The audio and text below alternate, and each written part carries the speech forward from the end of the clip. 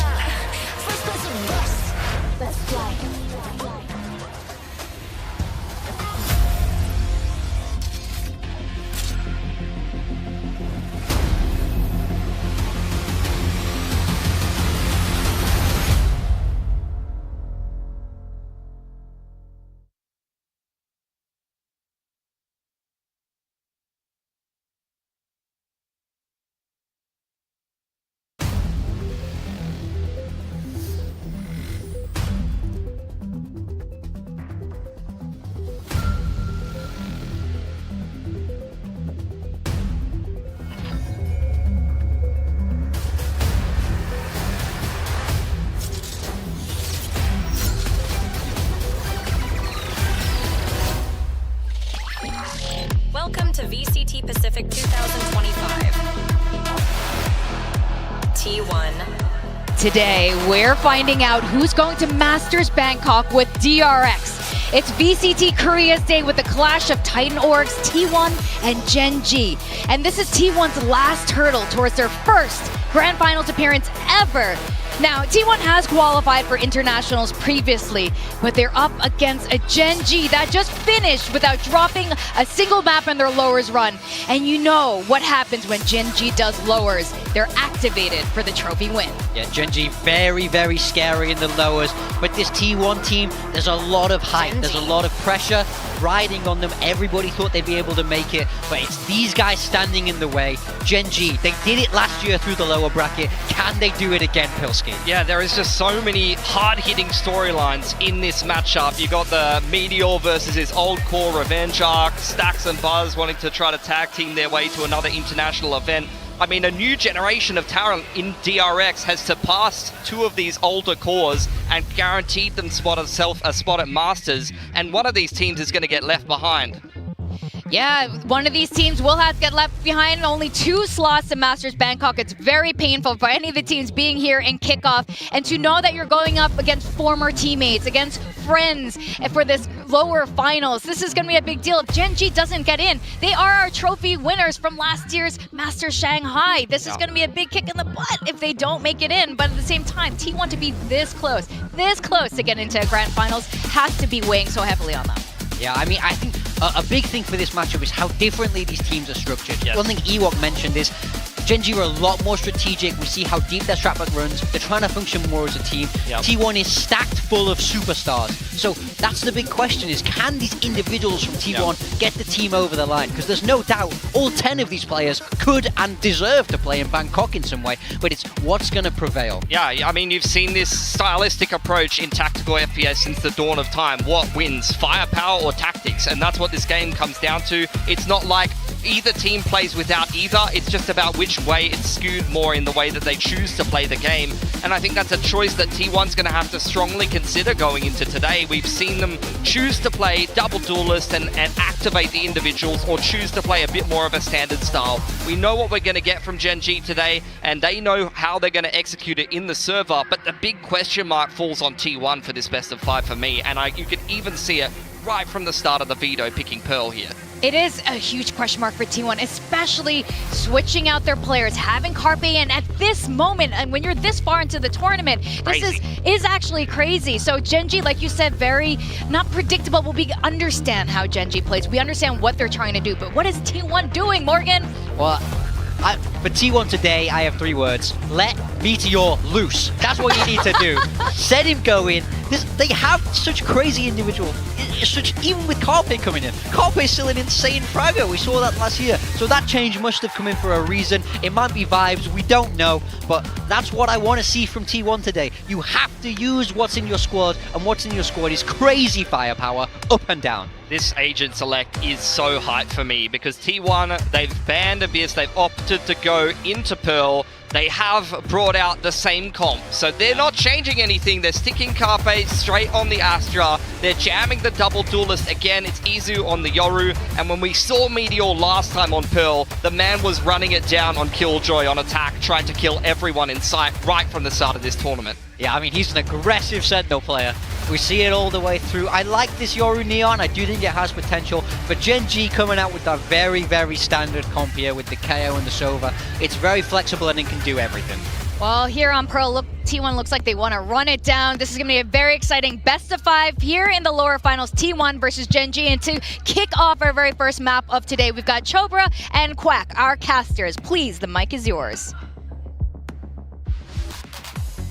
That's right, 1 best of 5, 1 slot left to go to Masters Bangkok, and it's between T1 and GenG, 2 Korean powerhouses just throughout all of esports. Oh, always these 2 big names. Yeah. It's really quite electrifying, the air in the whole stadium, the arena right now. Yeah, I mean, you have to imagine it's not like any other match where it's just hype, but there's a lot of anxiety as well, not just from the players, but the fans. Because, I mean, you want to get your players to that international stage, and both these teams, so much they want to prove. So much of it. And at the same time, I got to recall the fact that it's Stacks on the stage. He was kind of bouncing around a little bit, just standing there. Yeah. He yearns for this feeling so darn much, and also to return back to the international stage too. Yeah, because let's remember, Stacks was that lone guy from the Elevator LTR's roster, that just couldn't get to an international last year. And we should also remember, last year these 2 teams did face off in the lower finals of Stage 1 as well, where GenG crushed T1 3-0, then goes on to win Master Shanghai, while T1 just gets knocked out in 11th to 12th place in the very, last places of that international tournament. So T1 looking to change the narrative of their squad in Valorant, but GenG trying to continue a dynasty that they are not finished building from 2024. All of these feelings, these emotions, they can propel you, they can drive you, and that's what we're going to have starting things off onto Pearl. GenG on the defense with their standard composition. Yeah, we'll see how this works out. We haven't seen it yet, but I do have to recall that every time, the 2 times GenG has banned Pearl, it's to leave Haven open as that last map. So I wouldn't quite say that they were always looking to ban it out, but it's more so that they just simply prefer Haven. So we'll see what they've prepped against T1's composition. The composition, it's not exactly built to stop the Neon. We'll see what their plans are.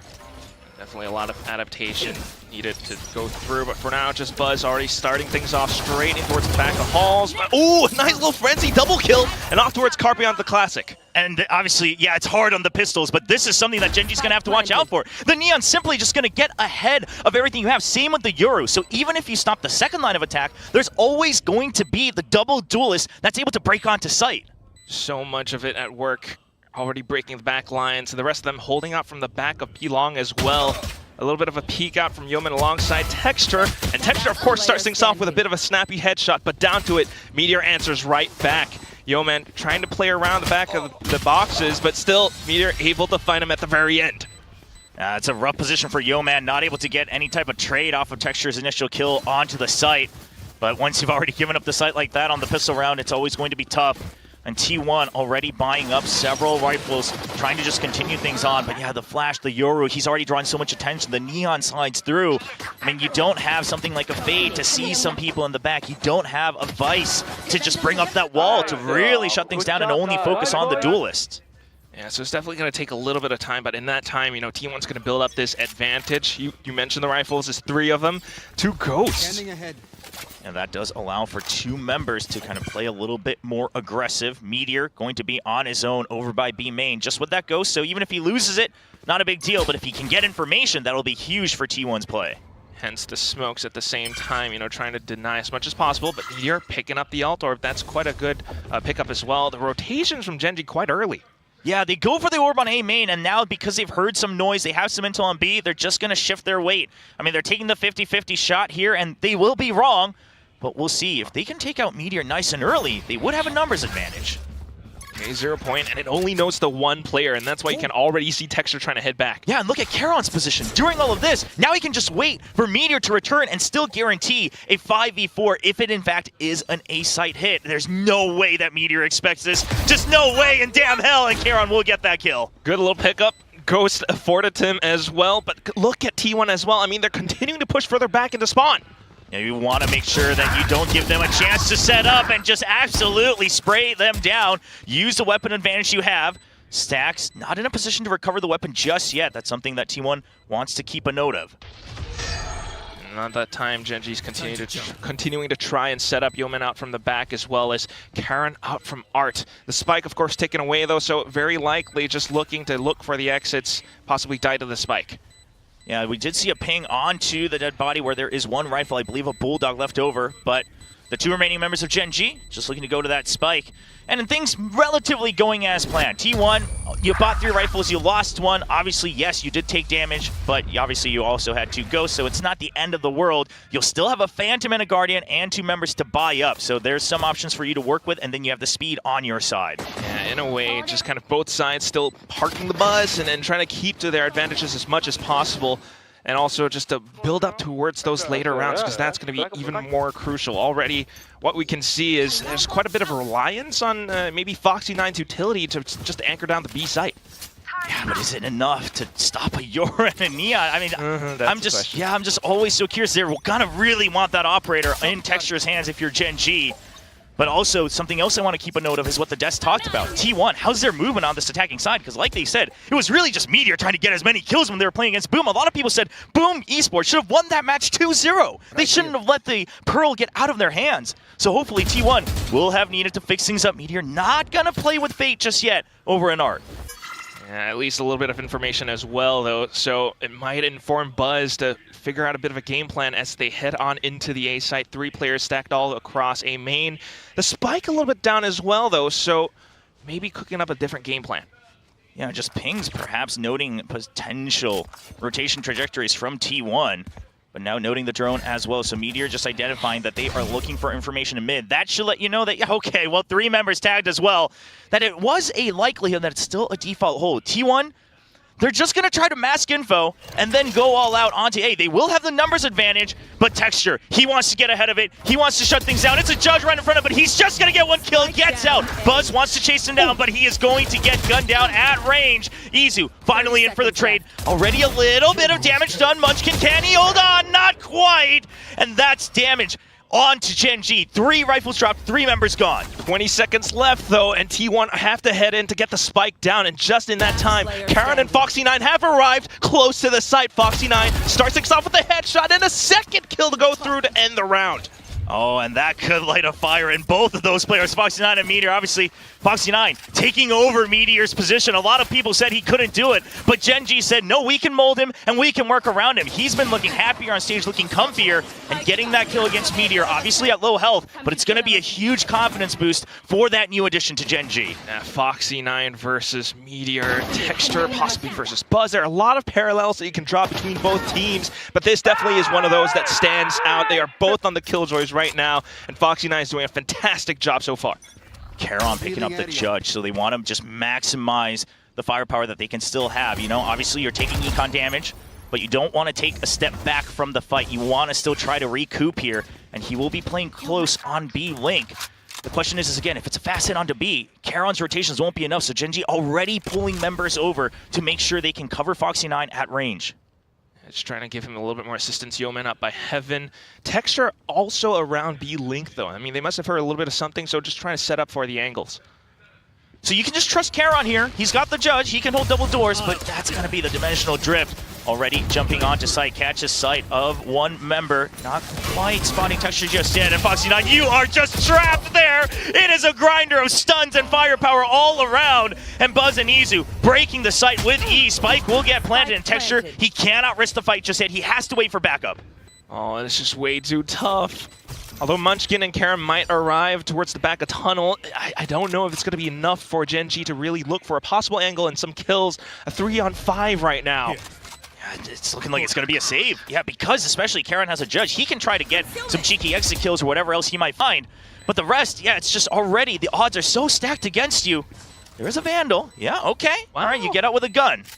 But, I mean, it's still a wound for sure. GenG bleeding out already here in the very beginning of Pearl. And T1 looking much more decisive on their hits. Yeah, you can definitely feel it. I mean, you're starting to see how effective this double duelist can be. Yes, earlier on might have been, especially in that game against Boom, might have been Meteor. But this is what Big Time was talking about. There's a lot of individual firepower. And if you are able to string them together somehow, the dimensional drift, the relay bolt, just to collapse in towards the back of halls, it's just that much more oppressive and difficult for Foxy9 to react. Yeah, and you imagine, like, how else do you support Foxy9 here? Because if the Euro is always going to blink in some way onto the back of sight, right, into B halls, and then the Neon's going to put up the fast lane diagonally, and they could cut in maybe on a surround, maybe they double peek over in the back sight. The only way, really, is to body block the Neon and try to take him out. You don't have any utility that just hard stops the Neon. So that's something they'll have to figure out. It's a nice setup, and Buzz will get traded immediately, but he's a nice movement. Sidesteps Texture and is going to win out on the trade. Now off towards Munchkin, low HP. Not really enough time to really pull out utility, so a little bit of assistance from Karen on the back of stairs, but is that going to be enough? 0 point, and that's all the info that he needs. They know it's close. You didn't hear it travel all that long, and Stacks with a wide swing, baits him into the fight, takes him down. Karen gets one trade, but he will be pushed out. In fact, gunned down from behind. Stacks just triangulates his position off of where the Tracers were last seen. That is wild. Down to just Foxy9, and then a 1-on-3.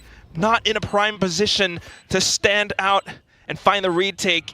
I mean, he's going close, maybe looking for at least one kill to start things off. If not, it just might be exits. I mean, this is rough, right? Because even if you save it over, it's not exactly a great round. Sure, you'd have a hero rifle, but I don't mind going for it. See whatever advantages you can gain if he could have gotten an early kill. Maybe there's a shot. No, he can't even land a single shot at the Stacks! Stacks tells him there's a reason I was leading you last year and puts him down to the grave. And that is one of those statements that definitely rings in the back of your mind. Foxy9, a little bit of an opportunity. Stacks was low HP as well, but couldn't quite convert it all the way to the end. T1 just looking so darn fluid right now. The call to head over from B from the previous round, back into A main this time. And they were just able to fight back against Texture's assaults. And a nice early timeout coming in from GenG. About halfway through the first half, GenG traditionally liking to kind of save things up, see if they can figure it out on the server, trusting in the teams. But right now, Munchkin sharing his thoughts through and through.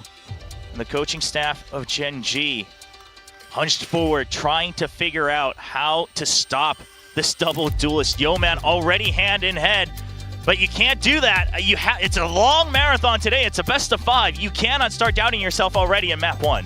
Yeah, you definitely got to play the stamina game all the way throughout. You know, just this being the first map. But of course, when you're down 1-4, it cannot feel too good. They definitely want to fight back. Of course, we all know GenG to be a bit of a slow starter, but I'm just wondering what the adjustments might be as well. I mean, so far we've seen Foxy9 trying to hold from the back of halls. He's got maybe a Nanostorm or an Alarm Bot nearby. But you see what this double duelist does. So maybe does he just kind of relegate the position over away? I mean, you got to have some good retakes set Save up though. for an op? Yeah, that's the thing, right? If you don't have an op, like, you can't really stop much on this B site right now with the way that GenG is set up. You could try to push out in future rounds, but right now on the eco, they will just go for the stack. They know that this is the obvious weak spot on an eco round, and Munchkin getting forward. He wants to know ahead of time if there is going to be a rotate on T1. Just armed with a Sheriff, all on his own. But these are times where Munchkin has led by example with heroics. 6 rounds. I don't imagine that Yuto's going to come out. T1 wants to check this dry as well. 1. Oh, not connecting on to 2. We all thought it. We all thought we'd start to just count up. But it's going to be a shutdown. Yeah, fired off a couple more rounds as well, but unfortunate for him. So already the gate crash into sight, and I believe they are starting to clear things out. GenG, they might be arriving nearby, but again, it's all just pistols. Foxy9 onto the Stinger. The blades from Texture, though, hops up midair, goes for the next, but Stax swats him right down. And at the same time, Carpe on a bit of a lurk. Oh, and the lockdown as well. T1 wanting to secure the rounds where they can. They still have the Hunter's Fury as well in future rounds, so they've got some power plays in store. It's going to stop any type of pinch coming in. And this gives time for Carpe to set up on a lurk over in mid. Slowly creeping forward. There is an Alarm Bot in his path, so not too bad for GenG to maybe try to stick it through. At least bait out the Hunter's Fury for future rounds, but still T1 showing utter dominance, saving the last beam, fires it off. And inside of the smoke, Yeoman fires back. No time. Karen's still sticking onto it, but here comes Carpe! Oh, they let go of it. They let go of the spike. The shock dart coming in. That is a rough situation. Because on the timer, it looked like all but just doable from T1. But the Hunter's Fury just does enough, just buys just enough time, and at the end of the day, it's a successful round for T1. Sure, you have to use 2 ults, but you'll take the rounds where you can. You'll try to get ahead as soon as possible. Nice shot from Stax there. And that is just unfortunate. Stax actually gets the kill, in fact, really stopping everything. Yeoman not able to really defend his teammates for as long as possible, so GenG still with only 1 round on the board, and T1 looking to pick up the pace. You do have the overdrive as well, but Phantom in hand for now from Buzz. He's making all the noise possible. He's just going to play the bait and try to open things up. Checks inside the smoke as well. Okay. Incredible movement already coming through, and maybe a couple of shots fired out, the shock dart at least, and that confirms that there are players around Connector. What they might be anticipating as well, though, is the fact that Texture has bought up the op. Now fishing for it. He's going to be hidden as well as possible, but that's why they're setting up for a pinch, and just right next to him, he peeks out. Texture still gets the shot, but he will get taken down. It's a crossfire. It's perfectly set up to shut down the one answer that GenG has figured out so far. Just getting robbed away blind. Your one answer, and it's already eliminated from the equation now. Yeoman along the rest of the players trying to do what they can to refill in that space. The drone comes out. But Karen. Yeah, Meteor knows. He knows the only way. If you're going to try for it, you have to try something cheeky. And now, Munchkin joining so late, you just have to go for another save. It's just this downward spiral for GenG. You've already used 1 timeout. I don't know if you ever want to use another one here in the first half, but right now, the operator already gone. You didn't figure out any solutions before that purchase. So now at this point, if I'm Munchkin, the only other thing I'm thinking of is, do we have to just erase B? Do we have to just get aggressive ahead of them so that they can't pick up the pace and the speed? Do we have better retakes, specialized for the A side? That's something that you have to start to work through. So far, I mean, they almost came close to a bit of a, they sucked the spike to half from before on a Thrifty, so maybe they're able to retake into A. But at the same time, when they pushed out into A a couple rounds ago, it didn't quite work out too great, but I mean, this is just brutal and perfect plays from T1, anticipating getting the reads ahead of GenG. Even Carpe holding towards the back of B-Long, a B ramp, spotting out for any potential flanks. So GenG still, I mean, kind of half buying up, looking for whatever they can get. Scanning ahead. And not much. It's not going to be much. No operator, but Texture will be holding with a Phantom at long range, just trying to get an early kill. He'll get pushed out for now by the smoke, so he has to play off of the alarm bot. Lots of noise on A, so they're holding close. Again, they figured it out. They cannot let the Neon and Euro get onto the site at the same time, but we'll see if they're going to be allowed to hold on to this, because T1's been pretty good about clearing these close angles after that very early kill that Texture had in the beginning of this half. Might not have faced off against this slight high-low thanks to the elevation of stairs, so maybe GenG trying to use this as much as possible, as well as Karen out from the off angle around stairs. Texture, though, after a little bit of elapsed time, goes back in towards B-Link, doesn't see anyone, but still holding the angles. Yeah, so a new Nanoswarm placed by Foxy9 as well. Again, just to try to keep himself alive. B-Link is safe, so you know that there's no full surround onto the site. But this time it's going to be Art. T1, they haven't really explored this option too much. And Charon is just holding next to this one-way. But can he get the shot onto the Neon? Is he ready for it? There's no command. No more sliding for you. And that's one. But the flash, the anti, and Munchkin with the spray down through the wall will finally shut down T1's advances. The underhand toss off the flash. Perfectly relayed after Karen falls. Karen just received Buzz so darn well. Unfortunate for T1, you know, maybe they didn't quite anticipate or expect players to be that close by. He did go in for a bit of a wide peek, but Karen sidestepped it, got the wallbang through the boxes, and of course Munchkin just coming in to slay and collect. Always there for his team, always there to support, hiding closer to the wall. Like you said, the underhand flash, everything. T1 thought it was just Charon. They thought they could just push through, but they were not ready for the close range KO. So once again, T1 says, we cannot let these guys set up. We're gonna go fast. There it comes the judge, but Munchkin jumping shot with the Phantom. That's not the same gun. Charon's holding the cross, and now the advances get stopped once again. Hunter's Fury to really slow things down.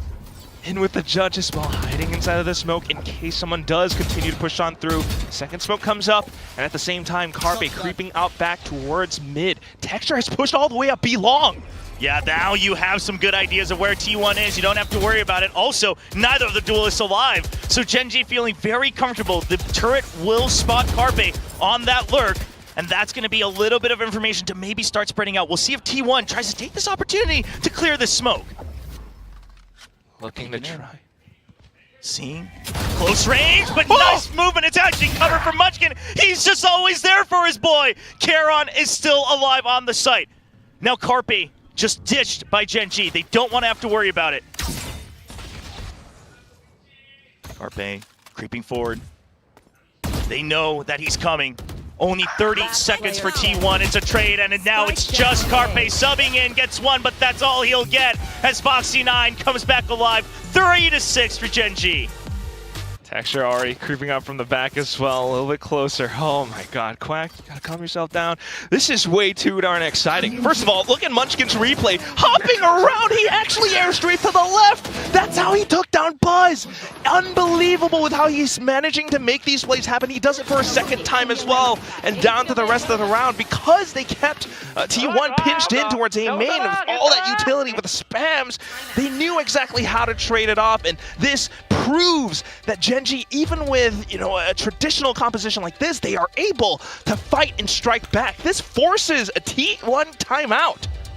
Yeah, T1, I mean, they tried to just pick up the pace, but once again, GenG, if it was going to be the B site, they almost looked ready to ditch it. Maybe Foxy9 only focusing on one kill, not trying to defend himself from both, no matter what it is. But GenG had the right read. Munchkin, once again, starting to download his opponent. Now T1 scratching their heads a little bit, trying to figure out where they can go. What's the solution this time to try to break through, try to extend this lead? Because you were up 6-1. You do not want it to end in a 6-6 in this half. Yeah, still a very good chance that it could, but also an opportunity for T1 to make it a 9-3 if they are able to chain more of these rounds together. They've been good so far. They can continue buying up, but Texture brings out the up once again. Yeah, and he's supported by Munchkin. They want to set him up aggressively, and Munchkin's going to be there to trade, and he's been good with the trade so far in the past 2-3 rounds. There's going to be a clash. Yeah, and a turret as well. There's just so much protection. Smoke comes out, Texture, is he ready? He's sticking it, the anti, Texture gets one! How does he get one? And Munchkin with a pop flash over the pillar. There's still 2 members here. T1, are you ready for this fight? There's a good shock dart, takes down one, and that's the Yoru ult, but Munchkin decides to fight. Not enough time bought for the full rotate from GenG. They were hoping that T1 would rotate, but now it's 3 members on site. Yo man, he's gonna want to go for it. He hits the clone, and now Izu set up for it, but he gets 2!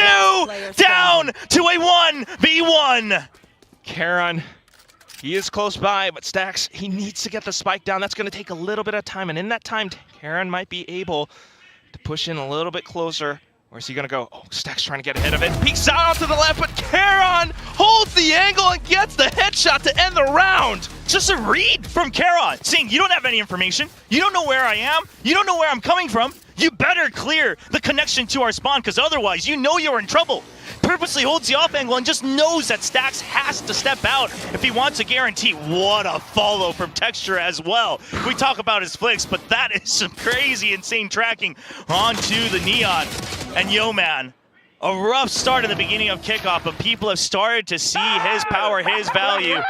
You can see he's relieved that his kills contributed to that round. Also just want to point out, he shot the clone. EMEA didn't. It's 6-4 right now, and T1 going back towards B-Long again. Surely the op isn't here a second time. Just gonna push in. You've got the Bucky. This one is all on Buzz. But do they double down on these ultimates? Something that we saw a lot yesterday that contributed to the scrappiness of T1 and DRX is just double downing on these ultimates to try to get some rounds. Normally I'm a big advocate of it, but right now with the setup, looks a little dicey. Relay bolt already used, so now it's just up to you to get those kills. Oh, and the flash is too good. He actually almost still gets it, but Foxy9 will get one onto Buzz. Carpe still cleaning up, and now here's the Hunter's Fury to clear out that lockdown, just trying to make sure that his team can stay on site. That is already enough value as well. The Cosmic Divide coming in too. Yo man, he might be on the side, but he's alone and cold. Carpe comes out to eliminate him. 2 players up from the back of GenG now, but is it going to be enough? Operator in hand for Texture. They're going to want to get a pick first. And Munchkin will try to hold the closer angles. They're going to go in together. They swap the gun. There's a good pop flash, but it's an instant teleport out from Izu. Out from danger. Texture finds a timing against Stax. No reason to watch the flank anymore. Izu giving an opportunity. You heard the TP going by. Texture doesn't want to get played by it, but Meteor, it's a perfect fake out setup for Meteor to clean up the round. Just to bait out that information, Meteor peeking off of the contact instantly. So good round from T1 overall. I mean, they made the setups, they made the reads to push back in towards this B site where Texture unfortunately isn't quite set up for it. And off of that, you know, even with the re-aggresses, the Cosmic Divide coming in, a good little clear with the flash, but Izu's just so quick to react off of it, to set up for his teammates, that Gate Crash back into a second one just to bait Texture out. And now last round of the half, GenG, if you can get to 5, it's not too bad, especially considering how things have started. But T1, of course, looking to make it 8, 1 away from Meteor's lockdown. So he's going to join his team.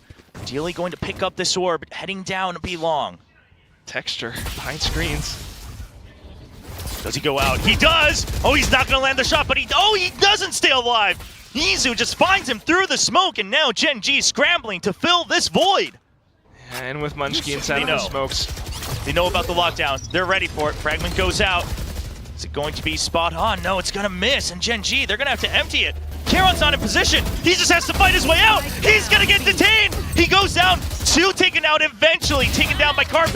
And GenG just cannot fill the space. They cannot catch a break.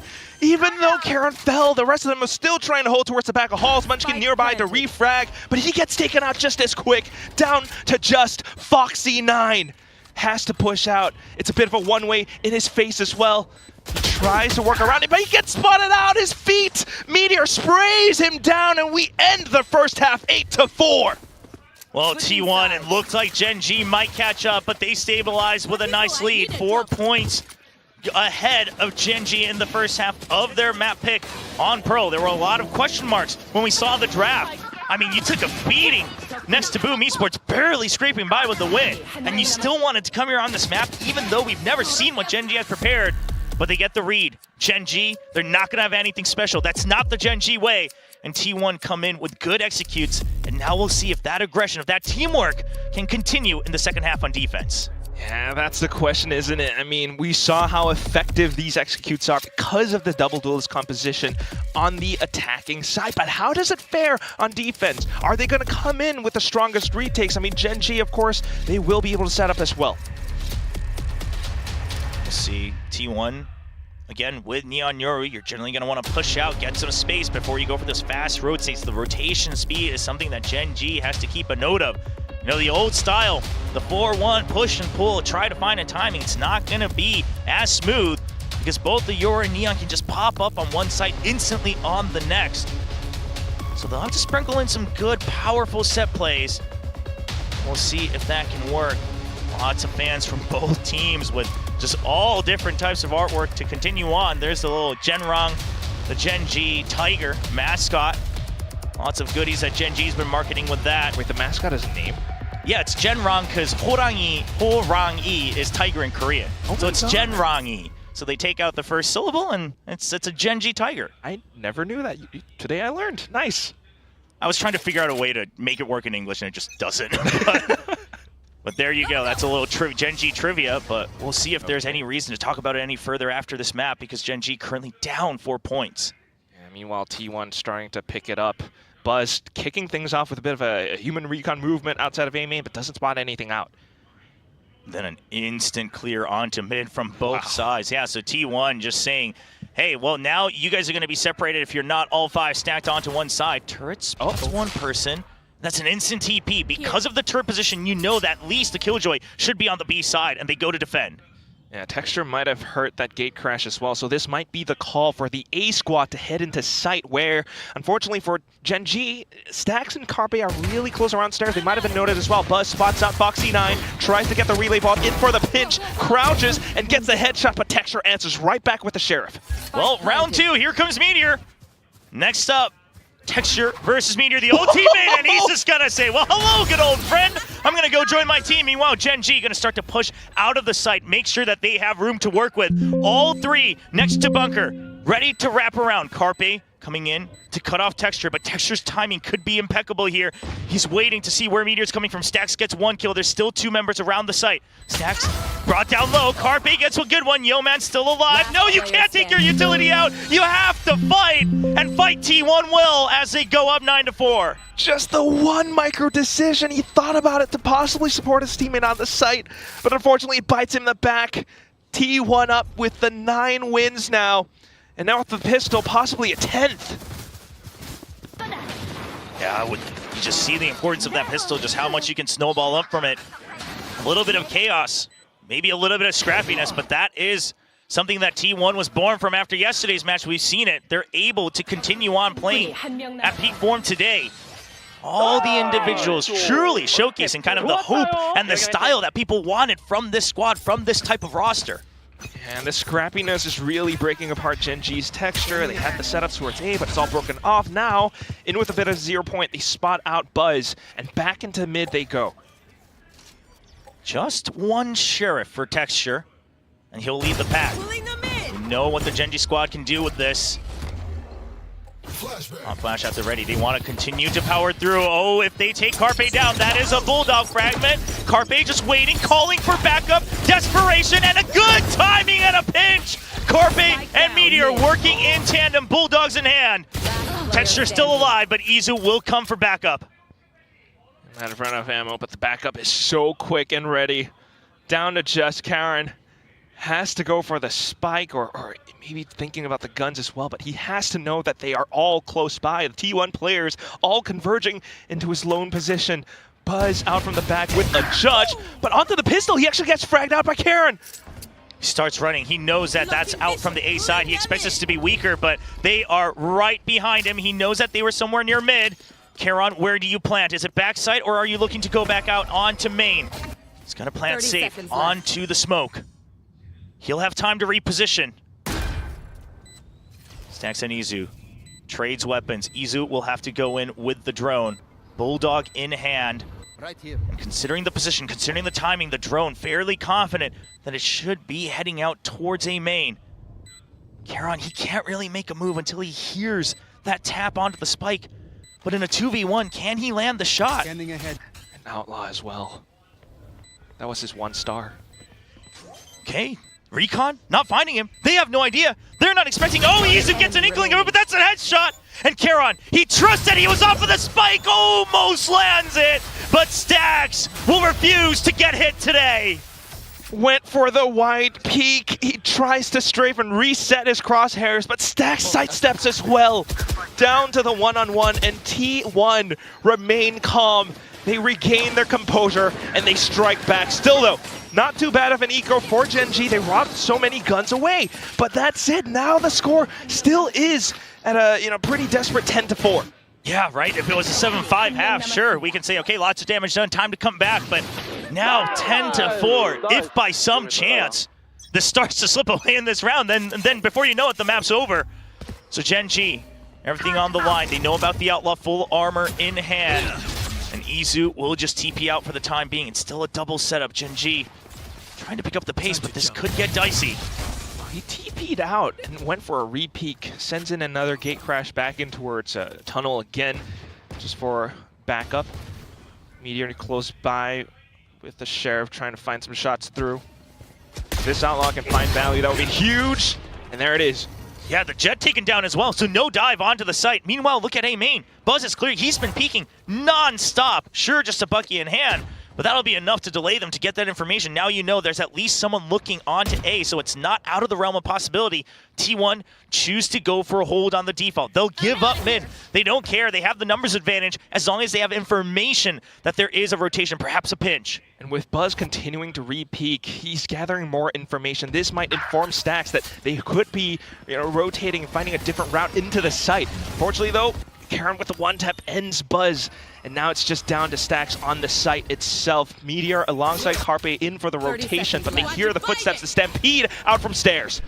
And there's going to be the Cosmic Divide, really negating any type of info that Stax was looking to get. Stax trying to go for the spam, just barely missed. Oh, actually, never mind. Lands right onto Yeoman. He wasn't too happy about that one. Meteor confirms the position of at least one player, but quite a spread out from GenG. Jump peeks to check close from T1.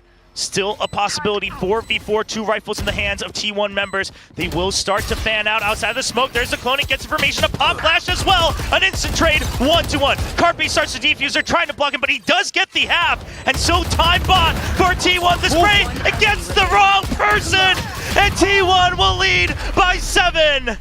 Just body blocking, sending as much as possible out of the smoke. That was so smart, so clever with how they actually planted that onto the A site. In with the clones and everything that GenG tries to deny. They actually get blinded by it. They actually get suffocated by it. And down with the shots, they still got the kills. But the round, the defuse, all stuck for T1. You get that one kill and you think, surely it's gonna be the diffuser. And they try to double check just in case. They were like running out of ammo as well. Oh my god. You get the kills, but you don't get the round. That's the one you wanted. That's the one you wanted from your buy round.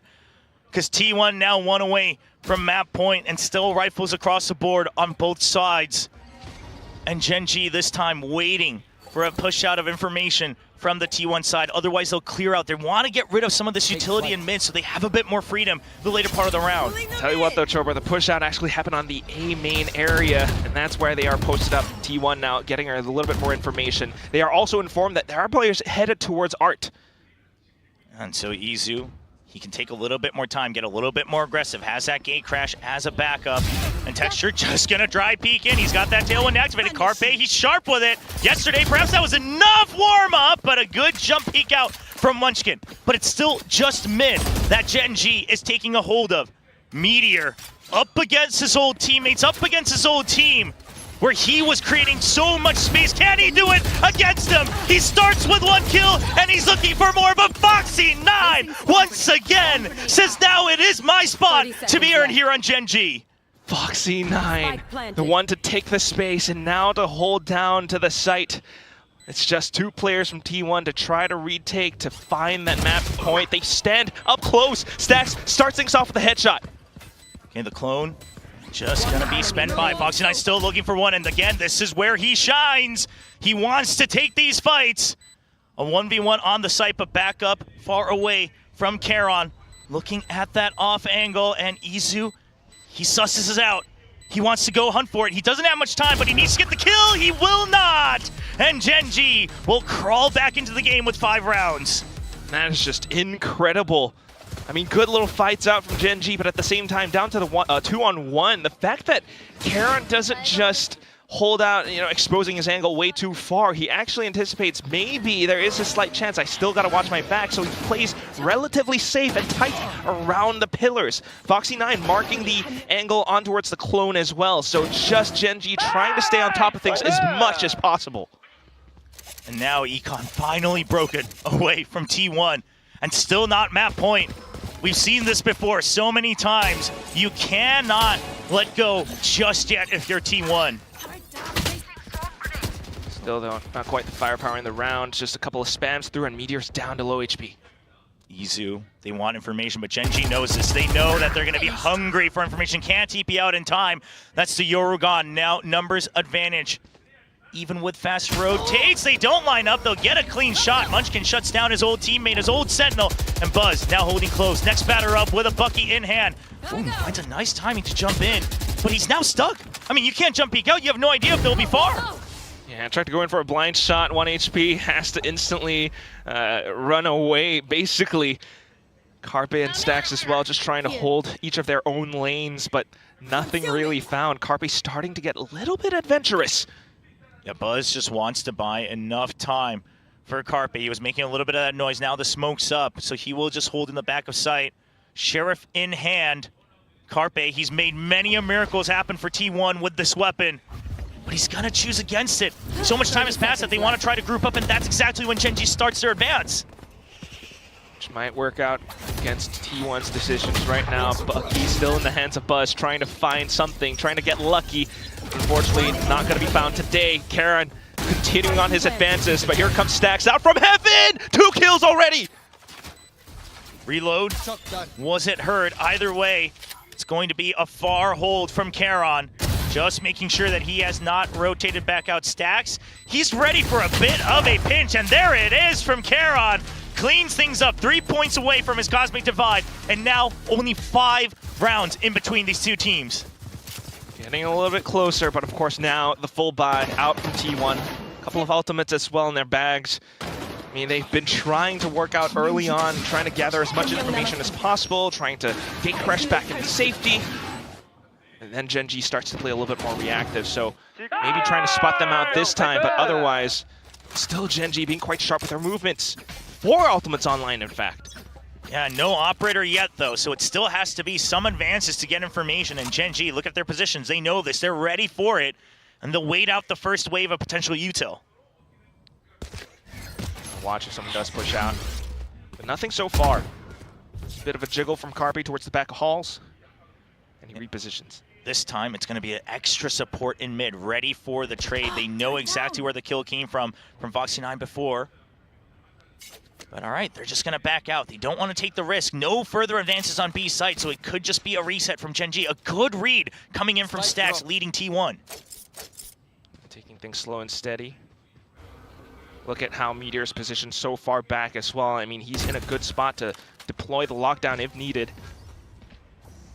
One tag from the drone, but still not much information on either side. I mean, everyone just waiting with bated breath on both sides. The first fight, the first contact potentially happening here in Art. But that dimensional drift, does it force GenG further into the site? They're just going to be herded in, just like sheep, all the way into the site. Flashes come out to hold them at bay. There's the lockdown. Another flash at the ready, just trying to get as much information as possible, and Izu will use the clone to his advantage. Gets 1 kill. Texture on the site. The lockdown has been taken down. Now 4 members of GenG fanning out, but they don't check the bunker, and Stax will hold on. Buzz arrives, Yo-Man takes care of it, but Stax eventually with the wallbang. The site is now in GenG's hands. 2v2, only 10 seconds left. The plant has to go safe. Karon, the flash comes out. He will jump out just in time, but the health, it's not good. Munchkin will equalize. Carpe now here. Karon knows the position of both. He needs to win the fight one at a time. He tries to get ahead of it! And Carpe swings out at the right moment. A little bit unfortunate for Karanis. While he was down to just 7 rounds left in the mag, tried to conserve it, and I gotta imagine why. Maybe that's why he couldn't quite land the flick on towards Carpe. But still, such an incredible round from T1. Just being able to herd them into this entire setup. I mean, Izu basically said, you gotta choose, you wanna fight me or you wanna fight the lockdown? And that's when GenG Yeoman pulls out the Hunter's Fury, tries his best alongside his teammates to hold their ground on the site, down to the 2-on-2. But that's when T1 unfortunately comes out on top, and we are at map point. T1, the Econ still not looking great, but like you said, just one more round needed. So much pressure off their back. And this time it will just be a stack onto A. If they are able to get a pick at some point in this round, they do have 2 great ultimates for that retake onto that B side. So a very wise choice from the T1 team. And all of them bunching up together inside of Art. They might have heard the, a little bit of a Vandal Burst, trying to look for the pinch on towards Foxy9 now, but he's backing and tailing away. Meanwhile, the whole hit goes in towards the B site, and Meteor just kind of left defenseless, gives up the site to GenG. Okay, but GenG, what's your plan here for the Cosmic Divide and the Hunter's Fury? You do want to hold close at some point, because just the Cosmic Divide won't be enough to stop this retake, stop the advance. They'll get ahead of it. They'll make sure that they have to peek out. It gives them a position nice and close on the site, and Yeoman with a double kill. Texture also with the judge. Now Blades out, spots one in heaven. Eyes all trained above, but it does not look like it's going to be a possibility here for T1. They will have to wait one more round. Spots him, Carpe will get that kill. Crouches and sprays down. Still on to the other end. Stacks trying to get a little bit lucky with the Sheriff, but Yeoman shuts him right down. Carpe has to back off for the save, and GenG able to fight right back, getting ahead with the Cosmic Divide. Hang on a second. Yeoman wants this. Oh, he's chasing. He's only 2 points away. They need every ultimate they can get. It doesn't look like he's going to have time, though. Just down in sewers, trying to go for a spray of some sort. Ooh. Back and forth. Trying to make Swiss cheese of each other. Still 12-7. T1 might be able to buy back up now, but we have seen what GenG is capable of. It's 5 rounds to close in on this gap. See if they can do it. Texture just saying, NT, let's try to go next and see if GenG can do that 5 more times. The ultimates, though. Yeah, you still got the 2 power ultimates. You still have that overdrive as well, so maybe another round comes where you're doing with the Econ. Buzz could be a menace. In fact, it's just going to be this round. He's going to get ahead. Takes down the Recon, but oh, it's just a nice double peek. They each find their targets perfectly. Oh man, once again, you gotta applaud Munchkin for how he's able to set up his teammates time and time again. Now off towards the races. T1 tries to refill that space, but Foxy9 has held the angle. Texture eliminates one more out from the front, and it's just Meteor pushes into the smoke. With the Guardian, he actually finds Texture and now tries to reposition. Just has to get out. You don't want these ultimates to come online for free on the side of GenG. 3 members, 1 or 2 points away. So Meteor will make the run for it nice and early. It's not so much about saving the rifle, it's about making sure that GenG doesn't get a free round during these 5. Now, about to be 4. Yeah, and you can see Foxy9 alongside Yeoman. The ones who are closest to their ultimates are the ones going in for the hunt. They have Meteor sent, but Meteor is a little bit far away as well. Relatively close if Meteor heads back in towards A-Link, so just trying to hold on to this rifle, trying to hold on to the potential ult points afforded to GenG for dear life. So far so close, and GenG slowly but steadily picking up the steam. Now 4 more chances. Like we said, close to their ultimates to catch up to T1 from the GenG side. And T1, you've had these power ults for the retake 2 rounds in a row now, but it doesn't matter if those members are dead. And GenG, somehow Munchkin just getting the read, then it's going to be a potential aggressive push out. Reads it off the smoke. And the vibes are coming back. GenG, they're starting to laugh. And it's so tough to beat someone who's just enjoying their time, win or lose. It is the first map. So I can definitely see why GenG isn't really feeling that much pressure just yet. They have also been the team to reach the international stage several times now.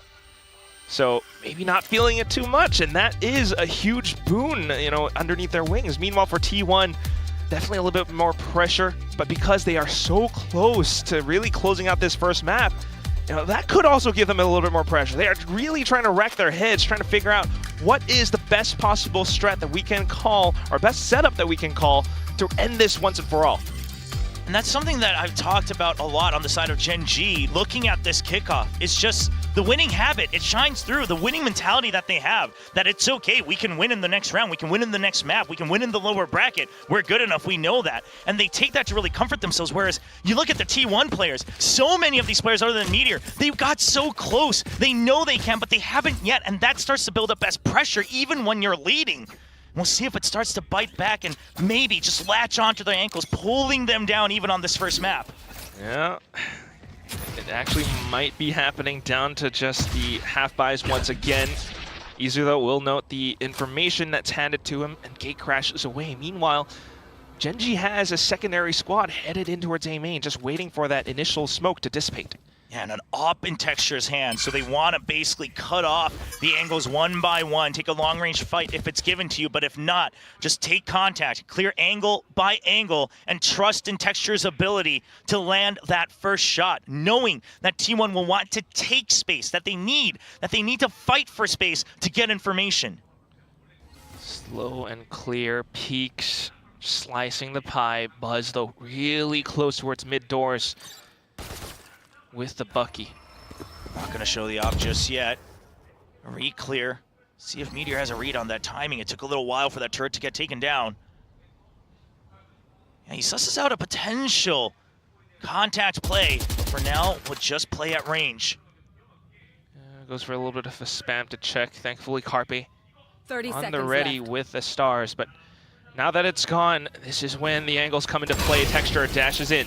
Yeah, and everyone is here from the side of T1. Texture, you can't get too far out of it. Meteor's ready! And this, you know this. This is your teammate. This is how you won trophies last year. He'll just hold things down. Munchkin tries to land another shot. He'll go for it. Foxy9 there for the support. But now it's all down to Charon. He will get the plant. 1v3. Oh no, he has to get off of it. He hears the footsteps, and it's just too much. T1 will lead this best of 5 1-0 by taking their map pick on Pearl. And you gotta imagine that takes just a little bit of that pressure off, might give them a little bit more of an advantage coming into the later maps, but for now, 13-8 T1, looking good, looking ready. Yeah, it looks like you might, again, a lot of teams that face this, you give GenG a chance, they start to crawl back, they start to gain that confidence again, but T1 able to shut it down in time off of this half buy, going for that fast rotation, just a little bit of info off of Meteor's util. That's all they needed to set themselves up. And just how ironic it is that it's Meteor with his util, his shots, that will put the nail in the coffin here on this first map. Meteor, who used to be on GenG from last year, right? I mean, that's just gotta be a little bit poetic as well. The fact that he was the one holding on to that hero rifle, I mean, you mentioned him. This is how he plays. This is how GenG used to win.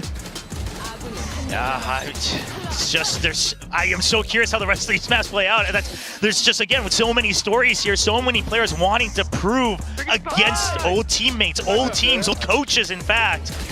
And right now, I mean, obviously we had that storyline last year from Munchkin and T1 as well. There's some history there. I mean, you just keep going back. The onion just keeps getting deeper and deeper. And for now, it is going to be T1 leading one step closer to go to Masters Bangkok, to return to an international stage, try to get further than they ever have with a new Korean squad. But for now, we'll send it over to Desk to talk about everything that happened on that very first map.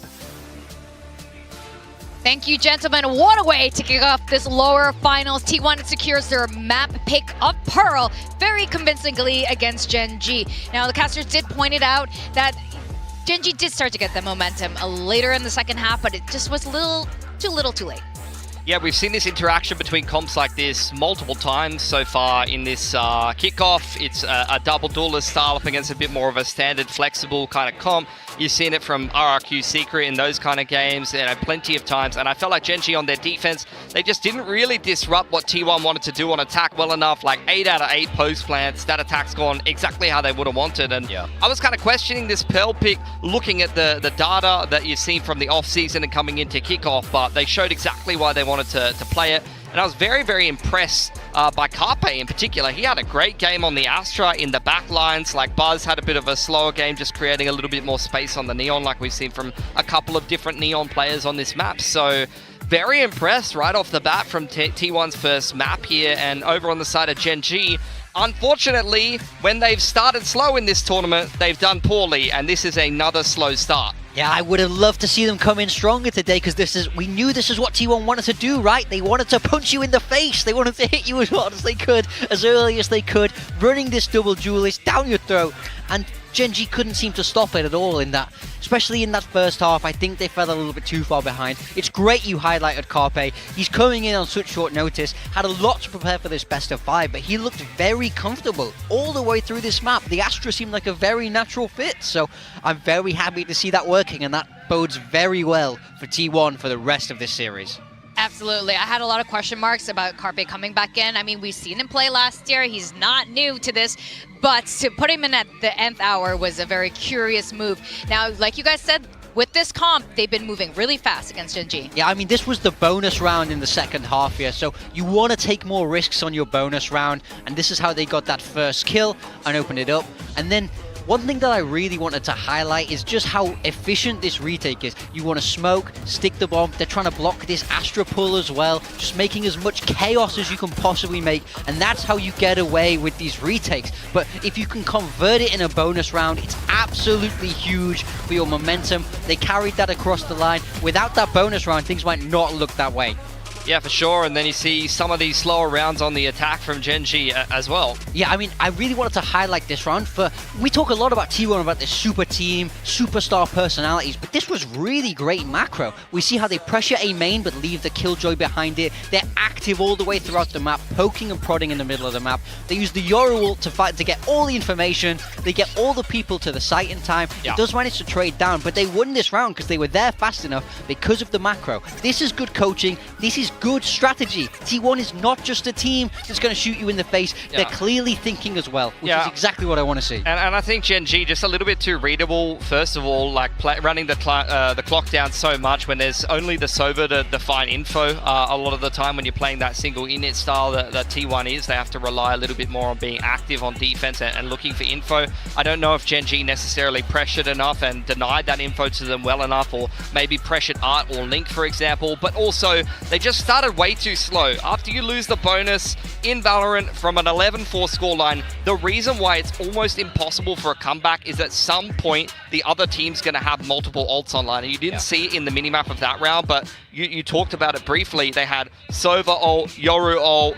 Killjoy ult, all in the same round. When you're down 11-4 and you've got to go through those big ult rounds that the defense is going to have online, you're going to lose at some point unless you play absolutely perfectly. Yeah, I mean, when we talk about this T1 style of how they built a team, right? We know it's based a lot around individuals. So it's a little bit like peanut butter. Sometimes it's crunchy and it's rough and it doesn't always work out that way. But that felt like a smooth map. I really enjoyed that. I like crunchy peanut butter anyway. I felt like delicious. they understood the map. I'm really happy that they picked it. But going into Lotus, I think that's a little bit of a different story. Lotus might be a different story. Now, the caster is reporting this out as well about Meteor knowing how GenG operates. He was part of that GenG success squad last year, and this could be a large part to lending to their success. Yeah. I wonder if that will carry on to Lotus. But GenG won all 3 times they played Lotus, and not only did they win, it was dominant. I mean, you could really describe this GenG Lotus pick as a staple, really. Oh, yeah. It's a staple of their map pool. It reminds me of when I was a kid, I used to eat these milky breadsticks. They'd always be on the table, and that's what it's like for GenG's Just Lotus at the end comfort of the day. food. It's always in the map pool. They're playing the same style. You know what you're going to get, but it's just good, man. You know what's really good? Milky breadsticks together with peanut butter. Perfect. Kind of like this match we're getting today. This is a perfect matchup. What we were talking about, there's so many storylines here with old teammates facing off against each other. A lot of people, a lot of the Korean players looking to prove themselves here on home soil, here in Seoul, South Korea. Now, map 2 is going to be really exciting. T1 has made a lot of changes, including, seeing the ISO come in. Yeah. I mean, for me, it's all going to be about the A lobby fight, right? We talk about this a lot on Lotus. This is how the kind of macro has to play out. But GenG will have had a chance to watch how T1 were approaching that, especially on the defensive half, because the ISO made it so hard for DRX to get through yesterday. So I want to see how GenG are adapting, because we also spoke yesterday about how great GenG are in that A Rumble fight. So it's really what answers of the coaching staff got prepared for this ISO. Yeah, I think for T1, their approach on attack in particular has to be a little bit more straightforward at the end of the day. They only have the Sova on the single E-Nit. They can't really pivot and try to retake a lot of map control like you see a lot on this map. It's a lot of A control into A execute, very straightforward approach every single time. And the main thing, as well as the double duelist that I'm really looking out for T1, is just the difference that you have from the IGL standpoint. We had the IGL matchup graphic in the pre-show that we didn't touch on as much, but IGLing from an info init role like a Sova is so different from Munchkin being on a Viper. Like, it's all about that relaying of information and that secondhand information. For Stacks on one hand, he's playing the Sova. What you see is what you get. You can inform the decisions and then make them straight away. Over on the side of Munchkin though, he's sitting on the Viper. It's a little bit more stagnant. Yeoman has to feed him the information, then he has to make the decisions from there. Now I'm of the mindset that GenG's really good in their best of 5, so you can really go the distance here. But in terms of the performance we saw just now from T1, big time, do you think this is going to be a 3-0 kind of situation? 3-0 is tough, especially with this map here. So momentum is massive, momentum is hugely important, and T1 certainly have it right now, but now the onus is on GenG in my mind. If GenG lose this map, absolutely it's a 3-0. GenG need to get themselves on the board here, but that's where the pressure really starts to come in. If they lose Lotus, what can they win? Yeah, no, I think GenG does have a fair shot at Haven. Surely at this point they've been figuring out Haven. They've been going into really long maps there, going into the overtime often enough. On the Korean broadcast side as well, we were looking at their predictions. Also, only one talent picked T1. So I think right now, Genius. Still the one genius person together with you. Is that why you're in red today? Yeah, absolutely. I'm just for the occasion. Coordinated. Yeah, it's the bias goes hard here for T1 big time. They doubted me. They doubted me. Never again. Calm down, buddy. They've won one map. Okay. We'll see. One map. When they win, It was a good map, though. It was a damn good map. They got me fired up. T1 keeps surprising at the end of the day. They keep surpassing my expectations. Carpe performed very, very well. They played different comps. They picked a completely different map and went a completely different direction with the veto than I expected, and it's working out. So let's see if they keep defying those expectations. Yeah, you're right. Exactly. It's been very surprising, actually, letting the map draft go the way it does. But you know what? It's a best of 5, and there are only so many maps that you can ban. It's only one, really. Yeah. So we are going to be going to Lotus. We did see not a great Lotus show up from T1 just yesterday, with new players being swapped in, new comps being changed, and here we go. So nothing's really changed in terms of this, but I'm sure there's a lot happening together with the coaches and how they're going to approach this. Yeah, I think for GenG, they're going to play what they know. They're going to make small adjustments, and what I'm really looking at from them is, like, where is the drone on attack, for example? T1 is going to start on attack. Is Stacks going to start droning for a fake instead of just taking this control, and then they're going to read into that a little bit too much? Because the Sova is the key agent for me on T1. Yeah, I think the Sova has to do a lot when he's on his own in that single initiator role. It's hard to clear as much space as you can with the fade, but for me, you have to keep your eyes on Meteor. Yeah. When you're playing an ISO, he has to perform. He has to perform. The shield is a huge yesterday. tell as well. Yeah. Yeah. Absolutely. That's something GenG are going to be trying to key off, but Meteor has to perform today, just like he did yesterday, if he wants to get T1 over the line on Lotus. That's right. I think these are good insights going into Lotus, and I know the stadium is full right now. The Korean fans are having a blast. It doesn't matter who you're supporting, but you got someone definitely to support. We are going to go on map 2 of Lotus. Are things going to be changing for GenG as we go back to our casters, Chobra and Quack? I gotta say, I agree with the desk. If GenG can't win here, sure, they're good on other maps as well, but this is their home ground. Like, this is where they always go to say, well, we at least get this one. So if they cannot take down T1's new composition with the ISO and the Sova, there might be some concerns floating around. Yeah, I mean, things like that, especially when you are this dominant on Lotus, it could inflict some mental damage, shall we say. At the same time, though, I mean, T1 have shown quite a bit of resilience in the matchup against DRX yesterday. You know, they started things off a little bit rough, but they came back so incredibly well, just ending the entire map 13-11. So just seeing how this composition can work out, you know, GenG does have to adapt. Yeah, obviously a little bit of tape from yesterday, like you mentioned, but I do want to point out one other thing. GenG's Academy team, GenG Global Academy, has also been seen running the ISO here on Lotus. Oh. So if there has been any scrims within the team, it might not be as shocking as it might be for a lot of our viewers. Okay, so GenG might be prepared for this, possibly starting things off with a bit of a nade as Texture tries to dive in. Meteor off the shields, already cracked up and open, but Buzz and Carpe able to strike back just as well. Continuing to fight off a Rubble, the Paranoia gets sent through, and Karen running away. Already down to a 2v2. Foxy9, he's here. They hear the footsteps. Carpe, he's heard it. He's ready for it. But Foxy9 gets him, and now they know the exact location of Buzz. Already down to 70 HP. A good reposition from Karon amidst that chaos. Now he starts to pinch in. The timing has to be good here. Oh no, okay, Karon. Nice sidestep away from the sheriff shots. Right in tandem with the beat. And it will be GenG taking the pistol. So quick to really go for the wide step all the way over. And it's a little bit unfortunate for T1. You know, they tried to fight for it. They tried to hold their ground a little bit early. But GenG does the same thing.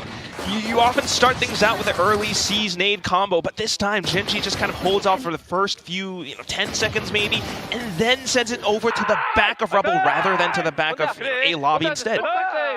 Yeah, and I love that that's another change here, because in the future rounds as well, T1, it's not that much util to fight off Rubble. They'll oftentimes use the undercut just to push people back, but if you're ahead, if you're positioned well for it, you can get ahead of that contingency wall and continue the fight. But for now, with just pistols and a shorty in Buzz's hand, T1 looking to pick up the pace. Obviously, no Vice on the side of GenG, so they can get in, but do they get in alive would be the big question with the Viper and the Killjoy. Yeah, Munchkin, he is ready with the Spectre, possibly a Snakebite as well. Foxy9 just holding the off angle, spots them through. The Nanoswarm's already chipping and burning them away as he sprays and prays. 2 kills to his name. Munchkin onto the double as well. Karen from the back. It's a flawless round for GenG. And I love that decision, right? Because if you're stuck behind that Nanoswarm as Munchkin, you can't help your team, and suddenly all of you guys are taking 1v1s, 1v2s. But you say, you know what, I'll take the chip damage, but we got better weapons. I can, run and gun. I can spray them down, and he goes for the assistance so that they can make sure they clean up this site. And it is a very, very swift shutdown for the Flawless out from GenG, and there's the scream. Karen, I love it, man. I love it. Every time he does that, this is something that really drives their spirits up. But at the same time, T1 getting a good read for things down. Here's that contingency wall. They're trying to push alongside it. A bit of a high-low, and he managed to strike down one, but still continuing to spray on through. Karen able to get something, but gets traded off as well. Yo, man, he wants that timing. He finds one. Dances around the smoke. Can he land a second? Not quite. A good wraparound from Iza will give the numbers advantage to T1, but they've already taken some damage. And Munchkin, he's going to go for the trade. Now 1v2. Foxy9. Can he do it again? Can he do what Meteor has done so much for GenG last year? And he reads it. Stacks. That box. It does not protect you. Down to Meteor versus Foxy9. Again, these two again. The shield's gone. They just can't avoid this showdown. Meteor wanting to prove that he was a core part of GenG last year. And Foxy9, he's been proving the doubter is wrong through and through. Waits for a wraparound. Knows that Meteor has to go for a crafty play. But time not on his side. Foxy9, you have to start clearing the site soon. And there's still so many corners here on this A site. He's checking close. He even wants to check Heaven. He's getting greedy with it, but he finds the timing. Knife out. Now he needs to go. He knows he needs to get the half. He's trying to draw him in. Just one more chance, but no time left on the spike. But his mission will be accomplished. No weapons left on T1's side. It's destiny. It has to be when it's these two always back at it again. But this time, Foxy9, he's going to be the cold one to take the kill, kind of like a bucket of ice water. He pours it over onto Meteor and takes the kill. Still, though, the round over onto T1 just definitely gives them quite the value that they're looking for. Maybe a bit of a morale boost for GenG, but still, you need quite a bit more. Yeah, and just a nice instinct there to spray down the box as well. And a little bit of just discussion on that last firefight from the T1 members. But now we do have the kill contract online. Meteor's generally been pretty good with it, but he started to falter yesterday in the last couple attempts with that ultimate on the ISO. Assigning a lot more respect to that Rebel play now. Just avoiding the drone or trying to watch for it. But a fast push out from C. I mean, immediately they say this has to be a group effort from T1. Still more delay coming in. And now it's going to be Karon taken through the other dimension. Meteor, he's ready with it. Repositions with the knife, and Karon! He has his crosshairs trained on the target. Eventually still surrounded, but that's the ISO gone. Time bought until the spike gets planted, but a 3v4 for GenG. A little bit tricky. Buzz is close to the showstopper. Yeoman trying to be as cautious as possible, trying to regroup with his teammates. But do they know that Izu is hiding inside? They do. They check and clear him out with the Prowler. And he's just going to keep repositioning. All he needs to do is buy time. You've still got 3 members on site. Your teammates locking things down. Yeoman tries to get ahead of it. They want to spread out their angles. They want to get us around. But Carpe, he reads right into the plans of GenG. And that's a double. That's the round gone. Munchkin, can you get out alive? No. 2-2 tied up. Just marks around the edge of the smokes. Carpe still providing so much value to the T1 squad, and at the same time, just the entire game plan. Sure, Meteor was huge on the kill contracts yesterday. This time he's playing against Karon, who's incredible in the 1v1s, but the value wasn't just the 1v1. The value is the fact that they get to rob that one player away. As soon as Karon exits the dimension, T1 are able to collapse in on him, finding that numbers advantage. And just as hot as GenG started, now they're cooled off. They're back 2-2. And now without the weaponry, but Guardians and Sheriff, this is what GenG always was able to overcome adversity with last year, 2024. It's a quick push out the trap play around C Mound, but no one to be found. So you have the information, but you've already lost a bit of util, and again, you don't have full weaponry. That's a little bit of timing lost as well, and Munchkin just trying to get within range carefully but surely alongside the teammates as well. Foxy9 and Yeoman right around the corner. They know that they are inside the A site. They know that T1 are holding these angles against them. How do they fight? Yeah, and I wouldn't be surprised Buzz just launches that showstopper at some point as well if he really wants to. Try to get that rotation going quick. But for now, still Paint Shell's online, and there it is. Showstopper goes up above, and he gets both! Nobody will drop down onto the site. Carpe there with the trade. The desk praised him, and he's really right back in the zone today in the lower finals as T1 take the lead 3-2. So quick to find those trades as well, just instantly calling for it, setting his teammates up for it. I'm gonna go for this, guys, get ready. And he, as soon as he sees a single head, sends those paint shells to hold, you know, the second part of the squad back towards top. Meanwhile, the showstopper goes into drop. The double kill on that was just chef's kiss. Oh, and the recon as well. We saw what value the Silva was able to bring, especially from the defender side as Buzz. That's your boy. Yeah, bring up that energy. That's something that was missing from T1 as the pressure locked him down, but this time they are fired up. They are heating up. And now once again, Rumble Fight. This is GenG's home, but only 8 HP. And T1 continue to win out on this zone. Oh man, Karon trying his best to play around the doors. Munchkin off to the other side of the toxic screen, but he's been spotted as well. Down to low. Karon able to find a bit of a double. Can he get the third? Yes, he does! A quad! But Stax takes down his life. Foxy9 against his old IGL everywhere he goes. It's a nemesis of some sort. Stax now ult online, but no time, no space to use it. Reposition, but the spike should be relatively telling. Foxy9 once again will clear all the way around the site, but last time that meant he didn't have enough time to go for the defuse. He needs to consider it carefully. Full kit of utility as well. Yeah, you got drone, recon, shocks. You have the turret, but for now, just a tap. This is the only location possible! And Foxy will return the favor! He gives a nice little stare down to his old IGL across the stage. I love to see it. A smirk on his face and says, we aren't done yet. As they tie up the score 3-3, Foxy9 just repeatedly showing up for his team. Still though, GenG almost got evicted from their home in this Rubble fight. Sure, there were a little bit of discussions on how the firefight all went down, and maybe this is the fruition of it. T1 finding the adjustments, playing around the edges of the smokes. Karon, though, he did a lot of the heavy lifting, just holding the off angle from the site. Yeah, once again, another Rubble push out from GenG. They've been so good at adapting this on the fly, even in each map. And this time it's going to be the Paranoia, the Haunt, everything used to make sure they position texture.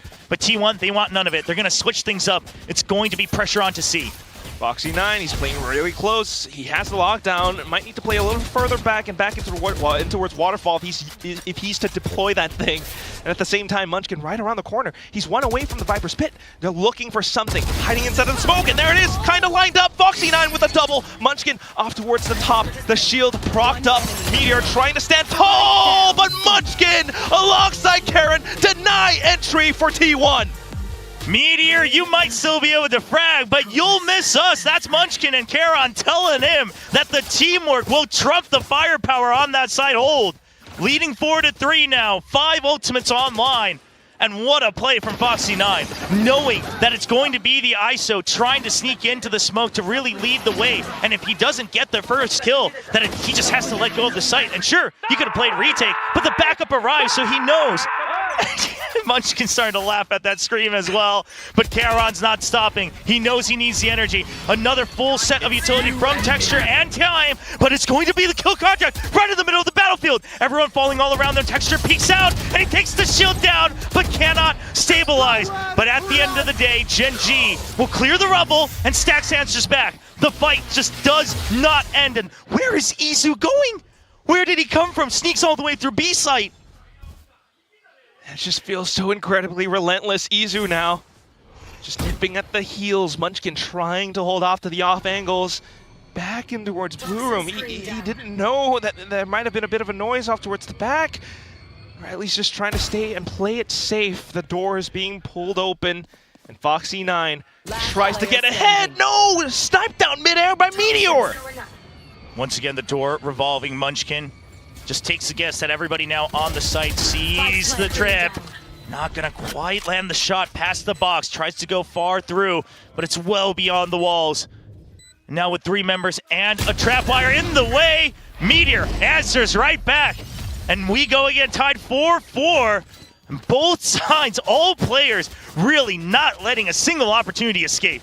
Yeah, the replay team's got to work overtime for this one because there's just so much that went down. The Nightfall, Texture trying to get ahead of it, might have thought about possibly using the Showstopper, but gets pulled away by Meteor's kill contract and off the shield, not able to fight back against it as well. And instantly Stax being able to find those trades with the Hunter Sphere just affords for so much space onto T1, and that's how they were able to get into the A site. We're back in for another Rubble fight.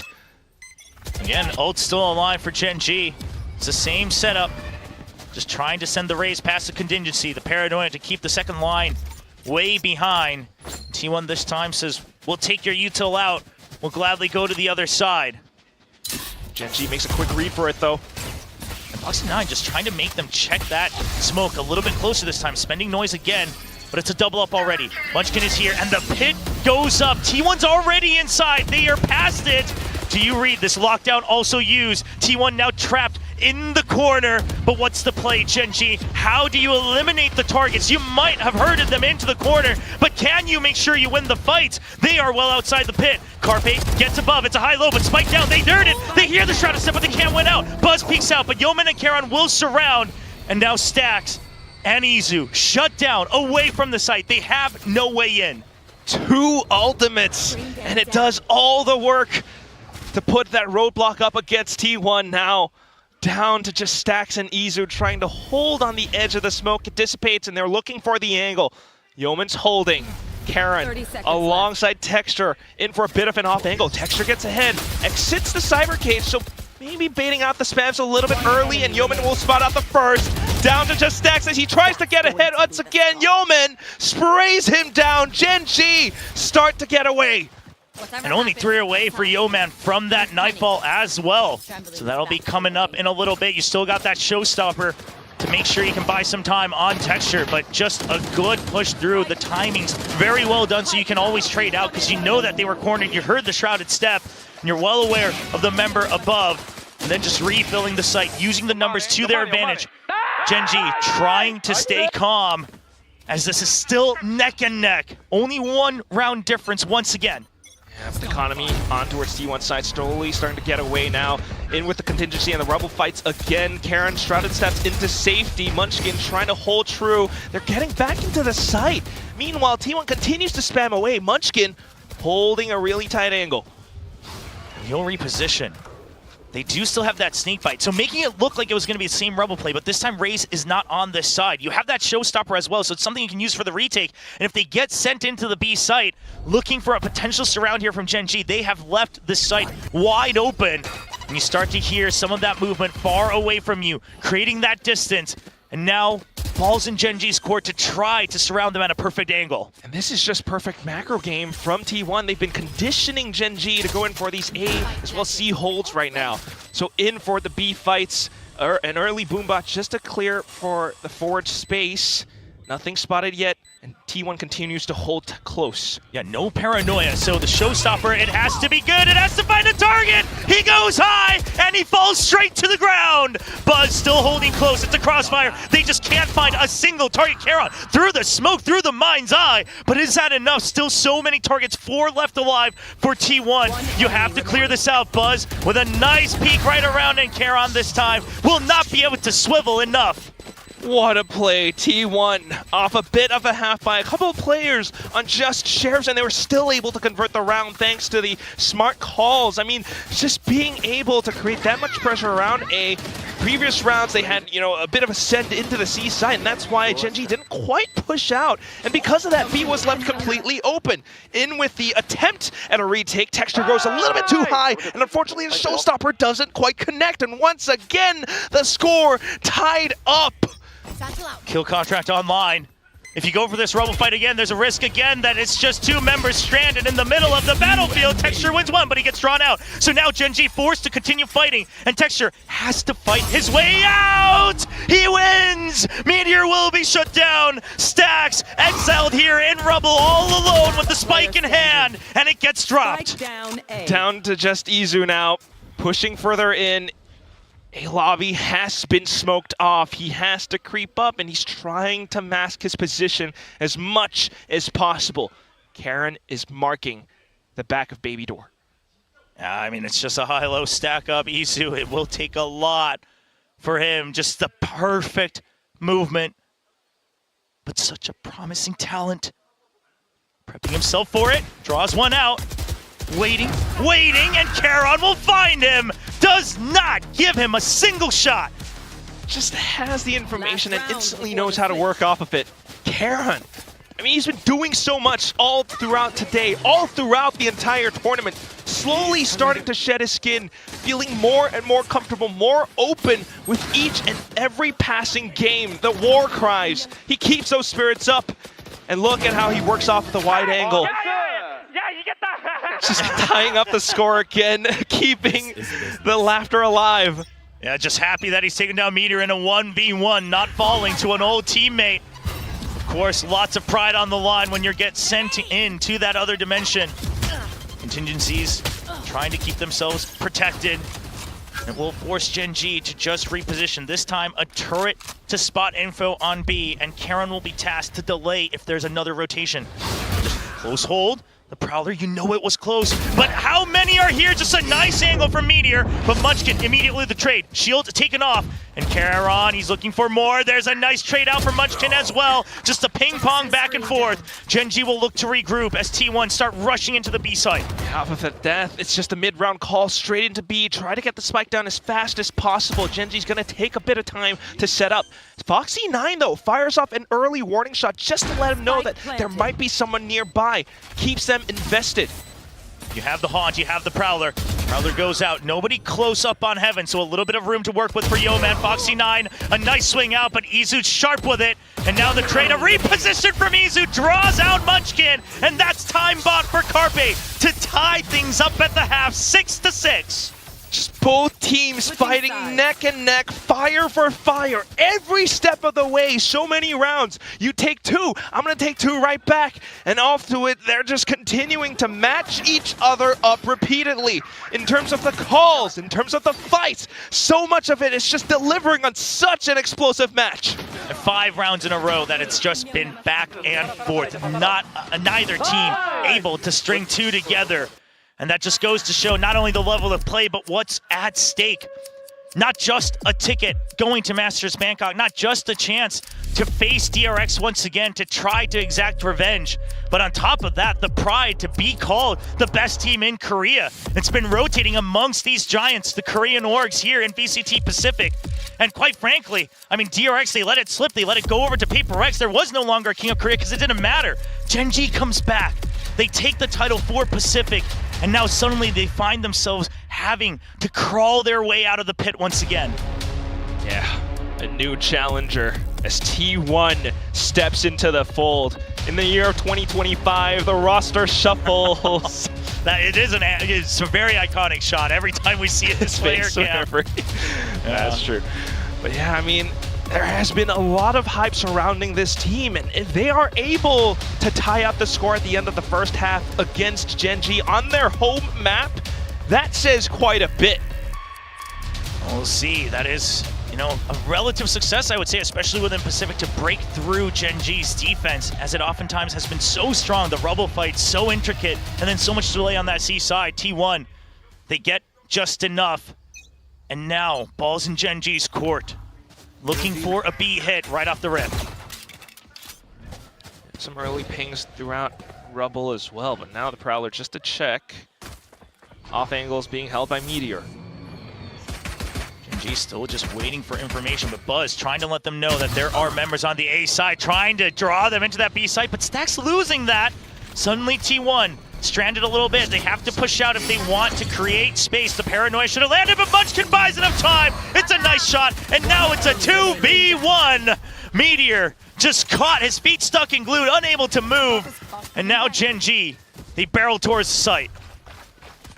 So quick and ready once again, just being able to make those quick decisions, and snappy with the kill on towards Stacks just alleviates so much more pressure. Izu all the way from the back of attacker spawn, and two players marking his position. Oh, jeez. Blink of an eye, Foxy9. Just straight through the dome. And that's going to be GenG taking both pistols this time. So tied 2-2 for the day so far, as they try to make sure they extend the lead. Just holding the angle. With the way that they were able to take these picks off against T1, up around Rubble as well. I mean, a lot of preparation and at the same time just being ready for a lot of these fights. Well, I was wondering, Meteor, does he go for any type of purchase, as he often always has throughout his whole career? But this time, all classics. Carpe the only one. Going for, no, he's gonna trade that out. I was gonna say, I don't know if that's quite the value. Just going to be a full eco round here from T1. Look at GenG though, and they're holding off towards the other side. I mean, you don't have a shorty here. Oh, they'll spam him through. Buzz just hiding away. Prowler checks close, and whoa, Texture, we saw where the Prowler went. Perhaps expected him to start backing up, but eventually we'll get the frag onto Carpe. I think he kind of anticipated that, you know, with the Prowler getting so close, the other opposing player might have to run all the way to the back, but nonetheless, still a bit of stability for GenG as they continue to march up front, spotting out more T1 players. They know that they're up around possibly stairs, the site, blue room as well. Foxy9's lurk not quite finding anything, so he comes back in to rejoin the team. Meteor might have been looking for an angle for an undercut. Maybe they thought they could go for an instant peek at 3 different angles. It's a high-low. GenG, you've been going slow, but you don't have any information. You clear these corners one wrong way, but it's just curiosity from Stacks that will draw death as Texture gets 3 on this round. Yeah, no information, but they have the firepower. So if they're able to stick together and to fire and shoot true, they should be able to convert it. And once again, we see it similar to what we saw in the first half. GenG ends the second round with a flawless win. Yeah, you're gonna save over a lot of those weapons, upgrade them, in fact, into rifles. Making sure you're starting to stack those ult points onto Texture as well. Gave him the spike plant, puts him at 4. Going up halfway towards that showstopper. And trying to keep up that energy. I mean, that's a stark contrast from T1. Again, T1 really just wanting to prove everything. They will not miss that shot. That is quite a bit of hurt as well. GenG trying to hold out to the other side now, but like you mentioned, they're able to play fluidly.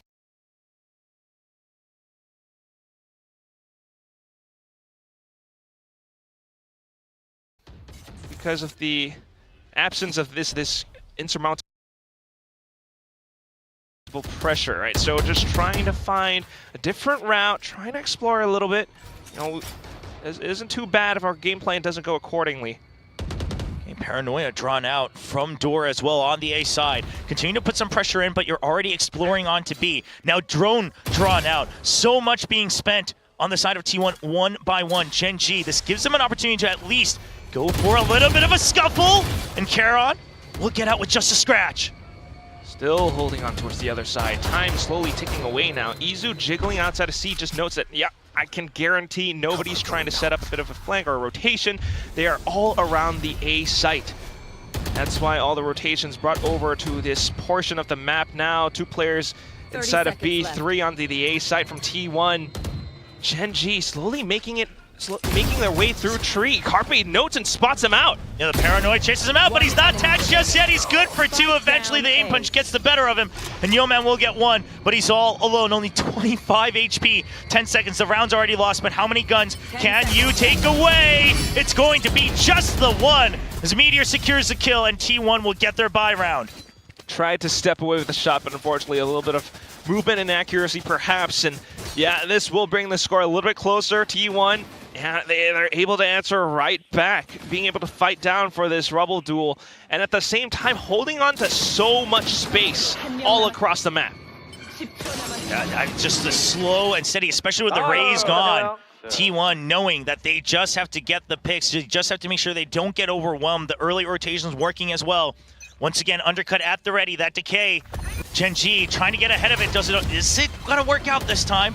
They'll go even deeper. This has been the variation that Karen's been showing us throughout this kickoff, going ever deeper to make sure there's an extra angle. The Prowler goes for it. He trusts his teammates. He's waiting for the ISO, but Buzz gets 1 kill. He gets 1, but he swings a little too far to the right, and Stax will return the kill. Yeoman with another trade, and now a 3v3 down to a 2v3, but it's actually just going to be Munchkin left all alone. Foxy9's on the other side. Munchkin has to fight his way out. He has to survive.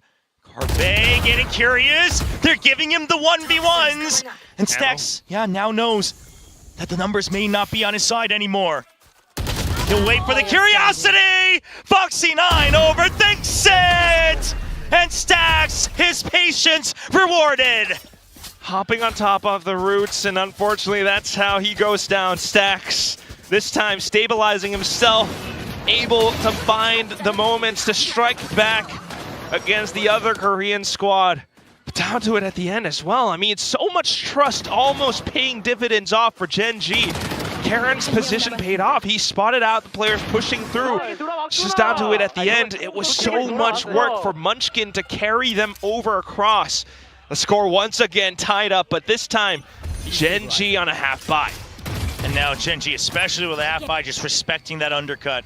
Can't do much off of it. Paint shells come through as well. You know the space has been given, but they're going to position themselves fanning out off of that toxic screen. Paranoia goes through. They just cannot get out. Only Foxy9 gets taken down, but that space lost once again. Damage onto Munchkin as well. 2 members on the other side, and Stax reads the timing. If there isn't a further push, where else could they have gone? The drone will spot some extra members. At the same time, T1, they continue to hold and maintain this control. It's information outside of C. They have rubble. You got Meteor inside of B as well. An undercut just to show his presence. Yeah, maybe set up for a potential shock dart as well, but it's not going to land, not going to get the damage. Getting early information with the ult from the Omen. Carpe just scouts things out. Everybody on mound. You have that trap wire in B, so I love the rotation coming in from Meteor. Make sure that you just don't get overwhelmed. There's no cheeky little contact play. The cam's still high up. GenG, they haven't quite spotted it yet. Oh, man. Their only option is to walk through, and if they do, they're walking into their deaths. Meteor right around the corner. Stax being able to hold. There goes the first. Stax now back up from the top, and he uses the cage to spot out ahead. A second player, Izu. Double kills through and through, and down to just Munchkin trying to get out. He gets Carpe down at the very least, but T1 will walk up with the lead. Same story as the first half. 3 rounds in a row, starting with the bye. T1 will answer back and take the lead right back into their own hands. Neither team being further away than 2 rounds ahead of the other. And this time it's T1 back up front. And it is true, you know, what you're saying with how the scoreline has been going, but I am starting to feel quite worried for GenG because it's taking them a lot of effort just to go for this rubble control, just to, you know, keep the conditioning at play. So timeout being called now just to crack some solutions across the map. Yeah, one of the big things is that the undercut's been going just slightly ahead of that entrance. So instead of just trying to put it on as many people and get lucky, it's really saying anyone trying to get ahead of things, anyone trying to get onto rubble, we're going to make sure you're weakened, and we're going to make sure that we can take you out instantly, whether it's with the nades, whether it's with, you know, our members going forward, Carpe on top of that with the Shrouded Step, whatever it might be. And that really messes with the timing that GenG has right now. But we have to remember, this past round, you don't have the weaponry. You can still go for that toxic screen play, fan out ahead of the paranoia, and make sure you have util to clear out Carpe before he's able to respond from safety above that rubble. There are variations, and I gotta trust that GenG, they've spent so much time tooling this fight throughout last year, giving a lot of different examples alongside the likes of Team Heretics that everyone around the world used to copy. It is their map, and now while you were going off, I'm seeing some pings across the map, especially out towards the right side of rubble, so maybe trying to teleport through, but here goes that shield. Buzz getting ahead, just jumping all the way in. Texture in for the showstopper, but he gets denied! Munchkin finds the trades, but Meteor sends out another kill contract. Yo, man, all alone. He can't land the shot. He's just stuck like a deer in headlights, and Meteor will clean up that fight. Munchkin stuck once again. There's the undercut. You know it's an easier fight. He draws in Foxy9. Shield still up, and Munchkin eventually wins it. Now another 1v1. No, it is a 1v2. And Izu showcasing the T1 logo as they get ahead 10-8. Just a little bit of pride for the team, but at the same time, this is now 4 rounds in a row for T1. Yes, a 2-round gap. Can it be the 3rd? Once again, they show that they have the chops to go and break down this rubble control that GenG's so desperately trying to vie for. Oh man, and T1 just liking their calls here on that previous round, the team fight. I mean, we saw it. Isolating those targets, making sure that they're spot on. Again, util from T1 pushes them away from rubble. And look at the instant rotation, because they know this time, after all those past rounds, that GenG is going to be set up over on the other parts of the map. So they want to tighten it. They want to shut down potential rotations. Foxy9 is spotted. You know it's a half buy, and Munchkin just gets shot through the box. And that's enough. Instantly they back off and go back to their current positions, just posting themselves up, especially a little bit more towards this C site. GenG kind of slipping already in. The firepower not on their side. Contact play just a Sheriff in Charon's hand. He spots one, but Izu's already good for a kill from afar. And that's the signal for T1 to just flood right back in. Never giving a chance for GenG.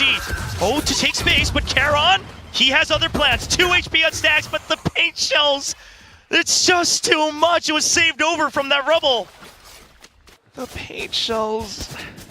I mean, he had no option. It was to either go back in to peek out where he might not know his opponent's positions, or to unfortunately walk straight into those paint shells, and it's just so suffocating. There it is, the 3-round gap. T1, they found a commanding lead against GenG. Rubble not working out, trying to go off to other parts of the map, but then that's just making you a little bit too easy to read. And now a showstopper for Buzz. Oh. T1, they're hanging back. Buzz is waiting for a signal. Meteor 2 points away from the kill contract. And again, it's the same play. You go for just the baseline of utility first. If there's no fight, you save it over, drone out mid, and then they'll set up for that C site. Now GenG, they recognize it. They will look to re-clear that middle part of the map. They want more space to work with. But even if you do push them back, that trap wire hasn't been spotted last round. We've seen it before, but they'll have to clear that if they want certainty. Carpe jump peeking as well. Smoking them off, and now the spray is going through. He's trying to hold on to his position as best as possible. Shrouded steps away in time! Stax is here and ready to help out as well. Boombot gonna be sent in. Texture, he knows he needs to pick up the pace. If Carpe's out this front with nobody there to trade, the site has to be empty. They'll go for the Nightfall for safety, but Meteor gets ahead of it, makes some noise, makes them guess. Crosshairs trained, undercut, being considered, trying to push someone out of the smoke. He'll wait for it in the beginning. There's a paint shells, the shield comes out, the showstopper, it's just gonna be spent back, but there's the C's, Buzz still lands it!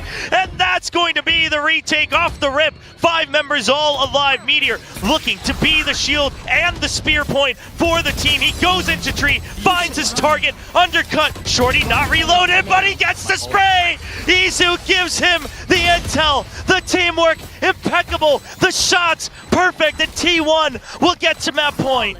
Map point 12-8, T1. Those were some heavy ultimates, heavy efforts out from GenG. They were trying so hard. They finally found a crack in T1's defense and being able to get to the site. Just a Nightfall sent in to buy a little bit more time to play it for safety, but Meteor perched up top the entire time. The showstopper out as well from Buzz, just being able to crack all the way through and in for the Viper's Pit. Munchkin, he might have avoided a little bit more presence, but down towards the very end, not being able to fight back, and this hurts against GenG. It's the same setup. GenG, they want to try to get ahead. Karon, does he go for the double shrouded step? It hasn't worked before. It's an early paranoia this time. Bit of a switch up, but there's the kill contract. He's been caught. Texture's already down. Karon, you need to win this fight! Meteor refreshes his shield. And just like that, the doors start closing on GenG. Foxy9, he might have found a little bit of positioning in towards the B side, but is it gonna be enough? His teammates out from the back, they've been smoked off. Foxy9 turns back around, takes down Meteor, but the Hunter Spirit comes out! He dodges it. One more chance. He'll stay alive. Hope still alive. Just barely prying open that gate. Foxy9. He'll protect Yeoman. T1, they'll wait. They'll wait for everyone to get into position. It's a full surround. Like a pack of wolves. Hunting down their targets. Prowler now spots out. GenG on a rush. They have to push out. They have to pick fights. They have to win them. Foxy9 and Yeoman, can you do it? 1v2, 14 bullets left. Yeoman down to 18. The defuse begins and Izu's holding the angle. Carpe in safety. And Izu will shut it down. T1 leads 2-0. 13-8 scoreline at the map of Lotus. And T1 just ended in style. The previous rounds just being able to control so much, especially out towards Rubble. Forcing GenG to wreck their heads, figure out a solution, but to no avail. Down to the very end, they found a little bit of a gap into the B site, but even then, they got snuffed out. Yeah, we were seeing the inklings of what T1 wanted to do with this composition yesterday, especially with that Rubble fight, how the contingency was meant to be used, how the recon dart was meant to be used. But yesterday, it was up against the Teo, it was up against just all the chaos of DRX. But now, going up against the old meta composition, T1 proves that they continue to cook, they continue to try to get ahead, and they will indeed, as they lead 2-0, only one map away from Masters Bangkok. Oh God, at this point, you know, one map away, GenG, it's a reverse sweep or nothing. That's gonna take quite a bit of work. And quite a bit of work for our desk to break this down as well, because there's a lot to talk about during this second half. We saw a lot of the T1 executes with how they were able to push through. So without further ado, we're going to toss it back to our analyst desk where they're going to break all of this action down. Thank you, Quack and Chobra, and what cinema from T1. Honestly, I stepped away for a second to take a quick potty break, and it was like 8-8 on the scoreboard to come back, and it's time to come back to this desk to talk about this, because suddenly Meteor is just going crazy. He's like, he took a break during those 2 maps. He was already feeling really good. Take a deep breath of that carbon emission air we have here in Korea, and then just went on to take their own map pick away from them. Everything's coming up smelling like T1.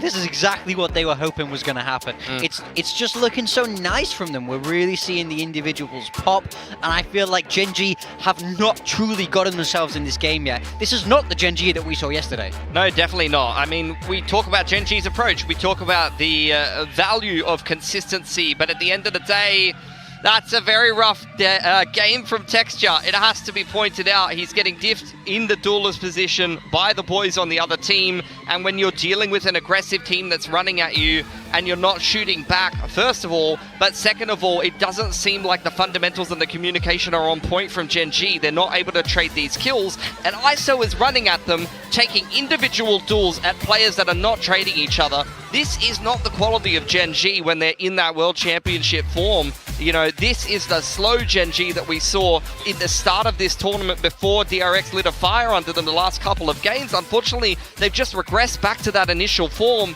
and T1 is only growing with more and more confidence because there's been nothing from GenG to slow them down.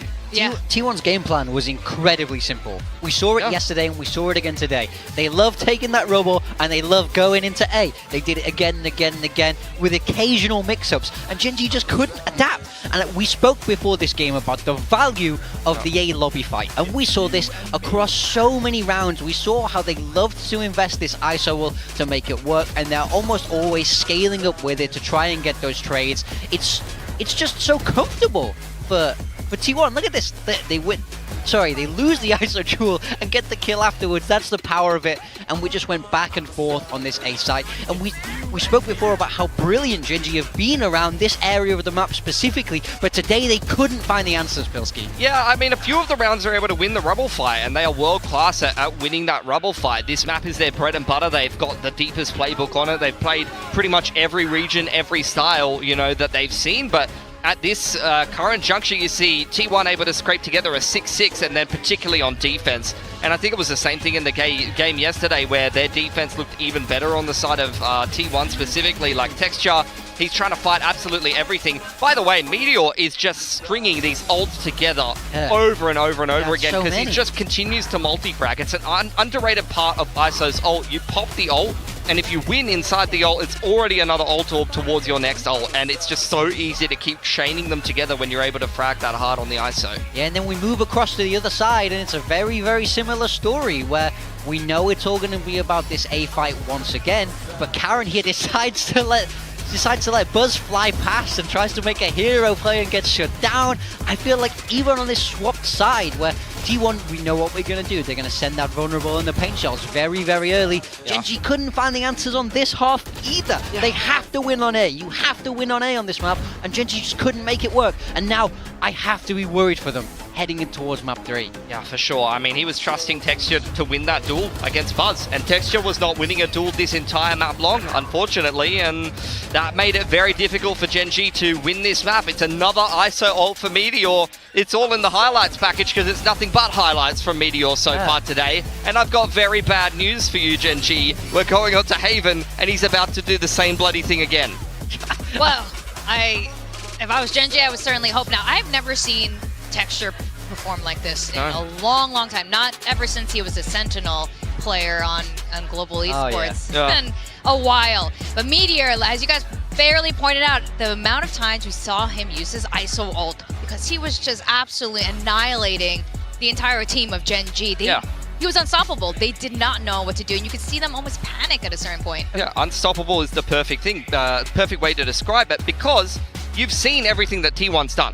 Their attack side is very simple. It's single Inyet. They're going out for the A fight. They went into C once or twice and they got absolutely slammed. They just A fight and sometimes they go B pivot. It's a very simple game plan, but you can't stop it. Even if you know what's coming at you, do you dedicate as GenG 4 players to the rubble fight? You've even got ults online. They can't stop them. They can't kill Meteor. He just keeps slamming them every round. Yeah, I mean, this ISO, it's an agent pick based entirely on your own comfort and your own skill. It's sort of like a Reigner in that way, where it's like, you have to be able to frag, you have to bring that value, but we're seeing Meteor be able to provide it time and time again, so it's nice to see why the coaching staff keep going back to it. Why not if he keeps fragging so well? And can we all just look at the predictions one more time?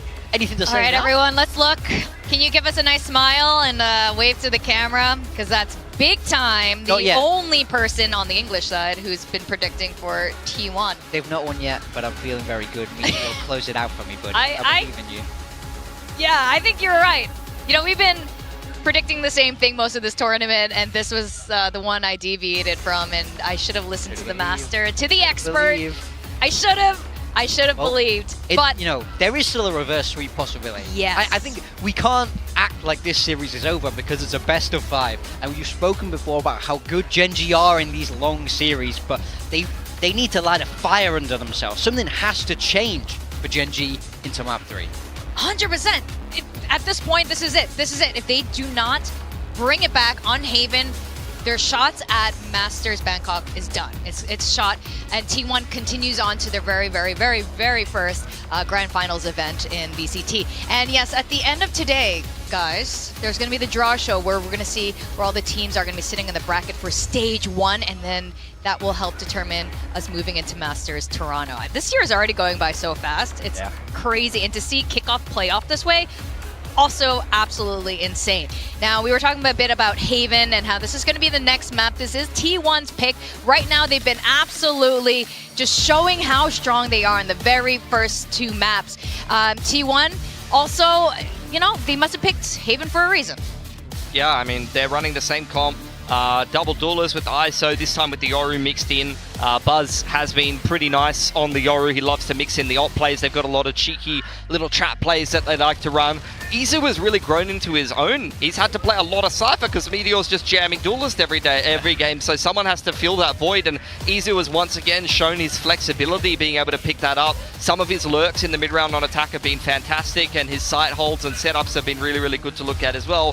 For GenG, they play the little bit of a funky comp here. We talk about it, just the Viper out for the Breach, but it's such a big stylistic difference. And they like playing the Neon as well, which is going to give you a little bit more of that rotation timing that you can do on the defense as well as those, you know, fast lane sight hits that a lot of teams do like to go for. Yeah, I do really like how they use this Viper, especially on the defense. We see him rotating really, really fast, trying to stall out that initial push that's going to be coming in from that double duelist.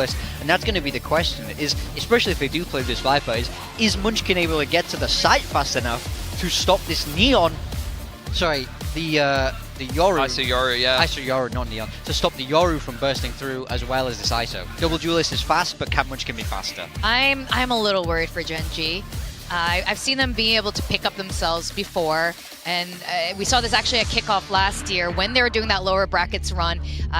It was Texture actually who admitted he was having an off day, and he communicated with his team and they worked together to help uplift him, and you could see that vibe happening there. But this, you know, it's been a full year since last year's kickoff, and they're so experienced now. Can they bring that same energy from within them to carry this through to a full series, to the full best of 5? I mean, this game is both teams backing themselves with the comps that they've been playing, and it's incredibly simple, guys. T1 is going to run into that A site. We've already seen them play this comp. They play it very straightforwardly. Izu's on the lurk in the mid-round, and GenG will have the info to be able to stack the sites. The other teams have stacked sites against T1 and still lost due to the firepower that T1 is bringing. So GenG need to stop them here. Yeah, they're relying a lot on the Viper Molly to be able to stop these executes, especially in that first half. The Viper Wall as well, trying to make it difficult for these bursts to come in from T1. But I think that's very much how it's going to play out. I think a lot of this game is once again down on Meteor's shoulders on this ISO. As we said, you can't have a bad game if you're going to be insta-locking ISO like this. But so far, he's absolutely delivered, and he only needs to deliver one more time to get T1 to Bangkok. Yeah, they're this close. One map away from securing that ticket, that last remaining ticket to Bangkok. Both of these teams must be feeling that pressure so immensely right now. We are going to go into map 3 of Haven. Right now, T1 is 2 up on the board, and they only need one more to secure it. We're going to go back to our casters, Chopra and Quack. One map away for T1 to enter their first ever Grand Finals in VCT Pacific and try to return to an international stage. But for GenG, 3 maps in a row needed to try to reclaim their spot at the very top of VCT Pacific. It ain't gonna be easy, I tell you that much. Starting things off now, once again, it is GenG on the defense, and look at that toxic screen all the way down into Garage. Going with a bit of a change. They used to prefer, you know, the across the board here, B onto A type of screen, but this time a bit of a retake onto C. So leaving it relatively open, just the alarm bot for the information, and holding onto A link and C link. The idea being that if it is a B hit, which it looks like it's going to be, then GenG is ready to start to surround them. Stacks spots Yeoman, but only one spotted from each side, and GenG, that's immediately the call to start to pull away, give a little bit of distance, just make sure we have options. Yeah, allow them to burn a bit more of their utility before we come in on the retake. The cage is up though. Meteor's looking to peek off of it, and there already is a bit of value found. Munchkin answers right back, collapses onto Buzz as well. Izu off to the other end, and he collects onto 2 heads. Izu, he's been really good the first 2 maps as well, and now it's just going to be the wraparound Stacks. He's been waiting the whole entire time. Yeoman versus 3. He's surrounded all around 360 degrees. Spot Stacks, tries to move away from it, wants to go by. Had the right idea, but not enough of the shots. Just not quite that, and then still is GenG just trying to come back into that space, but now it's T1 starting off with the pistol wins. They had the right reads, but down to the execution because of how T1 were able to play, how Izu was able to collect on the frags towards the end. Unfortunately, the pistol does get picked up by T1, and GenG now will have to catch up. See if we, no, it's going to be a switch up on that toxic screen, but at the very least, that is showing them that they might switch it time and time again. But for now, this time, a full or 3-man stack onto the C side, trusting that screen to buy a little bit of extra time on the A. You're trying to work around it. GenG, a bit of a 3-stack closer towards the C site. A little bit of a body stack, but still though, with those automatic rifles, it does worry me. Yeoman continuing to push up into A lobby. Turret taken down nice and early, just a singular gunshot. There's the clone that goes through. We've seen that before. A nice clear from GenG, but that's going to be the sign from T1 to immediately start their rotate onto the A side. The Neon is fast, and they will push out from C as well, but GenG, they still need to land a couple nice shots here on the A side if they want a chance of taking things back. A nice paranoia buys time, and that's Yeoman with a double kill. The spike down. They've already delayed him on A short. It's a surround on the site. They've got the trades ready. Yeoman, is he going to be quick enough? Karon, he needs to spot the first one. A nice clean shot, and on to 2. How does he get away with this, Meteor? Vandal in hand. 1v3, contingency, spots him. Tries to get on site. He knows he needs to eliminate Yeoman before backup arrives. He doesn't know where it's coming from, and Yeoman will just buy time. Drone tagged. Still the members coming up from sewers! Yeoman comes alive on Haven to bring GenG the Thrifty. Are you kidding me? Just onto the pistols, creating so much pressure, working around the screen, peeking through it when he needs to, holds off to the other end. Karon there to provide additional support, and down to the very end of it, just buys time, but still lets the flick anyway. GenG, so patient. And I mean, you see him getting fired up.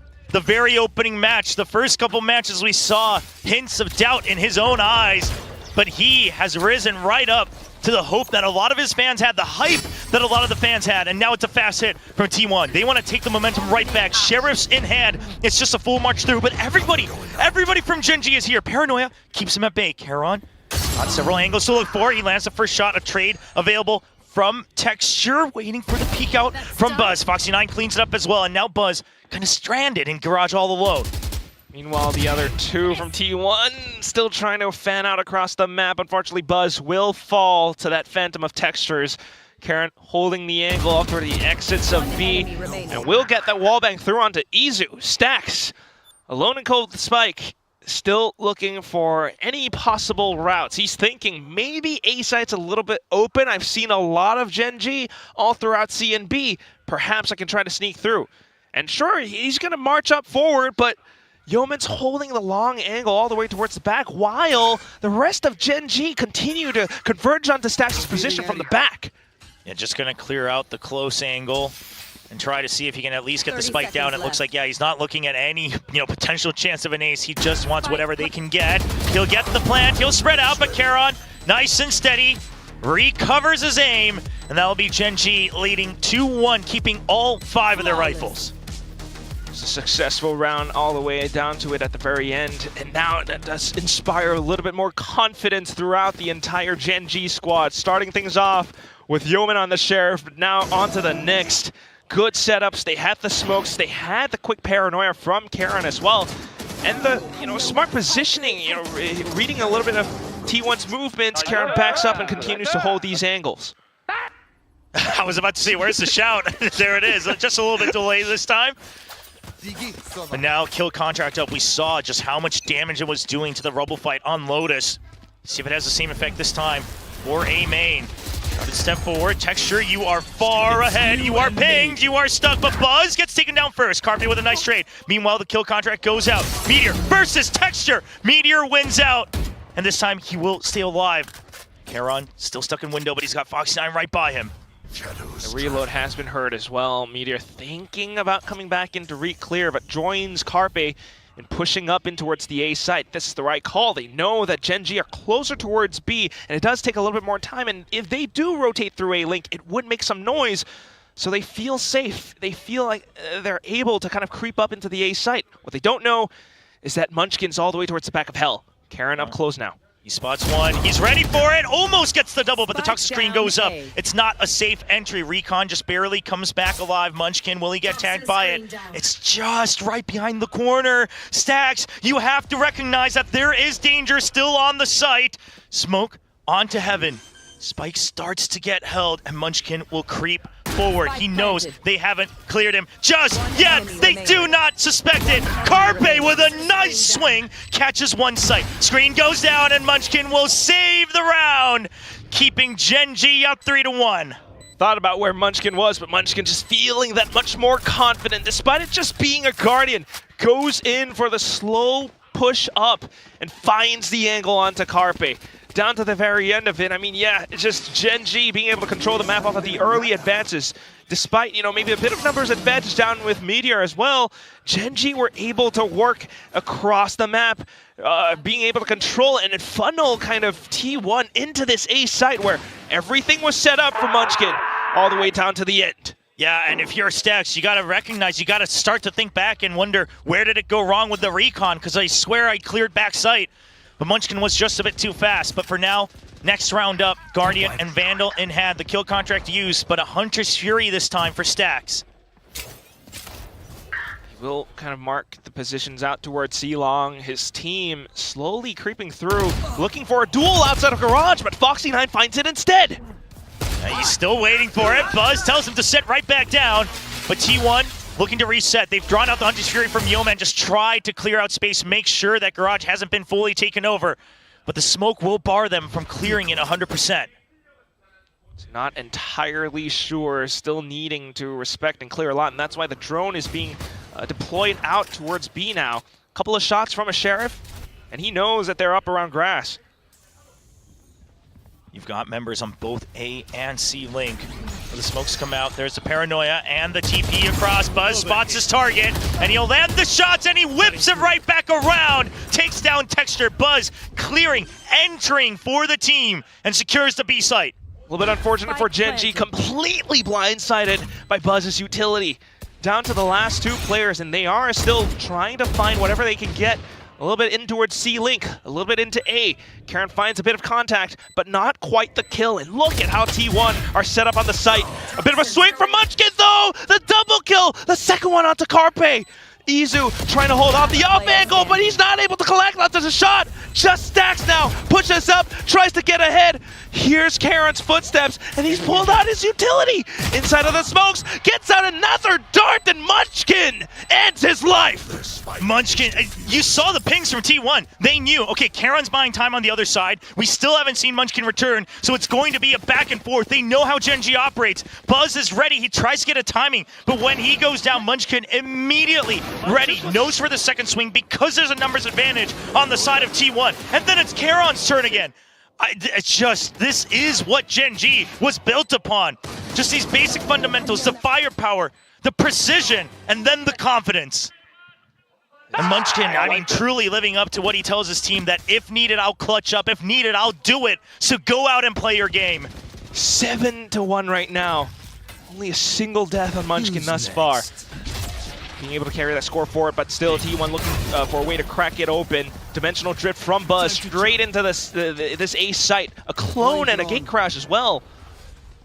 Okay, drone just to see if it's going to be the full strike. The Viper's Pit will try to open a way for GenG to return. Early Paranoia drawn out from T1, but they still have that Hunter's Fury from Stax. He's going to start to position a little bit outside of the site. GenG, they need an answer for this.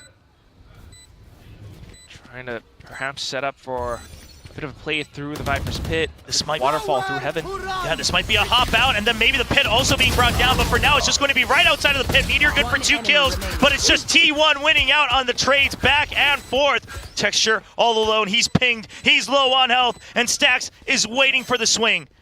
Texture wants to bait out the 1v1s, wants to isolate him, but Stax just doesn't give him a shot. And Texture perhaps looking for a way out of danger, trying to save over this Phantom, as the chances are just too slim.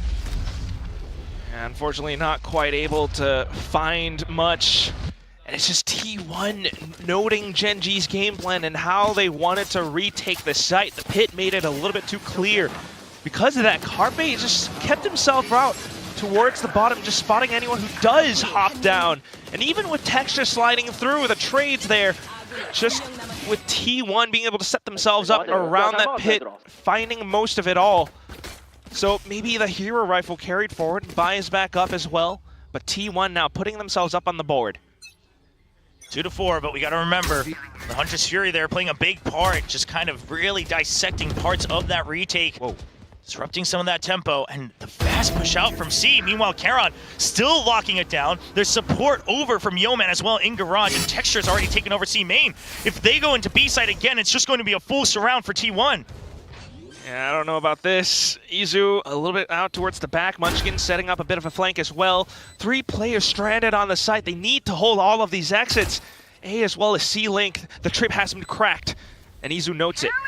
And Izu just trying to hold a very far distance. Yo, man, it's just a full spray down with 3 people all rushing in. Carpe on their side. He's been noted. He's been spotted right under the fast lane. They chase him down. Sight instantly cleared. Munchkin will wait for as long as possible until his team needs him. Izu, good for 1 kill. That's the call for Munchkin. Munchkin, you need to come for support. He takes him down. Half done. Stacks down to 11 HP. And just like that, always there for the team when needed, Munchkin will help secure the round.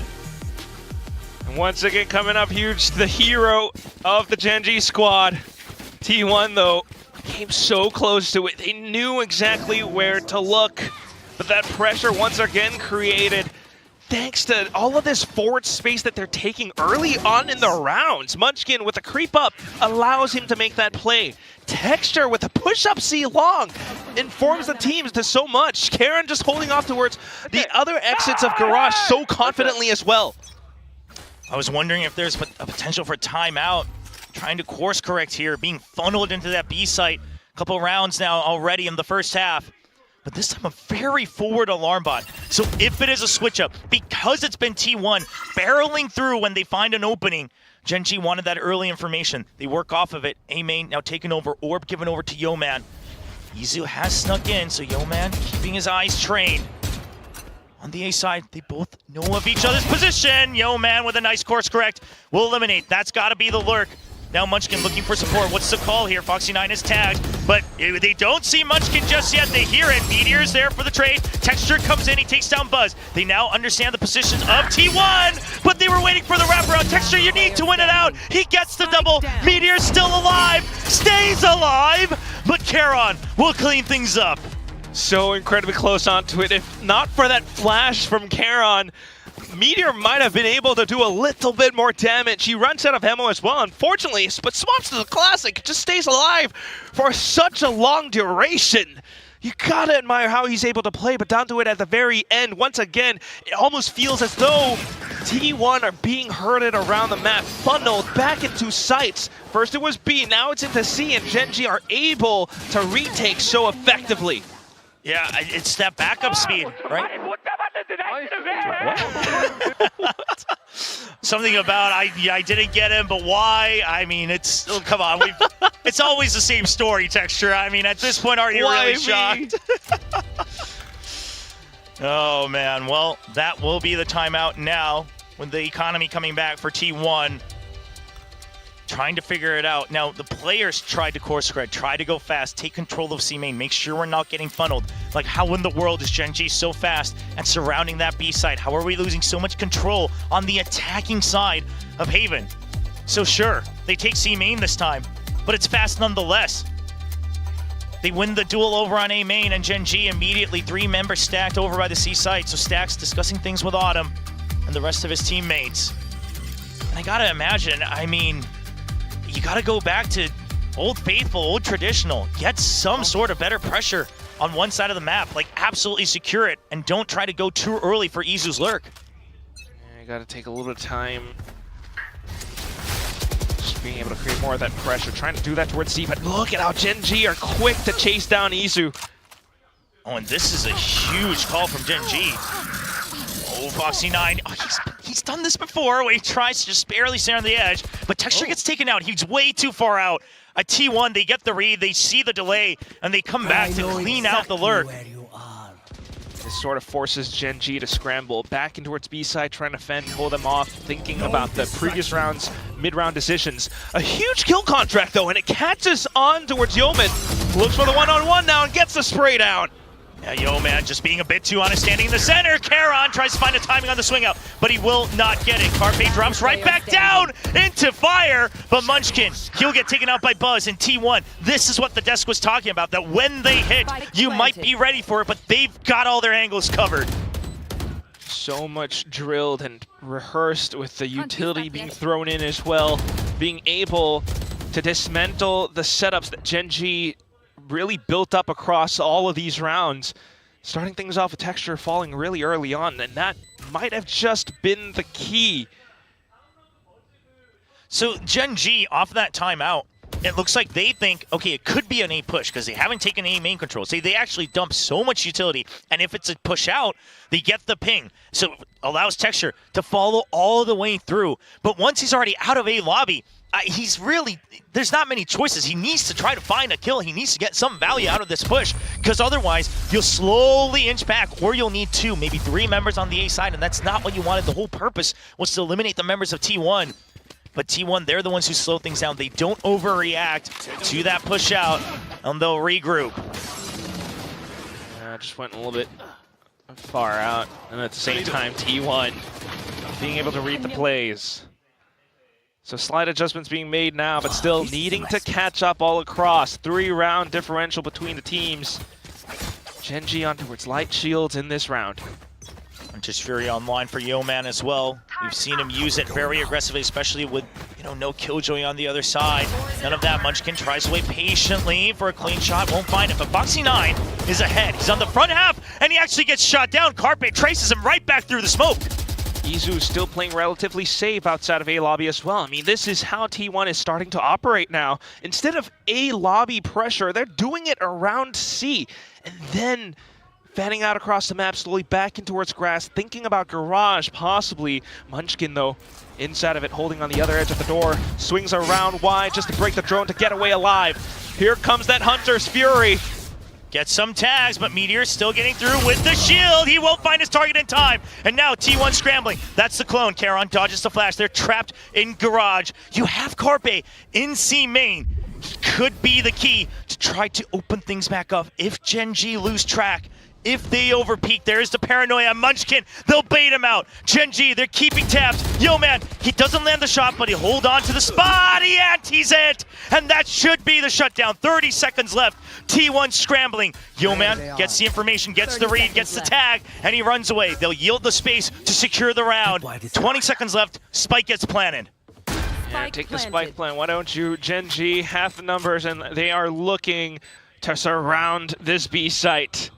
Izu and Stax playing off towards the right side, but Izu being able to gun down 2 in an instant. Stax now noting the fast lane. Izu still holding off towards the other end.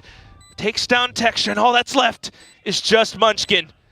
Goes for the swing, a bit of a crouch, but Stax lands it anyway. T1, Izu being able to slaughter GenG. I don't understand how he got both kills instantly over by C-Link. Hopefully we get to see it in the replay. But Izu, let's think back a year before. Karon takes the title of the Super Rookie. Here it is. They just line up. They just line up, and he holds it, just stabilizes enough to secure both. Tried to go for a high-low crouch, but Izu's just too good for it. But when Karon took that title of Super Rookie, it was Izu, who right before in his winning interview in the previous match said that he wanted to become like Faker on the T1 squad of League of Legends. He wanted to become a new legend, write his own story, leave his own legacy, and then they got knocked out. And since then, Izu struggled in 2024 to find his footing, trying to fill the gaps of their composition. And this year, sure, he's still flexing around, but boy, has he really resurfaced as a shining spot for T1 on the so-called Korean super team.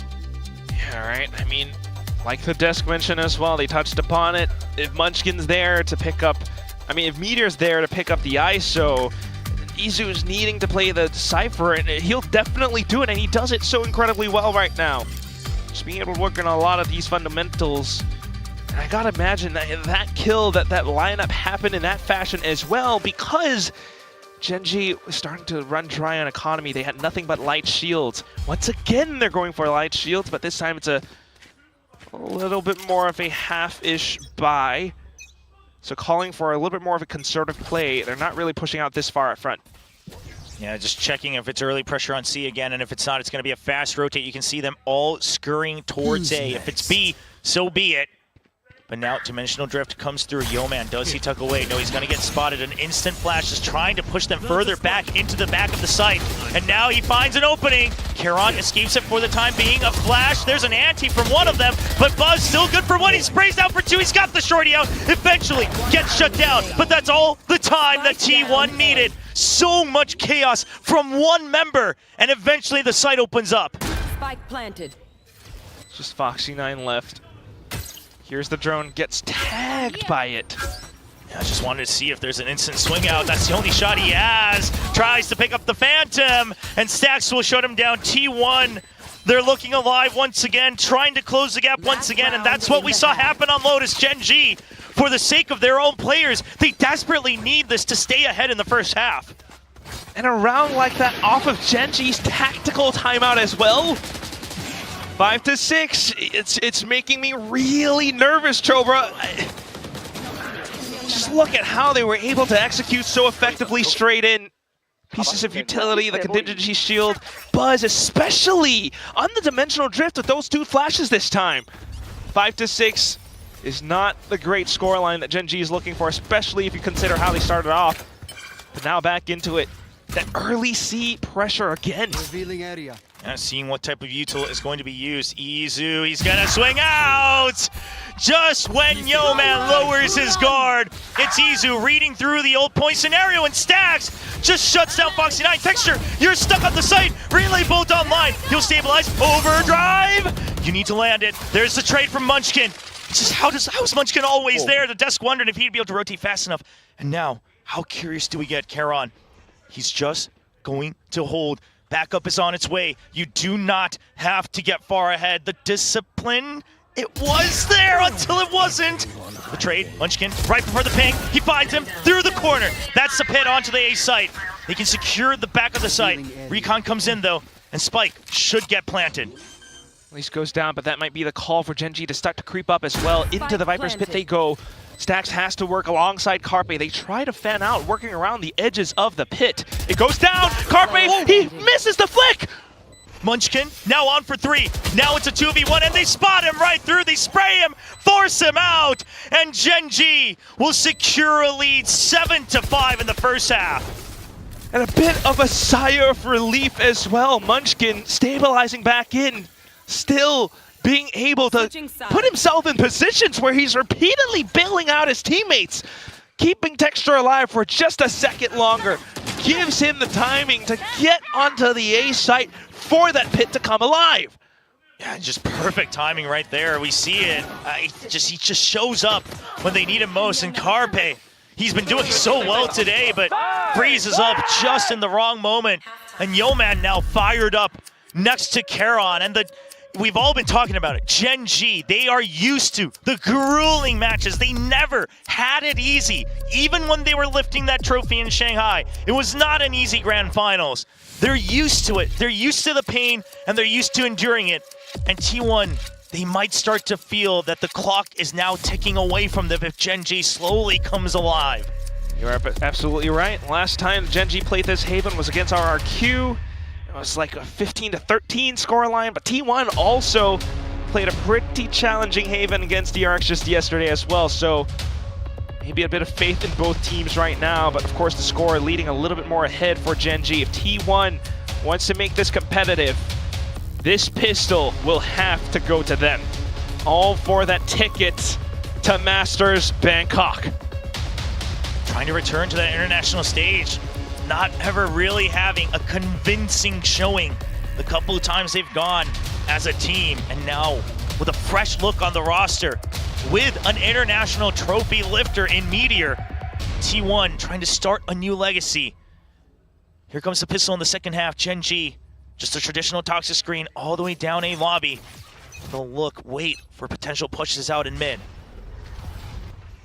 A little bit of a gate crash setup in towards A.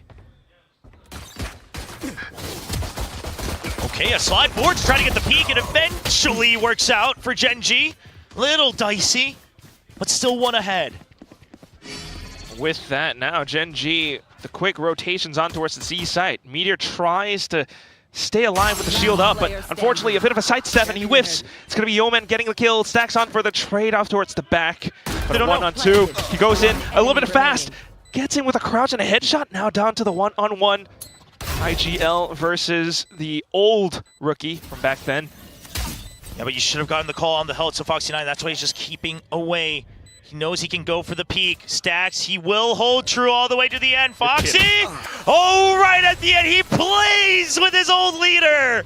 Makes him think that he'll make a mistake, but Rookie no longer. Foxy9 brings the second pistol. And that will be a huge advantage for GenG. 8-5, possibly the 9th. T1 feeling the loss a little bit, but not too bad. I mean, still being able to bring it down to just the 1-on-1. Oh, you can tell from those cries just how desperate GenG also feeling right now. But now 4 buys, a Marshall, and 3 rifles. Meanwhile, Izu trying to get forward information. It'll immediately get cleared out. The early signs from Texture just trying to be the scout for the team, to be the eyes, the drone ahead for the main squad. Nothing yet spotted for now. Well, the rest of the team, Foxy9 and Name, a little bit pushing up alongside this toxic screen in towards A lobby, but there it is. Jump peek spotted out by Texture, and that's Izu gone. Oh, saw the tip of the head, I think, but it's just a shorty. Foxy9 will hold true.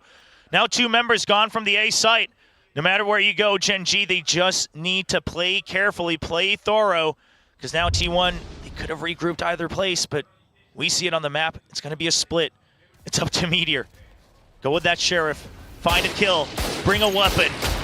Carpe tries to get ahead. No shot. And 1v5.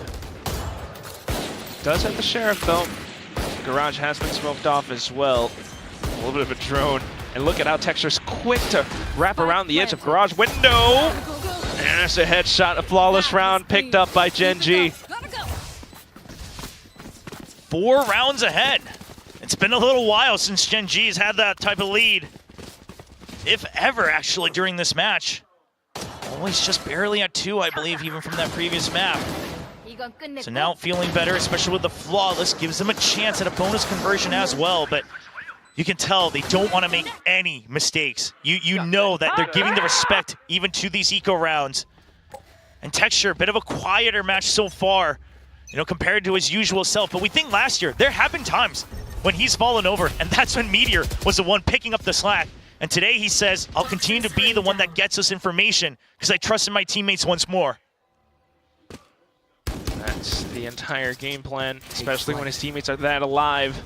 Carpe, though, now up onto elevated position, noted by the drone. Texture comes in with a relay bolt to get him off spot, but the flash comes out as well. Meteor off to the other end. That's a lot drawn out. Ooh. Yeah, you get out with the undercut. One of the undercuts, and then on top of that, the paranoia. Now trying to spam just all the way thoroughly, making sure that T1 has to back away from the entrance.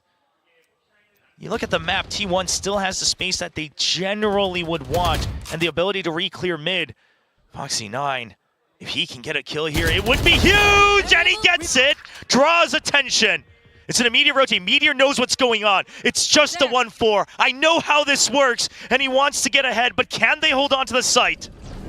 He has to be the one to get those kills, especially alongside Stacks. Holds off to the other end, tries to peek out ahead for Texture. Texture runs away. It's a mid-round call back into B. Yeah, Meteor, again, this is exactly what GenG used to do with him on the squad last year as well. Carpe, he needed to stay alive, but it's just panic across the board. Spike gets planted. Meteor all the way around. Is he aware of Texture's wraparound? Through Garage, he finds one. Texture, he has an opportunity and shuts it down. Munchkin, 8 HP, doesn't check it. And GenG, oh, how we've missed the 1-4. And they bring it back in the face of Meteor. Knew exactly what it was the moment that it was Foxy9 who showed up on the mini-map. The 1-4, the 4 squad members would be pushing off across the map instead. And although he arrived in time, just being able to find Texture very quickly, very narrowly, because Texture now is on the Neon, he's quickly and able to route back in towards B alongside the team. Yeah, and it's Foxy9 going right up to that entrance. It was never meant to be just one part of the plan. There were always two options, as it always has been. And GenG, they're firing up. The engines are revving, and they want to get to another map. They want to get closer to that Masters tournament themselves. Oh, and I want to hear that Tiger's roar again. Starting to walk away with the lead now. 5 rounds ahead, the Outlaw in their hands, playing a little bit more conservative as well. Just noting that T1, off to these half buys, they might be looking for early picks. So for now, the Outlaw does keep a bit of attention over onto the A site for T1, and that's why the hit goes over onto C. And Texture's just clearing close first. And we'll hop around for a little bit of extra information. Bit of a miss on that relay bolt, but nobody in sight from T1. It's going to be a while for that rotate to come through.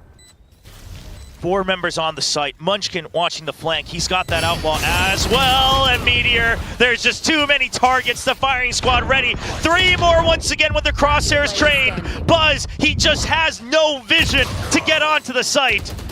And Carpe, you might be good with the Sheriff, but will you even get to fire it more? Just the 1 kill so far. I mean, yeah, they give him the respect. They say, well, a fair fight, that's not fair for us. So we'll just deny you before you get in position. And 11 for the first time here for GenG today. First time. You gotta love how they were able to get to this score. Starting it off at the end of the first half with the 7-5, then finding so many successful rounds, chaining them all together. Down to this. I have to imagine a timeout comes out here for T1. Not a single round won here on the defensive half. And that's something I was wondering about as well from GenG. I mean, the importance of getting that lead in the first half, because with the composition that you're running, you have to play so meticulously with that Viper, really playing the map and denying any advances from T1 to utilize the attacking benefits of a 3-site map. But looks like they would have had that pat down regardless of the score in the first half so far. 4 in a row coming into the second half. Being able to still make it a competitive score, but now trying to figure out a different approach as GenG still has quite the lead. A lot of different options to approach. I mean, T1, what are you going to do? Are you looking to peek out early on? Or because that hasn't quite been working out for them, especially when Foxy9 is on the other side. See what the discussion has been. You still have a couple extra chances. Map point not achieved yet by GenG. Munchkin making use of all the last couple seconds. Taking a look at the map, it's going to be another undercut shock dart. Just a traditional setup just to keep people at bay.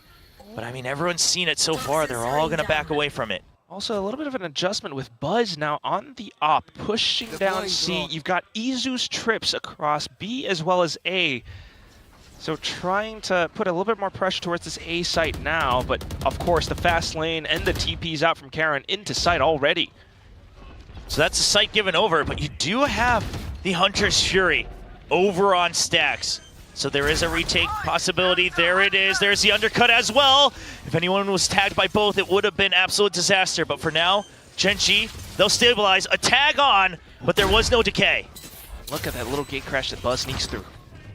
Down in the corner. Could be a decoy, could be a TP. It's a paranoia. Yo-Man gets hit by it, no vision. There's a cyber cage to mask their approach, but GenG, it's a 2-for-2 trade so far. Yo-Man hanging on to the site. He has too many targets, eventually finds one. Still even once again, but the lockdown will keep them away. One gets detained. Carpe all alone. Stacks was not far enough. He wants to try to make it a 1v1, but he cannot get it. A 1v2. Can he do what Munchkin's been doing for the GenG squad when they need it most to stay alive, finds a target, and they will not give it to him. Foxy9 not missing a single opportunity to fire back. Through the wooden panels of that window, still being able to track the shot through. A little bit unfortunate for Carpe as well, feeling the pressure in the moment, trying to keep it onto a one-on-one. It's straight inside of the smokes, being pushed out. And that's just how the entire round gets cracked up. I mean, T1, trying to adjust around the setups, but at the very end of it all, still, as long as GenG are able to put their foot onto the sites, they've got everything locked down. And once again, it's the full setup, but this time, just a full stack. You say, off of this, we push them out, we're gonna take a lobby, and we're gonna get control of the map. Yoru able to rotate out quickly enough. The double tap used already. Meteor senses a fight coming. There's the kill contract. This one has to be big.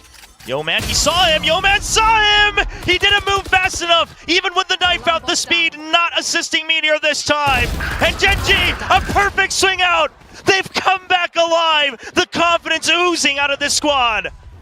Just holding true and collecting on all of these kills. Down to just the last two from T1.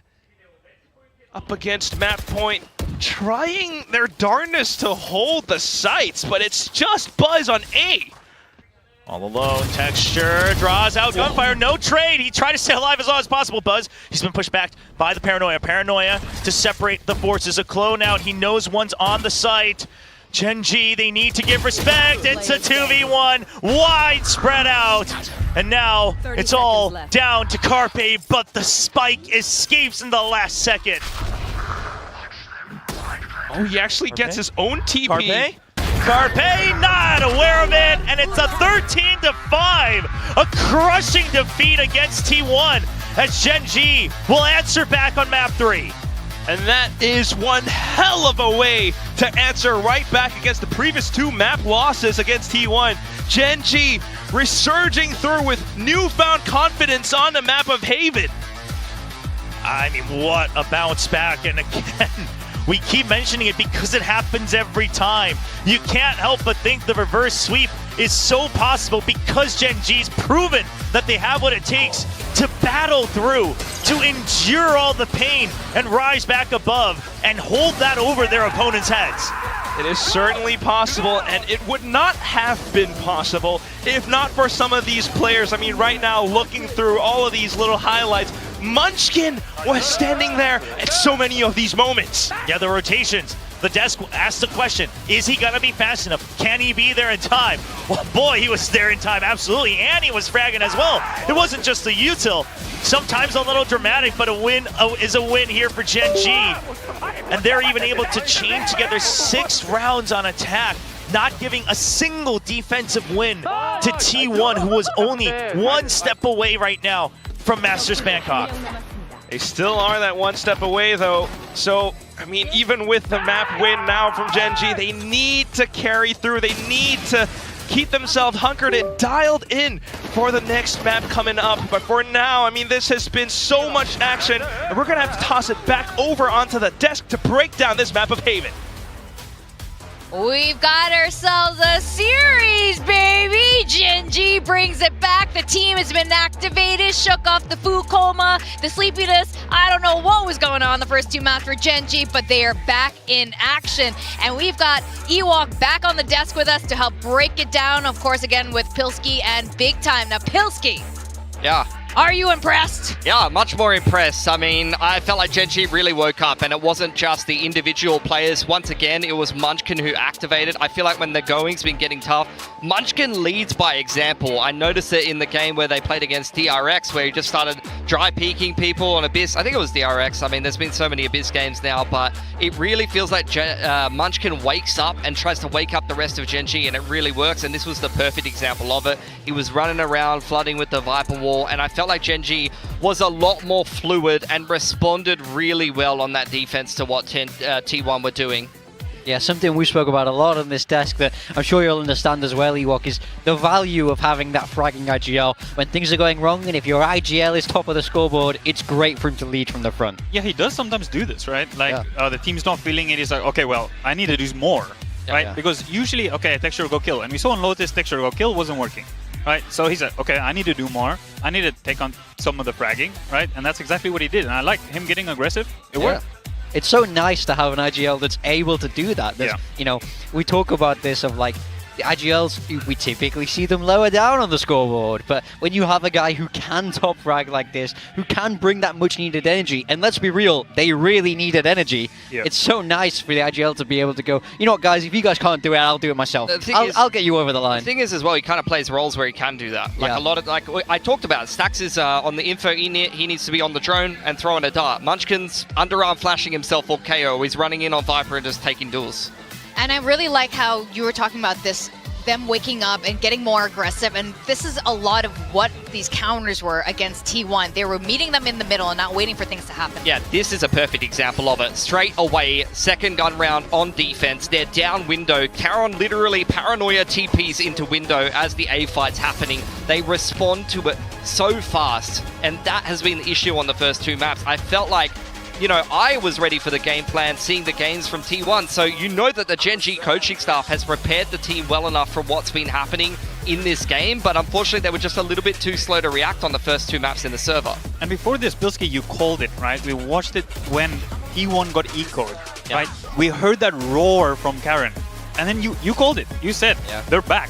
They needed that energy, and that's what kickstarted it. Yeoman got that 2K, and all of a sudden they got the Thrifty, and they were back in the series. It's really what they needed. Yeah, that's all you need. These games can turn on a dime like that. Now, this is something that I want to break down a little bit more, is how T1 really like to play these attacking sides, and especially when they do this 4-1, leaving Izu on the opposite side of the map. Now, we spoke about this a lot in the green room. It's sort of risk and reward a little bit here, where sometimes he's able to get that kill, sometimes he's not. But there's nothing worse than this 4-1 where he doesn't manage to make it stick, and then they have to commit hard into that side. Yeah, I mean, they've just got the single lurk. They're really trying to hard hit the sides, but Munchkin was on point with this one. He, especially as the IGL, you're a little bit more involved in the game plan. He wants to play quite flood heavy, as you mentioned time and time again, on the Viper. He knows exactly what the other team is going to do, especially from the IGL perspective, where you usually clue them a little bit more as a coach from the rest of the team. They can often be, if they're on a breach, for example, setting up the fault lines, reading what the other team is going to do, and, you know, being able to play anti-flood, and they know the tendencies from the team.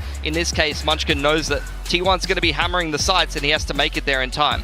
Yeah, well, we also saw GenG pivoting away, when on T1's side, as you said, big time, like, they're the 4-1. Where do you pivot to? Yeah, you He can't. dies, and then pivot to where? You just go into a C exec? You lose your contingency. Exactly, As right? soon as you lose your lurk, you lose your contingency. And for GenG, we saw them even going into B with 25 seconds left, but there's not that many people at B anymore. There was pressure all over the map, and that's what GenG's been so good at for so many years already now. And T1, I'm not seeing that exactly, especially on this map, but we'll have to see about the next one. Yeah, we definitely have to see him. I'm so excited that we're having the full series now. Now that GenG's been activated, now Munchkin, and we're talking about it's rare to see, you know, fragging IGLs, or especially top fragging IGLs, but Munchkin's one of those IGLs who does it a lot. He's done it through this tournament, he's done it last year, so to see him activated is great. Now we are seeing, I don't want to say peak T1, but we are pretty near there, and we are seeing GenG come up again, and now Split is going to be very, very interesting. Ewok, how are you feeling about as we go into the Split? We're talking a bit about Izu as well, and you had your eye on him. Yeah, I thought it was interesting, him moving over to the Sentinel on some of the maps. With Meteor going over, filling that secondary duelist role. It's something new for Izu.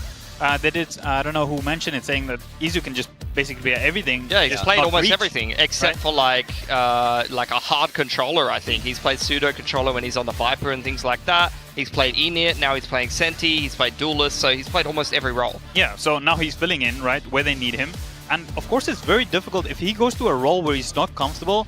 Now, okay, yeah, you're putting Meteor onto the ISO and he's playing well, but Izu also needs to be able to still do his job and perform. And he has been doing that. Yesterday he did do that. Yeah. And I thought he looked great. I felt like his trading was really good, even on the Sentinel. Yeah. He came up clutch a couple of times. He puts up the numbers. I also noticed like he seems to be the main person picking up the other people on the team when things go wrong. Like there's a lot of strong personalities on T1, but Izu does not seem to be one of those people. He seems like the man that's kind of comforting people when they take a map loss as well. So like literally like gold star teammate right there. He can play every role. He's fragging. He's emotional support. Like that is the guy you want on your team. Yeah, it's especially important when T1 are using him in this way, where we see how they structure their defaults, right? He's left on his own a lot, so it's really important that you understand how to play that Sentinel. You know when to push. You know he has so much experience. He's played that Duelist. It's up to him to balance that aggressiveness with the info taking, and I feel like for the most part he's managed it well, even if it didn't fully translate onto that map 3.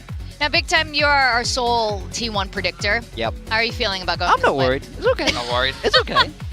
Well, they can have a bad map. It's a best of 5. What do you think, Ewok? That's true. You didn't get to defend your stance earlier this pre-show. I'm feeling good about my prediction still. I think T1, they could close it here, to be fair, but GenG, I think the motivation going in now, I feel like if you're in that room, I'd rather be in the GenG room right now. T1, I think it's a little bit more nervy. There's a lot of experience on both sides, so we'll see which side can really harvest that experience better. Yeah, Split's going to be crazy. That's the one thing that I'm really looking at. It's like, I don't think we've seen Split very much in the second half of this tournament picked at all. T1, the last game we saw from them was against PRX. That was a very shaky, weird game. I don't think we've even seen GenG play it very much. They played almost the same mirror comps, with the only difference being Cypher for GenG versus Meteor playing a chamber on this map, which you're not really seeing too much of. So I want to see if there's a comp swap or something like that from one of these teams, because they have not really played it too much in this tournament so far. Which I'm so delighted, actually, that we haven't seen a lot of that happen, especially between these two teams. This means we're setting up for something special. We're getting a full, proper series here. And again, the stakes are huge. Not only do you get to go to Bangkok, you're going to be getting those championship points. And you know, Ewok, how precious those championship points are. Yeah, you need to compete for each one, and you really need to play like as finals. And once it comes to stage 1, stage 2, every point is really going to matter, right? The consistency throughout is the name of the game. Yeah. Oh, sorry. You look like you were going to say something. No. But I mean, I have to agree. I mean, that's the interesting thing about the new system with the championship points is literally every game is very, very important. Getting those championship points means you don't have to have a miracle run come the end of stage 2. So bank your points early and it will help you a lot later down the line. This would also affect the draw that we're doing later for stage 1, depending who's in the first 2 spots would be in either the Alpha or Omega group, and it depends who you're going to be with. I think we're going to go on a very short break, so when we come back, we're going to go into a very exciting map for a split. So guys, don't go away.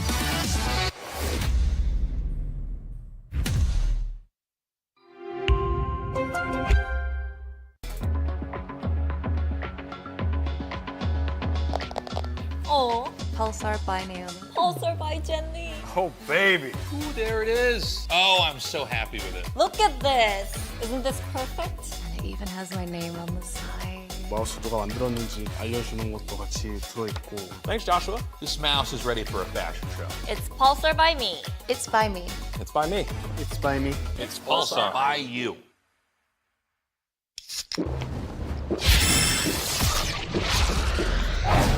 Red Bull gives you wings. Red Bull gives you wings.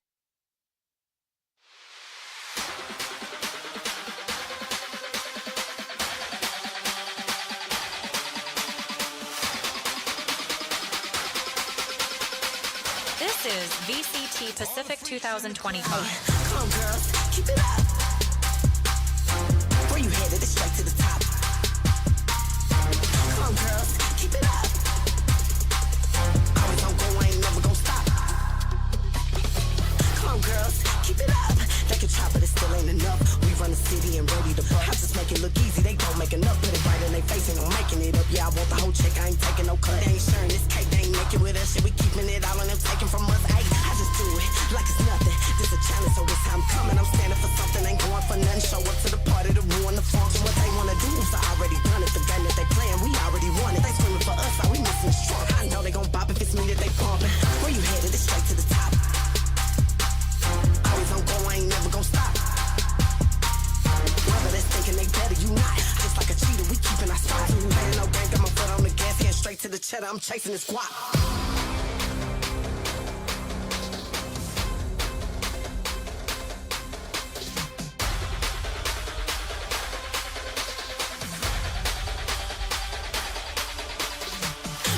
Your moment begins here. Always on go, I ain't never gon' stop. Playing no game, got my foot on the gas, hand straight to the cheddar. I'm chasing this guap. Come on, girls, keep it up. VCT Pacific 2025. Where you headed? It's straight to the top.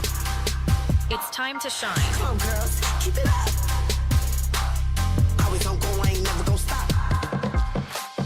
I just do it like it's nothing. This a challenge, so this how I'm coming. I'm standing for something, ain't going for nothing. Show up to the party to ruin the function. What they wanna do is already done it. The game that they playing, we already won it. They screaming for us, how we missing the strong. I know they gon' bop if it's me that they bumping. Where you headed? It's straight to the top. Always on go, I ain't never gon' stop. Stay on my job, I've been punching the clock. Know I'm gon' blow up, been ready to pop. I ain't playing no game, got my foot on the gas, hand straight to the cheddar. I'm chasing this guap. Come on, girls, keep it up. Where you headed? It's straight to the top. Come on, girls, keep it up. Always on go, I ain't never gon' stop.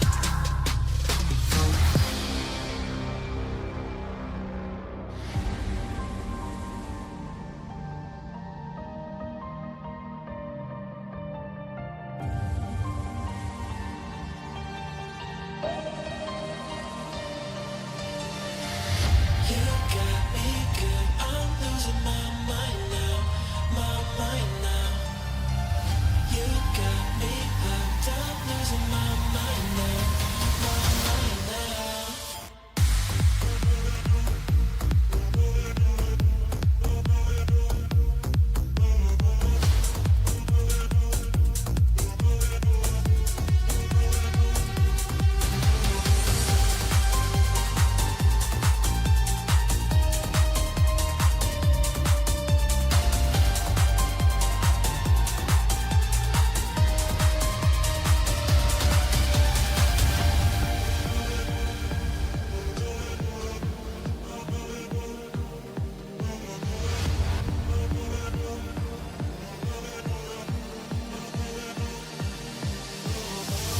You got me good, I'm losing my mind now, my mind now.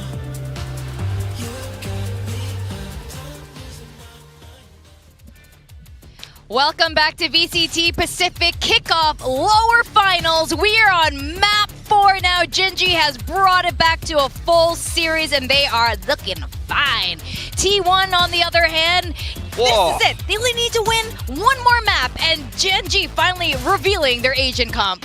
Who said the whoa? Oh, Ewok, you guys look shocked. this GenG one is really interesting. I think with the Cypher and the Astra, with the combo ability with the stuns and the damage from the Teo, this could be pretty insane if you throw the paint shells in there as well. I can see a lot of combo stuff. I wonder how much they've actually played this. If they have been cooking in the server, there could be quite a lot of potential setups and like really nice exits that they could have with this. Yeah, I think there's so much that GenG are able to do on this comp. When we look across the T1, it's a classic double duelist for T1 with the Yoru and the Raze. So it's going to be about, are T1 able to burst past those traps and avoid getting caught in them in these little set plays, or really GenG need to try and stop that burst of the double duelist by using their wealth of utility. Yeah, GenG's got that execution-based comp, and totally agree. T1 has great burst potential with the Omen mixed in instead of the Astra there as well. They have got a lot of mobility. They can be very fast. No hard Sentinel for them, though.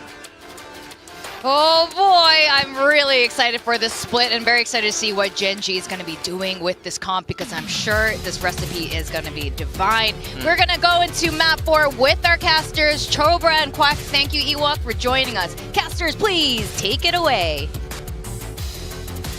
You know, personally, I wish one day we will see Ewok on the stage instead of on the analyst desk. But, you know, that day will come. But for now, it is going to be T1 and GenG up on the stage. GenG revealing. Munchkin kind of teased it and said, you know, we've got some Taeho comps cooked, and we all doubted him. We said, well, they've always said that before, and they always said we just need to learn how to counter it. Well, today it's gonna be different. Munchkin piloting that Taeho himself. Yeah, we shall see how ballistic it can definitely be. Starting things off, a little bit of mid pressure. Oh, whoa, Texture, where are you going, buddy? Well, I mean, to safety, apparently, because he's going to survive. It's going to force Meteor back as well. A quick bit of pressure on mid and B Garage. GenG is able to take control of Garage itself, but they'll see that one way. That Poison Cloud barring their entry. And a bit of a smoke and fall off towards mid. Munchkin tries to refill that space, does spot out Buzz, believe, towards Vents. So continuing to try and hold to keep the T1 players interested in to mid. Second smoke comes out. Yeah, you gotta wait for that cooldown as well if you're GenG. The fault line now back online, so you've got another potential for some combos to go through. But first, this smoke in the way. Salvo's on the ready. As it clears, it should be fired off. Okay, Texture finds information, so they say, okay, we're able to trip that down, and let's push far back into B Heaven. We already have control of Garage. It's a pinch down, but the spike drop over on the Raptors. It's a good trade for GenG. They have the numbers advantage. Spike recovered as well. The 3 members of T1 delayed getting into Heaven. Buzz not quite checking his sights, and Stacks trying to crouch below. Will just barely get that kill, but when he's awake, it's just him alone. Well, his opponents are all down to low HP. Texture, though, out from the back. Stacks might not anticipate it. Up around the pillars, he hears some hops around, so just coming back in. Tries to mask his drop with a shot through. Does find Yeoman, but of course, Foxy9 on the move as well. Stacks trying to wrap back around. Throws out the C's, but Texture out from above. The headshot to pick up the pistol. Yeah, you could tell that Stacks was also trying to figure out where Texture would have gone, right? Is he still Alley? Maybe he is Heaven, but he's just not quick enough to look up after that C's focused too much on his own utility. But GenG overpowering with numbers, they'll get through here on that site. And the Des talked a little bit about the compositions, and of course the combo potential here for GenG and the Taeho.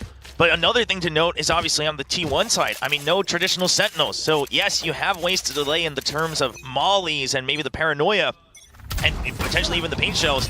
But after that, no passive info. You have to go out and get it yourself. Now, of course, trusting in their ability to do so, though. Izu through the Poison Cloud in with a classic shot. Well, the Taeho being dropped is kind of big. I mean, you just don't have easy zone clearance, so now those tight corners where the ecos can shine are going to get dangerous. I mean, positions like this that Izu's taking right now. So it's going to be a little bit tricky for GenG to push through. They're going to have to check and clear a lot. Still, though, it's the Guardians as well as the Bulldog on the hands of Yeoman. Foxy9 trying to creep on through from Mail. Carpe is in his way. Now, GenG, after a couple more warning shots, think to rotate back across all the way possibly into the A site. As nothing has been noted there so far. Meanwhile, Karen just trying to set up a bit of an opposite lurk now.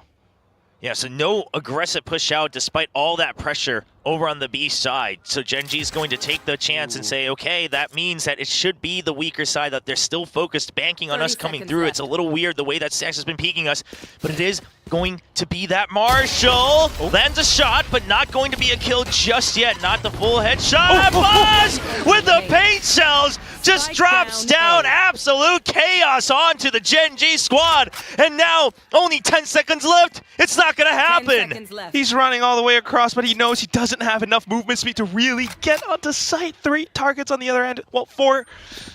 So the round's over. Just absolute demolition raining from heaven. Oh my god.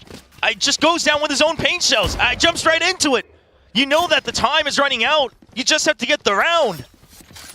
Oh my god, Buzz. What a call. I mean, gets the correct read as well. Just jumps down on top of it. Lands down, gets the shots, delays him enough, and Meteor repositions off of it. That is...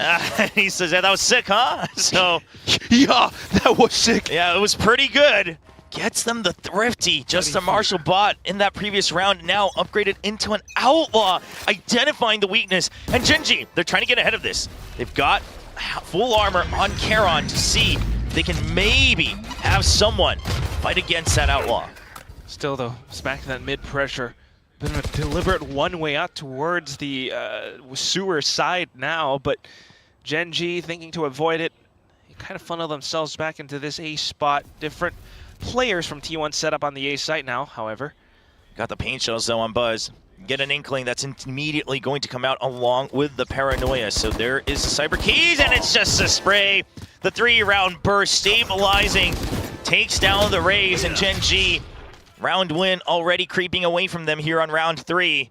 We'll see if they can do any damage with the Sheriff's. Charon's also taken a lot of damage. Looks like he ran right into Meteor's scope. Still, though, Yeoman able to pick up the Guardian and snuck themselves in towards the top of heaven. But at the same time, Stax will keep them honest, especially with that C's at hand. A second paint shells now. Well, not a second, just the one. But at the same time, I mean, still is GenG kind of held off towards this back line. I mean, right now, GenG, if they get stopped in their initial push, what we've seen is they wait too long, and then the util, the delay util possible from T1, starts to find so much value. As Carpe waiting, he doesn't land the shot. Yeoman's going to get one. That does open up a chance, but too low health. It's a spray from Stax. Another peek out. He spots one, he spots two, and he'll land it. A 3K for the IGL as T1 leads 2-1. And now Stax is 2 away from his Nightfall. That is big value. With the score 2-1, still the Outlaw in their hands. Of course, GenG will be able to buy up on the next round, but how many of those are going to be some light shields? Starting to see, again, some of these cracks where they're not quite able to cross safely in towards A ramps unless they make a little bit of noise, and how they take quite a bit of time to really work their way across the map as well. So back in towards it, this time wanting to create more pressure out towards mid, as well as a quick B hit. Just clearing out any potential peaks, trying to make sure that they can spread out and take control of Garage first, that there's no long-range backup, potential spots where that Outlaw might be hiding. I was wondering if maybe you just go for something like the full armor Judge for the Rays. You've got things like the Breach and the Teo to really set up for that entry, but they'll choose the rifles and the half armor. We'll see if they pay for it. Every chance Meteor gets, it's dicey. Now, yep, push through from Texture, not quite checking his corners. It's been a little rough on the entries today, and now just sent alone into the site. No backup there for the trade. Yeah, not quite finding that much coveted flight path. I mean, right now it's just test flights and crash dummies, but for now, at the same time, a bit of a sneak through coming out from Foxy9 in towards Mailroom. The rest of the GenG squad trying to keep things honest all across. A couple of spammed shots in towards the B site, while Munchkin slowly creeping up into A ramps. Yeah, they spread out the map a lot. Foxy9 making really hard sells here for the B hit, making it look like it's a full pinch. That forces Meteor all the way out to the side as well. Charon still gets a kill, so now you think, okay, they've got us on the pinch, but that just means that Carpe stranded all alone. He should have an inkling, but does he get in a position that can keep himself alive? Hard to spot. Will either of them check? They hear the footsteps! The spray! Takes down the spike! Only 7 seconds. Charon will receive the rotation. Foxy9 will get the plant. Was he in time? Was he in time? All right, the round will continue. Just right in the nick of time. Munchkin pushes out forward and now regroups with his team. Here comes Stacks. Has to clear out elbow first. The tether kind of gives him a link into it. But at the same time, okay, tries to go for the stun. Salvo's out, flushes him out of position. Stacks has to push up front, low HP now. Unfortunately for T1, Meteor falls onto the other side, so an easy pickup for Munchkin to tie up the score. Carpe almost single-handedly shutting it down again. GenG once again on the danger of running out of time. But just in the last half second, they're able to get the spike down, keep control of the site, keep control of screens. And despite not having their duelists, their entry, they are able to secure another attacking round. But you have to regroup if you're GenG as well. Sure, we say, you know, it's attack on split. You just need a couple rounds to stabilize, but it wasn't clean. Round win nonetheless, still giving them a bit of a confidence boost for possibly the rest of the map. Well, T1 continue to adjust their setups. A bit of a prowler now to start things off down mid, as well as Buzz back in towards the top of A heaven. So one thing that GenG does do on that previous round at least is the macro, right? Understanding that there's no passive info from T1, so those late lurks, the multiple rotation, that's a possibility. But just hopefully they don't play with their fans' hearts too much with the timer, as Texture this time, a nice opening kill. A snap-on for Buzz, answers back. The Taeho lost again. Tons of zone clears gone from the GenG composition. And that's going to be a little bit tricky once again. Still though, like you mentioned, working against a Sentinelist composition, that's the trade-off. It does take a little bit of time to clear and push through. So trying to keep the pressure down onto mid with some shots as well. Possibly allowing for the two players inside of Garage to sneak their way through. Showstopper in, out from heaven. Operator spotted, but he's not going to check below, but there's no way out for Meteor. The gate crash had expired. Charon now getting the trade onto Izu's. Sight opened up, and after all that patience, forcing T1 to just hold their ground, they pinch onto the site once more. T1 really paying for losing control of mid 2 rounds in a row. And there it is. That's that burst that GenG was looking for. Get into spot, and then suddenly execute into sight. T1 can't quite react in time. A 2-on-3 though, not quite impossible. Buzz starts off with the paint shells, his own showstopper to boot, down onto Foxy9, and off towards the next target, Yeoman. But he swings, gets the shot onto Buzz, lands the fault line as well, pushed out of position. Carpe can't land the shot. Yeoman brings up the score to 3-2. Carpe tries to isolate the fight right there. He gets ahead of the fault line as well, but Yeoman is able to stabilize. Rolling Thunder online. And GenG, they'll play the map, they'll play the site, and they'll get a 3rd round win. I mean, Buzz, a great showstopper right at his feet to try for this retake. Lands onto safety as well with a 2nd blast pack, but what a decision from Yeoman, because he sees that the initial peak doesn't continue on from Carpe, and he hears the hop, and he doesn't want to get 2v1'd. So really starting to pick up pace for the entire team. GenG now. Bit of a 1-4 setup. Again, the 2 players, but this time it's Munchkin onto a bit of an outlaw, looking for a target. Slight whiff, but information noted nonetheless. Yeah, if you had landed that shot, would have been excellent, right? One of the smokes gone from T1. But we're seeing what the Taeho is good for on these ecos. Immediately forces them to just have to take a further back position. Now they have to use util to try to push out. The paranoia gone as well. That's a lot of fighting power on an eco round from T1. Just deleted, gone, and still a minute left.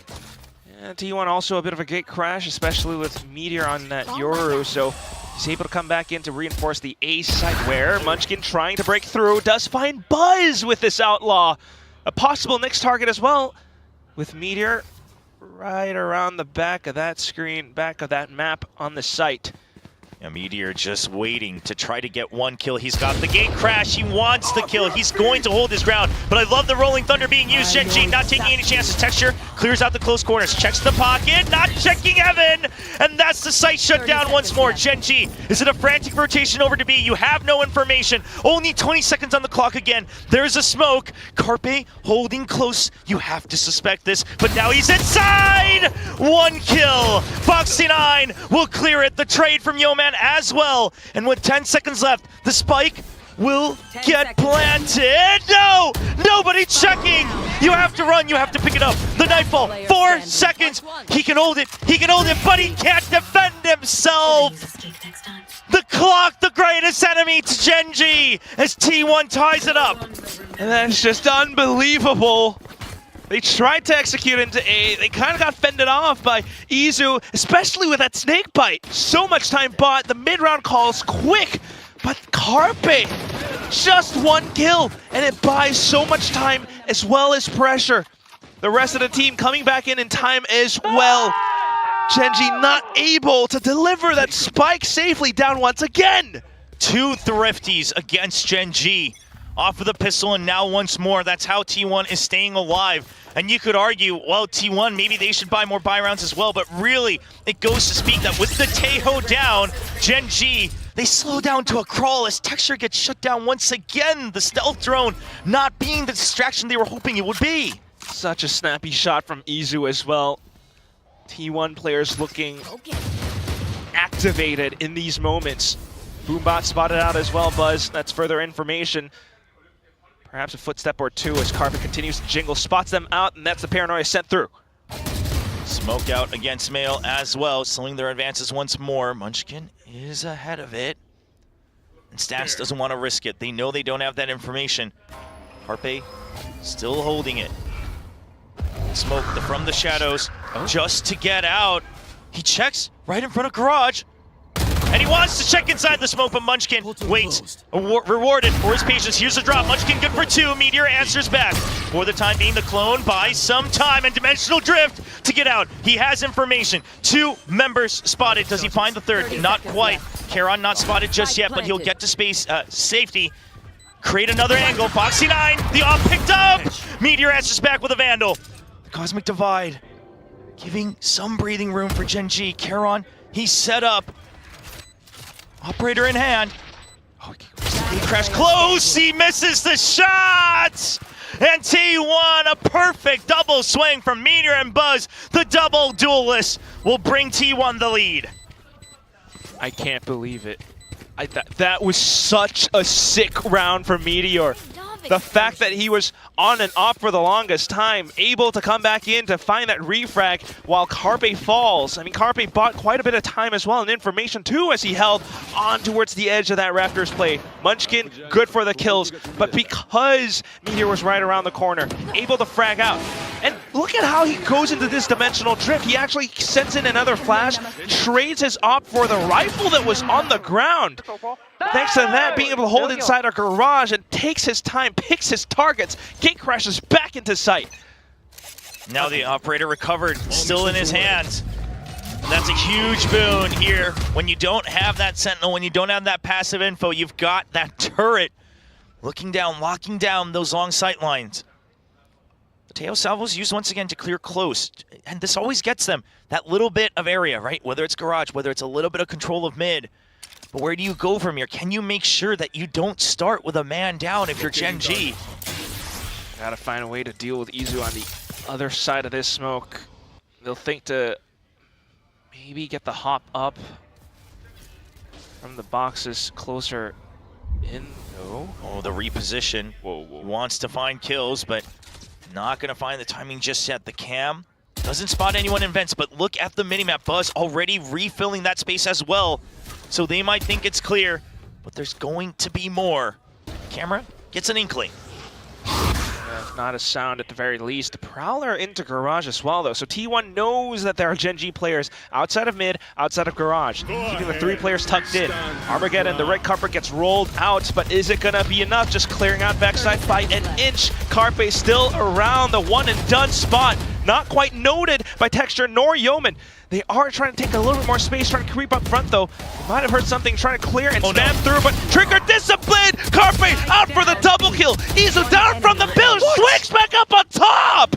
Down to just Karen at 10 seconds, and Izu comes back in for the elimination. T1 up 5-3. That's the Izu that a lot of people wanted to see last year when he was picked up as a rookie for T1. That's the type of play that he was able to showcase in the challenger scene, and when he was picked up, a lot of people said that's good scouting. That kid is promising, and boy is he showing up today for T1. And Carpe, they were trying to spam through it as well, and they just figured, you can't do that, you can't assume. They figured it was clear. And that's when they fall. And so a timeout here for GenG.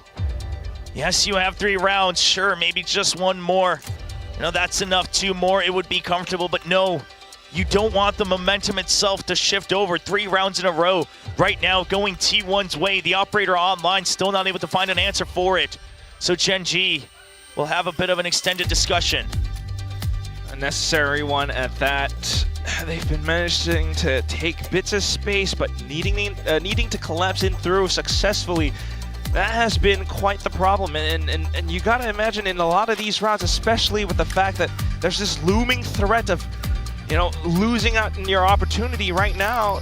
There's that slight bit of pressure. Too much of it and you could crack. Too relaxed and you're gonna, you know, neglect to check a lot of these corners. So just needing to find that tight, perfect balance, and that sweet zone right in the middle.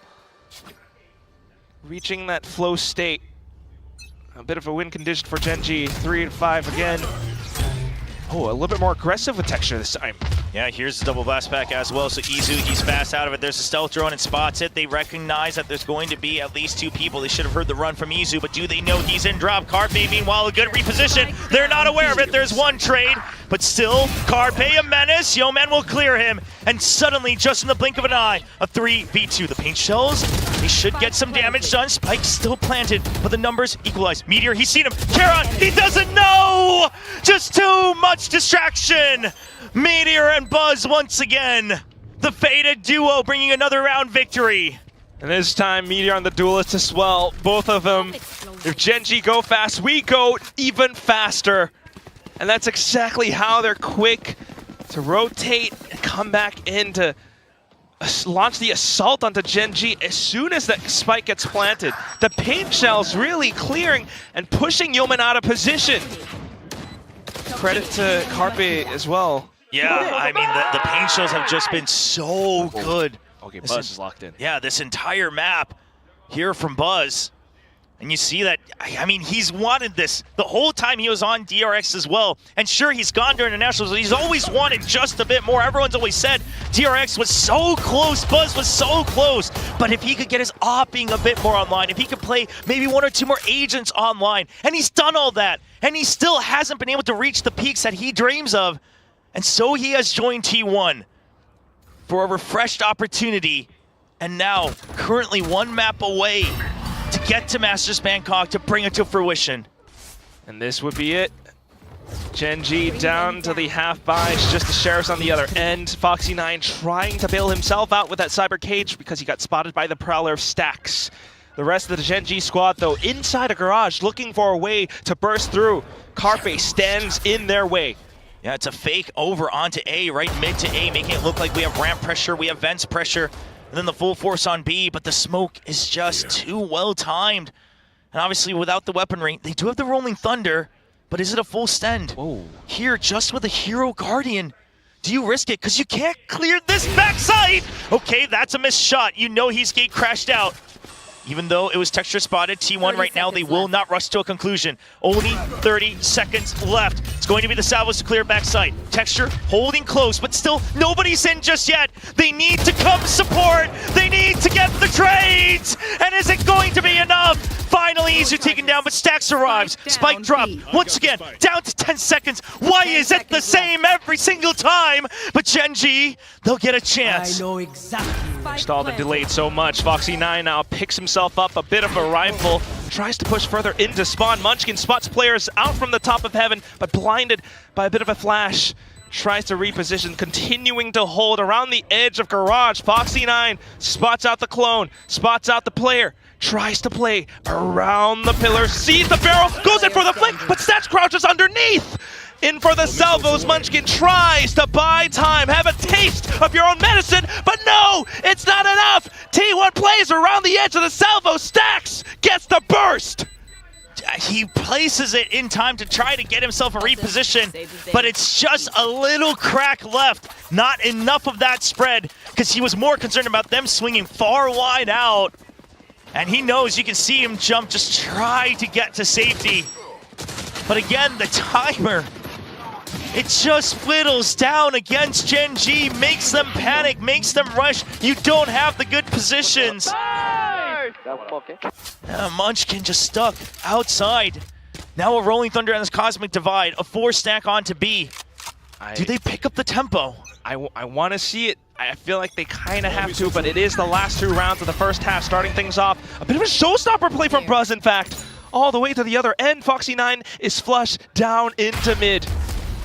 Yeah, but this is huge because if it was an A hit, you would have gotten ahead of it. But if not, you're trying to force him to go to B. And since it doesn't happen, look at Stax' movement on the minimap. Buzz going back to rejoin. They're aware of the possibility of a rotate. You have these ults. You've had these ults for so long.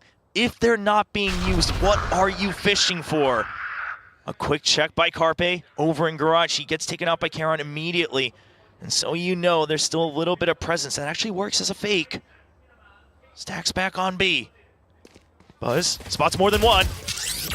Tries to get ahead of the drone. He has to back out. He's stuck on the side. The Rolling Thunder. He gets shoved to the side. And Texture opens up the site with the first kill. Stax, though, trying to get a couple of spams. He actually finds Foxy9. Quick with the Nightfall straight in. Robs them of their sound. Now just down to the 4 GenG players trying to go back through, trying to hold down this forward space. Up by Elbow especially. Salvo sent in. Carpe with the judge. Yeah, trying to sneak in through the smokes. He's found a little bit of space. That could be good for Elbow, could be good for a double peek out. Texture, he goes wide, but that's just not enough for the judge. Yo, man, with a nice trade, it's a judge, my friend. He somehow survives it. 1v1, but not enough health. T1 remain ahead, marching towards that ticket and a rematch against DRX in the grand finals. And just as that continues to happen round after round, Chobra, GenG, I really hate to say it, but time continues to tick away from them. Not just in the rounds, but in terms of the individual gameplay too. You know, every time they try to execute, down to the few seconds remaining, Yeoman couldn't get the spike down, and that's why he went for that peek. Stax was so ready to receive. Next round comes up, and it's GenG once again back to the slight default of trying to take that early space, maybe around Garage, maybe on towards mid. If you're GenG, you need this. You need that 4th round. 3-9 is not enough for safety.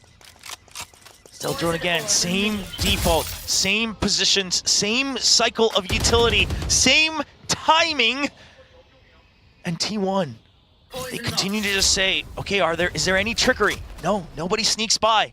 The smokes refresh. And easy, look at that off angle. He holds it every time. No one's peeked him just yet, but he thinks maybe this time out of desperation, he go for an aggressive peek.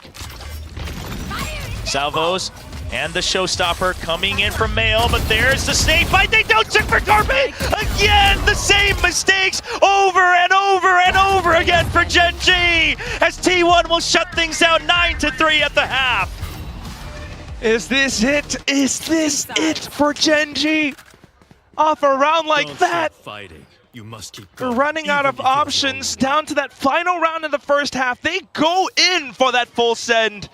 Just clearing a little bit of space, quick on the coordinated push out from mid, out from B Heaven, as well as Garage. But the one thing that took all of that down was just Carpe in the same corner. 3 kills to his name. Yeah, Yo-Man swings out. It was meant to just be everyone needs to get 1 kill. But when you are being pressed for time, when the showstopper is delayed, what's the backup plan? And you have to wonder, because this is what that old GenG was so good at. You can't help but compare. Because how drilled they were at covering each other, at trading for each other, at each person knowing their exact role. Am I meant to create space or get a kill? We just haven't quite seen the same magic consistently yet. It is early in 2025, but given the success last year, you can't help, especially if you're a GenG fan, us constantly looking back and reminiscing. Well, can only reminisce for so much, because we are starting out this second half with a 9-3 scoreline in favor of T1, and starting things out on their attacking side with this double duelist composition, double controller as well. T1 looking activated as heck, with Stax leading the charge currently. Toxic screen on to B. Once again, no passive sentinel, no easy lurk. Onto that A side. We'll see how GenG is able to identify that weakness, but it's always so tough with limited utility here on the pistol. But you can see they've invested in the double trap bars. That's the benefit they have with that Cypher. It's a long trip as well. Trap play, fault line, salvos, paint shells, a ton going out, but no damage being sent over. That's 2 40-second cooldowns gone. And a refresh, the paint shell's also used. This is then now T1's turn to return. Bit of an execute straight up in towards heaven, but instantly reply. Texture off towards the top, traded off by Buzz. Karen trying to hold on towards Garage, but Izu quick to execute in. Spike planted soon. You will have fault line come back up here in a second. Same with the salvos. Do you wait for it? You want to make sure they clear out heaven first. Salvos coming online. There's the fault line. But look at how well spread out T1 is. At best, they only lose one member to the chaos of the utility. The trades will be there. Everyone ready to swing out. Smokes comes out as well. Foxy9, he has no vision. There's a fault line for close. He needs to win it against Carpe, and he does! Yeoman good for his own kill as well. Stacks on for 2. It's a spread. Time ticking away from Munchkin. It's been the same story! And Stacks gets the 3K. 10-3. 3 rounds away now from returning to the international stage. It's so close, T1. They can smell it, they can almost taste it. And an opportunity at revenge against DRX possibly as well. But I mean, what a decision from Stacks. The whole team able to come in quick. GenG still finding some of these trades, but Stacks on for the haunt just to throw off Munchkin for a second, and then he finds that shot. This is now the buy up from T1. They have so many chances at getting towards match point. Buying up on that Outlaw Meteor once again. Waiting for a peek out as a reaction. It's the clone. Hoping that maybe after the accidents last night that people would check for it. Not going to land the shots that he was looking for. But it does bait out the paint shells. And we saw how valuable that was in the previous round. Once that was gone, it's an opening. Okay. Here for T1. Just making sure that there is no chaser, that garage cannot be re-cleared, and then they still leave Meteor here. Gate crash at the ready. He's gonna take down the stealth drone, you just don't have information, but GenG, they do not falter. They say, okay, if it's just Meteor, if it's just the Outlaw, there's still a chance that the rotate has happened. He's trying to sell it as hard as possible, but GenG will not be shaken. Fault line at the ready. Here they come, he gets past it, he doesn't check. They've been delayed, they've been shut down. And there's the paint shells returning after the double kill. Now a frantic rotate. Munchkin, can he hold on? The salvos, they're back. Meteor is trying to catch a rotate. Nobody has any idea the jump peaks. 17 HP, but meanwhile on site, Munchkin salvo in hand. He hasn't been spotted just yet. There's the surround, there's the spike down, and there it is, 7 seconds. Returning the favor, T1. They don't have time. The round ends, and Meteor will not be able to escape. Snuffed out at the last possible second. T1, how do you like them apples? GenG just down to the read and the hold from Texture. The first shot was good, but he strafes out and finds one through the smoke. I just knows he has to stop them at all costs right there. And that is a big shutdown. Munchkin asking about the pickups. Can they upgrade all their guns? And here they come in. A couple pickups, a couple purchases. A long way to go still, but full armor. An Outlaw in hand as well for Texture. Not quite spotted, shoots the clone, but he doesn't have an easy way out. The blast back right up into the sky, but Charon, he's set up for it. Buys enough time.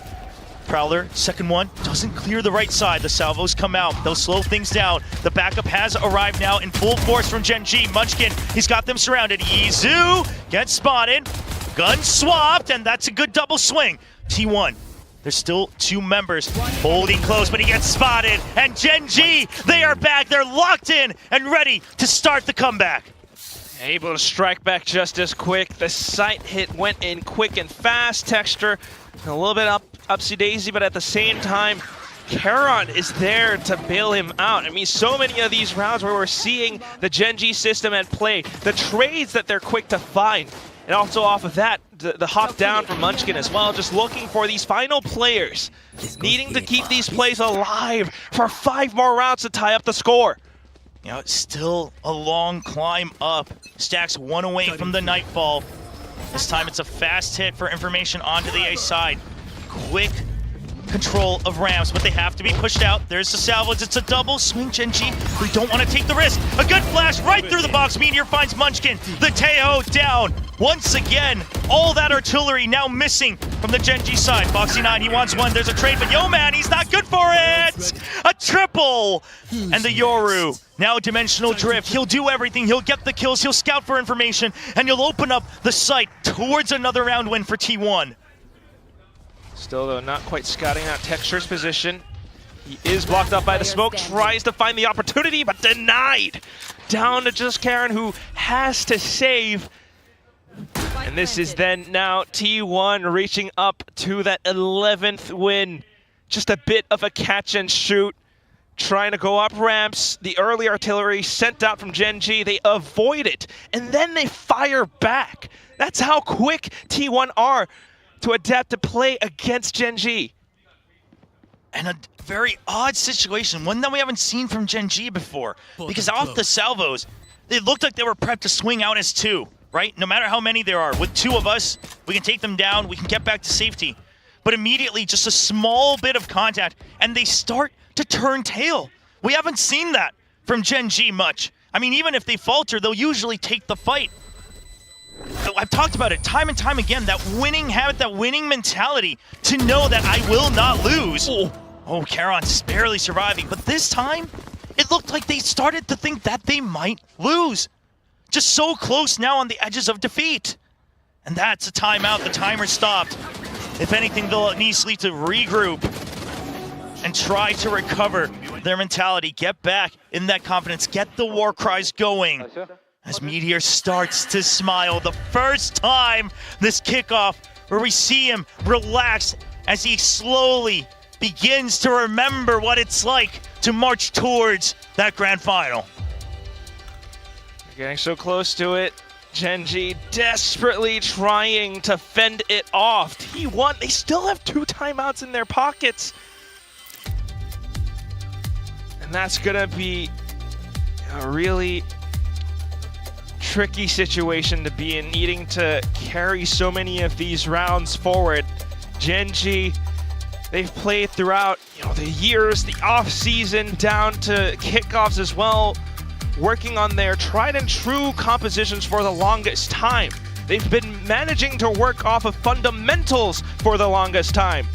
But now, down to the split, this is when they pull out the Teo, and they are trying their darndest to work against this composition of T1s where maybe they didn't quite expect this. Maybe they didn't really quite figure out a solution fast enough. Whatever it is, now they find themselves in this situation. It's 11-5. Uh-oh, the push out here on A, but it's been somewhat red. No, they actually try to escape from the salvos first, but the fault line keeps them trapped. And this is what this composition was built for. The free kills off the utility, the free zoning. Suddenly a 5v3. Needing to start more rounds off like that, but still T1 not broken yet. 3 members, the trio, trying to work their way through mailroom. Spotted out by Foxy9. Texture out from stairs. Looking for his timing to peek out. Does have the boombot. Bit of a silent drop though. Foxy9 continuing to jiggle back and forth. Does find one. Izu off for the trades, but Karen instantly comes back in to reply. Texture now slow and smooth. Smooth is fast, but spotted out by Izu nonetheless. 30 HP. Going to be zoned out, but he finds another target. How is he getting away with murder? 1v2. Doubles back. Tries to find another 1v1, but Munchkin spots the barrel, spots the elbow. And GenG now up to 6, 5 rounds apart.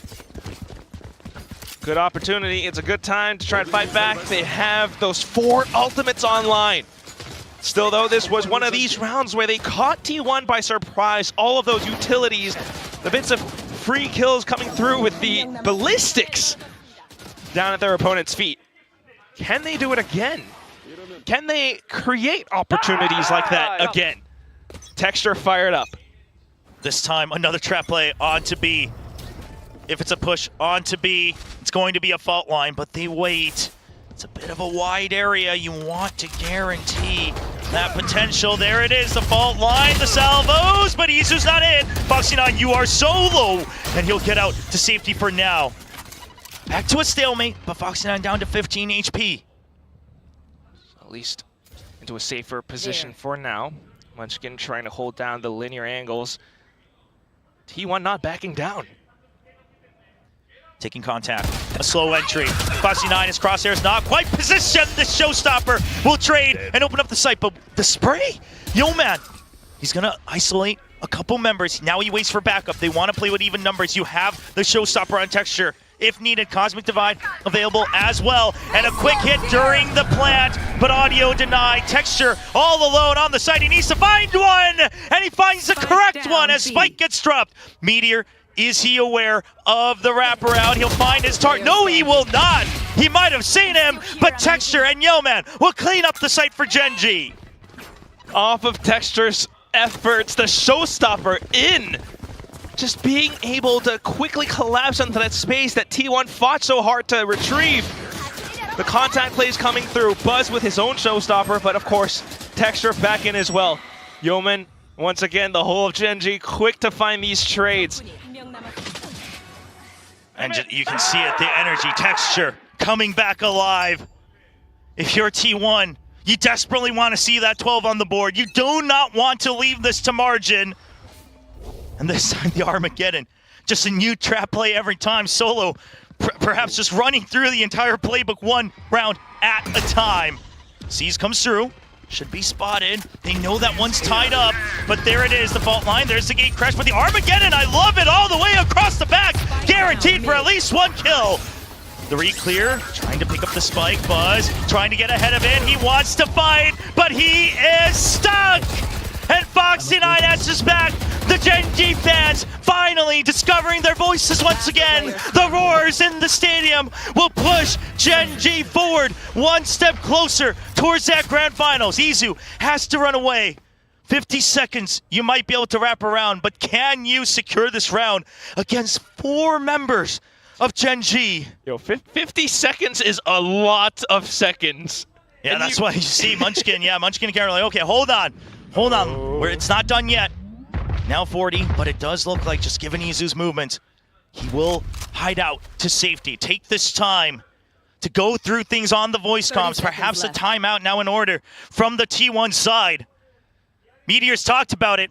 When they need that solution, it has to be head coach Autumn that gives it to him, and he's been doing that so far. Halfway through this kickoff, they've discovered that chemistry, and can he do it again? The same map as it was against Paper Rex here on Split. 10 seconds left. Yeah, back against Paper Rex, that was 13-11 in favor of T1. There is a very good opportunity for T1 to find that match point. Whoa. Oh, okay. Oh, he pushes him out. All right. But he actually, yeah, he gets the kill himself. Close. And there's the timeout. Timer paused. They've drawn those ultimates away from GenG. Yeah, but Rolling Thunder, 1 away. I mean, for GenG right now, that's true. It's, a little bit of over commitment to this utility, having to use maybe just 1 more. The previous round, the paint shells to secure the 2nd kill, things like that, but they'll take the numbers advantage. And so now T1, they have to start to think, okay, even with that util gone, GenG's not afraid to just double down. What do we do from here? A time to regroup with the coaching staff. Chunggak, one of the coaches, in the booth these days, now alongside Autumn, now that Carpe is playing this weekend. And you see him going through it, head throbbing, but you have to push forward. T1 never having a chance to be at the top of Korea, of Pacific. And that's a blow to that organization. They accept nothing less than being number one. Can this new squad do it? Bringing on stars from all the different Korean squads so far. All down just to form this super team as everyone hails them. Really close to really ending it all. But GenG just still not backing down, finding that perseverance, finding that tenacity to nip at their heels. We are here to play. They start things off with the salvos, as well as that Rolling Thunder picked up. Texture seeing the clone being pinned, just waiting to see if anyone chases through it. That's going to be a late lurk by Meteor. Boombot, does it spot him? It does. Forces a gate crash out. Now the early salvos, as you mentioned, it's for that orb, it's for that Rolling Thunder, but are they aware that GenG is still holding? This is the confidence of GenG. It's against Nico. They'll take this risk. Munchkin trying to hold the high-low, and it's just an absolute spray down. And T1 into the grinder they go. No entry onto site C's. It doesn't matter. There's the aftershock, the salvos. You're just in the war zone, baby. And GenG will get their 9th round win. Oh, I love the smell of napalm in the morning. And of course, GenG is the one that brings it to the table. The salvo, the Altor picked up, but like you mentioned, just utter faith and confidence in each other. They hold it down.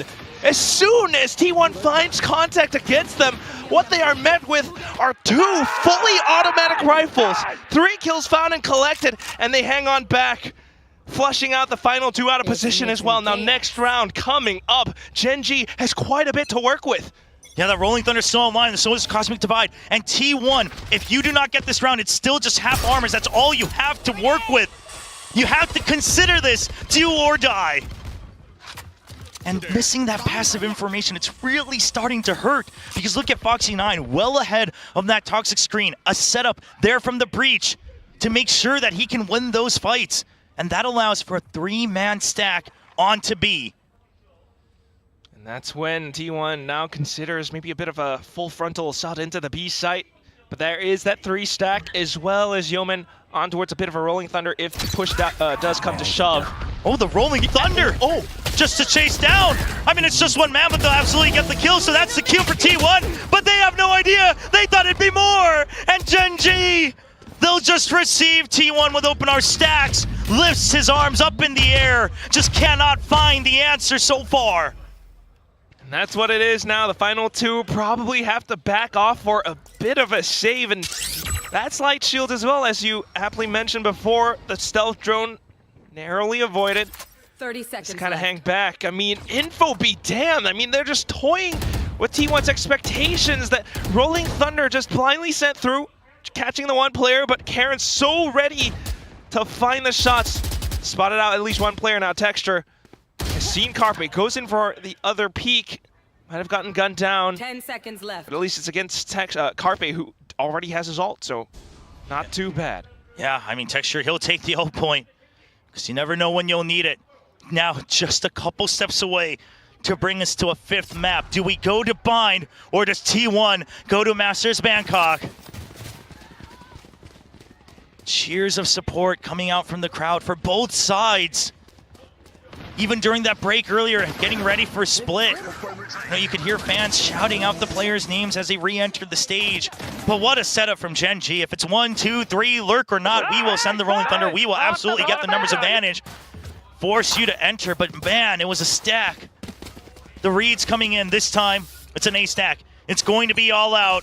The flash at the ready. Speed is of the essence.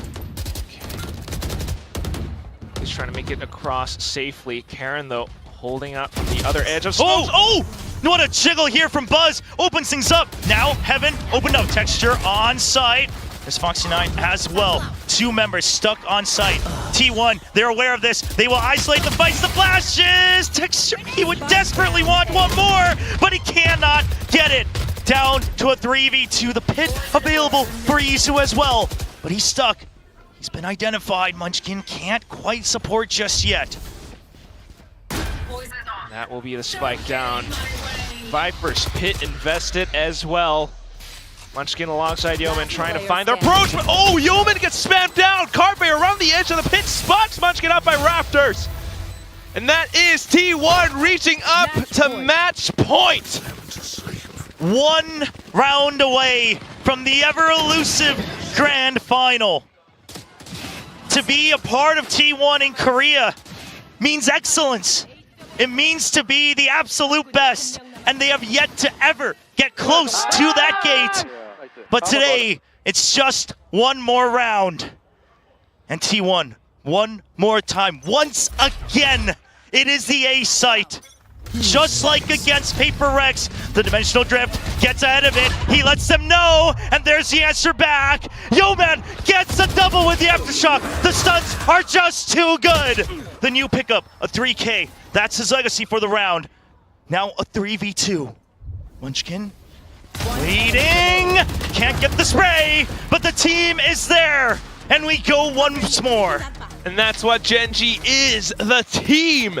Everything thrown out and sent into T1. The Aftershocks collapsing on towards the T1 players. And thanks to that, a bit of time bought for the other players to get into position where they find the trades. T1. I mean, the util again, the trap play, the read that they will go for that A site once more. GenG. They're getting fired up. Texture giving a shout out to Yeoman. Again, they say, once more, T1 wants it! And Texture, and just like that, he slams the door shut. 4 members scrambling in ramps. Like lemmings with nowhere to go, they will fall down into the cliff, and Charon's waiting for him. Finds another, gets the shorty out, and just like that, overtime! Switching sides. GenG complete the full conversion down in the second half, starting things off. They're not quite having it all, a bit of a 3-9, but now turning it all around. 3 A sites in a row from T1, and GenG are just prepared for it. The op shot from Texture, Charon right underneath the bottom of the ropes to bring them over into the River of Death. Like, that's just classic GenG. A flawless at that as well. I mean, we like to talk about momentum. It's never gone over as much as it has right this moment. The coaching staff all lasered in. The fans starting to get rowdy. Everything on the line. 2 rounds to get this map victory. You have to imagine GenG are feeling extremely good and confident right now.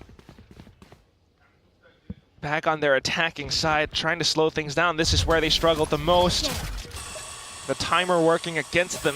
Prowler out from mid, but nothing quite found yet. Munchkin will send out the stealth drone as his procedure. Okay, but the difference here is every time they've done this, the same format, it's always been around Ramen, around Garage. But this time, you send the Boombot, make it look like we're taking control of Garage, but the full stack's been waiting by A. A timing attack here from GenG. Meteor tries to get ahead of it. The gate crashes here, but salvos to cover those corners, but Buzz just out in the middle of the site. Will shut down Foxy9. Now with the salvos, you know the tail was nearby as well. Where can GenG go again? Only 40 seconds left. A full rotate with no info seems absolutely deadly right now, but they don't have a choice. And it's just trying to regroup back in towards top of mid. Izu instantly notes it. Snake bite to delay and buy time again. The rotations are online. Stax is here. C's is online as well. Stax, he's arrived. He could throw that out. Only 20 seconds left. GenG, not like this again. How far you've come to get to this point. And Stax goes for the spray. He gets pushed out. Texture, gun down from the sky. And Izu will get 3 members. Charon all alone. 5 seconds forward. The countdown down to the round loss. As T1 answers back with their own flawless. That definitely cools things off for GenG. A dampener effect, if anything. just Buzz's decision to not staying in spots that they would want to clear out, just be in the middle of the site for that fight. Izu nice and calm, just doing his part, doing his job. 25 kills and 15 and 8 assists on that Viper.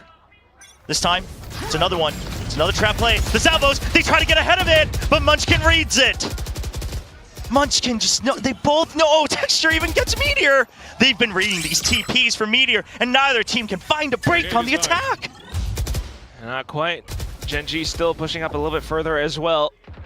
Spike still in the hands of T1 though, and maybe looking for a bit of an opportunity to try to sell some kind of a fake to once again launch that rotate. Izu still on the other end, but Texture continues to hold down ramps. The spike dropped now. Carpe tries to pick it back up, but Texture denies any possible opportunity. Now just Izu. Back and forth we go. Foxy9 spots him, but he's far away from the spike. GenG spreading out, but you don't want to get too antsy. He'll just cut off the entryways. Foxy9 perhaps getting permission to go for the fight. He will lose. But they are positioned in a way, like if Izu had started the hunt here, I'd be a little worried because they're positioned in a way where it could turn into 1v1s. There is this crossfire from Charon. And so it should be the end of the round. Yo-Man has been just on fire leading into this overtime. Texture starting to pick up at least in this round as well. Come on! So we will go again. As you mentioned before, neither team can really catch a break on their attacking side. GenG getting a read for it, knowing how to work against the lack of passive information from the side of T1. Meanwhile, GenG, truly, we saw this so much from the first half. You know, not having time, just slow to really start and kick things off. So T1 with a timeout here on the defensive side. I do find that a little curious because like you said, this is where GenG has struggled. But perhaps Coach Autumn wanting to make sure that they're ready for a potential fast hit. Just like GenG's been doing on the defense, you can try to do something similar with this composition on the attack. But the question is where will it go? B site, you would think is a little bit easier to at least get guaranteed clearance. But can you then enter through the choke point? That remains to be the big question. As well as the corner that Carpe has been playing before. I assume GenG is checking it every round now if they are to execute out of B. But once again, I mean, still setting up for it. They've bought a little bit of pressure down mid. They've tried to go in for that slight split push. Still not quite working out. Now, ooh, a bit of a stack in towards mid. So that's the read from T1. Getting ready for a potential fast hit, and that's the full sell from GenG. They want to draw everyone away, but now it's stopped. Has he stopped before or after the snake bite? It's hard to tell. There's the boom bot now. Izu giving that information, but look at Stax. He gets a sniff of it. He says, well, that's a little weird. Double blast pack and no further utility. Charon, what are you looking at? Stax gets one kill. Foxy9 domed as well. Yo-Man will answer back, but Stax is holding the fort. Meteor has now regrouped. What a timing from Munchkin. Just a constant ping pong back and forth between these two teams. Yo-Man doesn't want to face the same fate that his teammates have. Nonetheless, spike retrieved, and now an opportunity to get it planted down when first time in a long while GenG has time for this. No smokes though, so T1 can continue to push and assault through. Just a bit of the tail utility to fend them off. There's the aftershock, pushes him out. It's great staggering of the util, now 3v2. Texture still not spotted. T1, they know they don't have much time. The shorty, Izu, what a call. The confidence play to lead in front of his IGL, the new leader of T1. But Texture waiting for a timing. Yo-Man needs help, Texture will get it. There's some paint shells.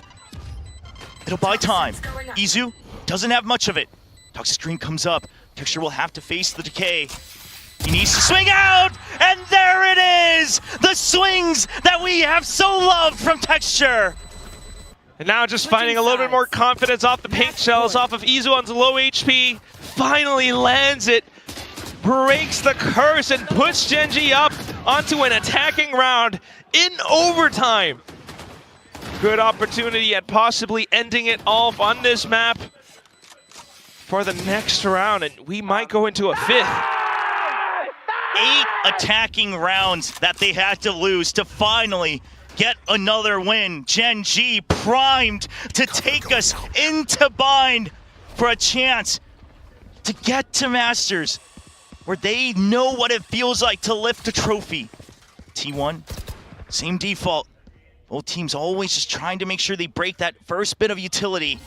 But this time, just after that initial trap play over by the A side, no further movement from GenG. Still trying to hold on to their current positions. Several stars and anchors towards the B site as well. Oh, what a bold position here from Stax. He wants to push in, Yo-Man. What Stax is trying to do is draw out more information, more util away from Yo-Man. And if not, you will face death. It's a 1v2, Yo-Man. You need to call for help. The fault line at the ready. So that's a timing. But Stax is in the site. I don't think he's seen him. But he knows he has a chance. A close swing out from Stax to open up the site. GenG, meanwhile, pushing out mid as an answer. There it is! They draw Yo-Man out. There's the bait. He gets caught. Meanwhile, GenG, they've snuck through sewers. 30 seconds left. Izu. This could still provide a chance for GenG. Carpe's way too far out. I don't think they have any idea. I think they trust in Carpe's information. Izu, that's one. But how many are coming in from there? Buzz, he gets stunned. Where's the follow-up? Waiting for it. Salvo's a little late. There's the blast pack. They know he's on the side. And that's eventually the trade from Texture. Carpe now coming up through mid. It's going to be another surprise here for GenG. They need to push through. They need to get these kills. Charon gets one. There's the shorty. Swaps back out. Stax repositions in a tough angle. He saw the barrel. Oh, a flick onto Texture. 1v1. Charon, you have to stick it. He gets it. Is it enough time? Charon cannot finish the defuse. Oh my god, down to .42! Such a tremendous effort to try and end it out. But down to it at the very end, Stax with his insane call to push into A blindly, dry on the push. And then the kill onto Yo-Man, being able to get the flick on the edge of the smoke as well. Just buys up so much time ahead of GenG. What a round from both teams as he just watches and lets his efforts unfold. The next round begins hot and fast. Yeah, this time it's going to be an actual send up through mid. Salvo's over in vents, but GenG, you gotta calm down. Texture, there's so much on the line. All the players on the server starting to play with their emotions on their sleeves. So much that all of them have worked for this whole kickoff throughout the offseason. Now Vent's taken over. It's the first time that GenG's had a little bit more control of mid, but no control of the side of the map. It's always keeping players nearby. GenG at the same time, just keeping themselves posted up. Karen inside a garage. Yeah, a bit of a flash in. Now, do they suspect that Meteor would have taken that gate crash? He always has off of that blind side, off of that flash. That's his timing to rotate. But it seems like there's an internal timer for the gate crash as well, because GenG taking contact. They spot each other. Munchkin tries to get out of it. He's down to 12 HP. He still wants to fight. He knows he has to hold on the salvos to make sure he can't get traded. Izu now drops down. A crossfire set up with Buzz by his side. Can they clear him out? There's the paint shells. Buzz now trying to regroup with Stax. Can he get into screens? There's too many targets. He must escape. Meteor, meanwhile, in mid. Charon gets the kill. So now options opened up, but only 20 seconds on the line for GenG. Spike going to be held in safety in the corner. And Carpe eliminated. One round up once again. Map point rather, for GenG. And that's when they find their best. GenG pushed to their limits inside of overtime, fighting for their lives. They continue to evolve on their attacking side, finally cracking the code. A quick push down mid, buys a bit of time, knowing that possibly T1 ain't around the corner. Off of that, finding the quick rotations from mid, down straight back in towards the A side. So darn close at every step of the way. You see how much it means for Foxy9. Can't even cheer right now. Hands trembling, but you have to study the aim. The operator now out. So the trap play earlier, it was a high-low. This time, the operator eliminated by the Phantom. Do they dare to peek again? I have to imagine that they'll use util. They've been taken out from here before. Texture looking for a sliver. Everybody grouping up. Look at T1. It's going to be a flood in. It all rests on this first shot. Another Prowler. The op discovered. Paranoia spent. But that means T1 now has to reconsider their options. Texture holds on to his paint shells. No, he actually lets it go into its ramp as well.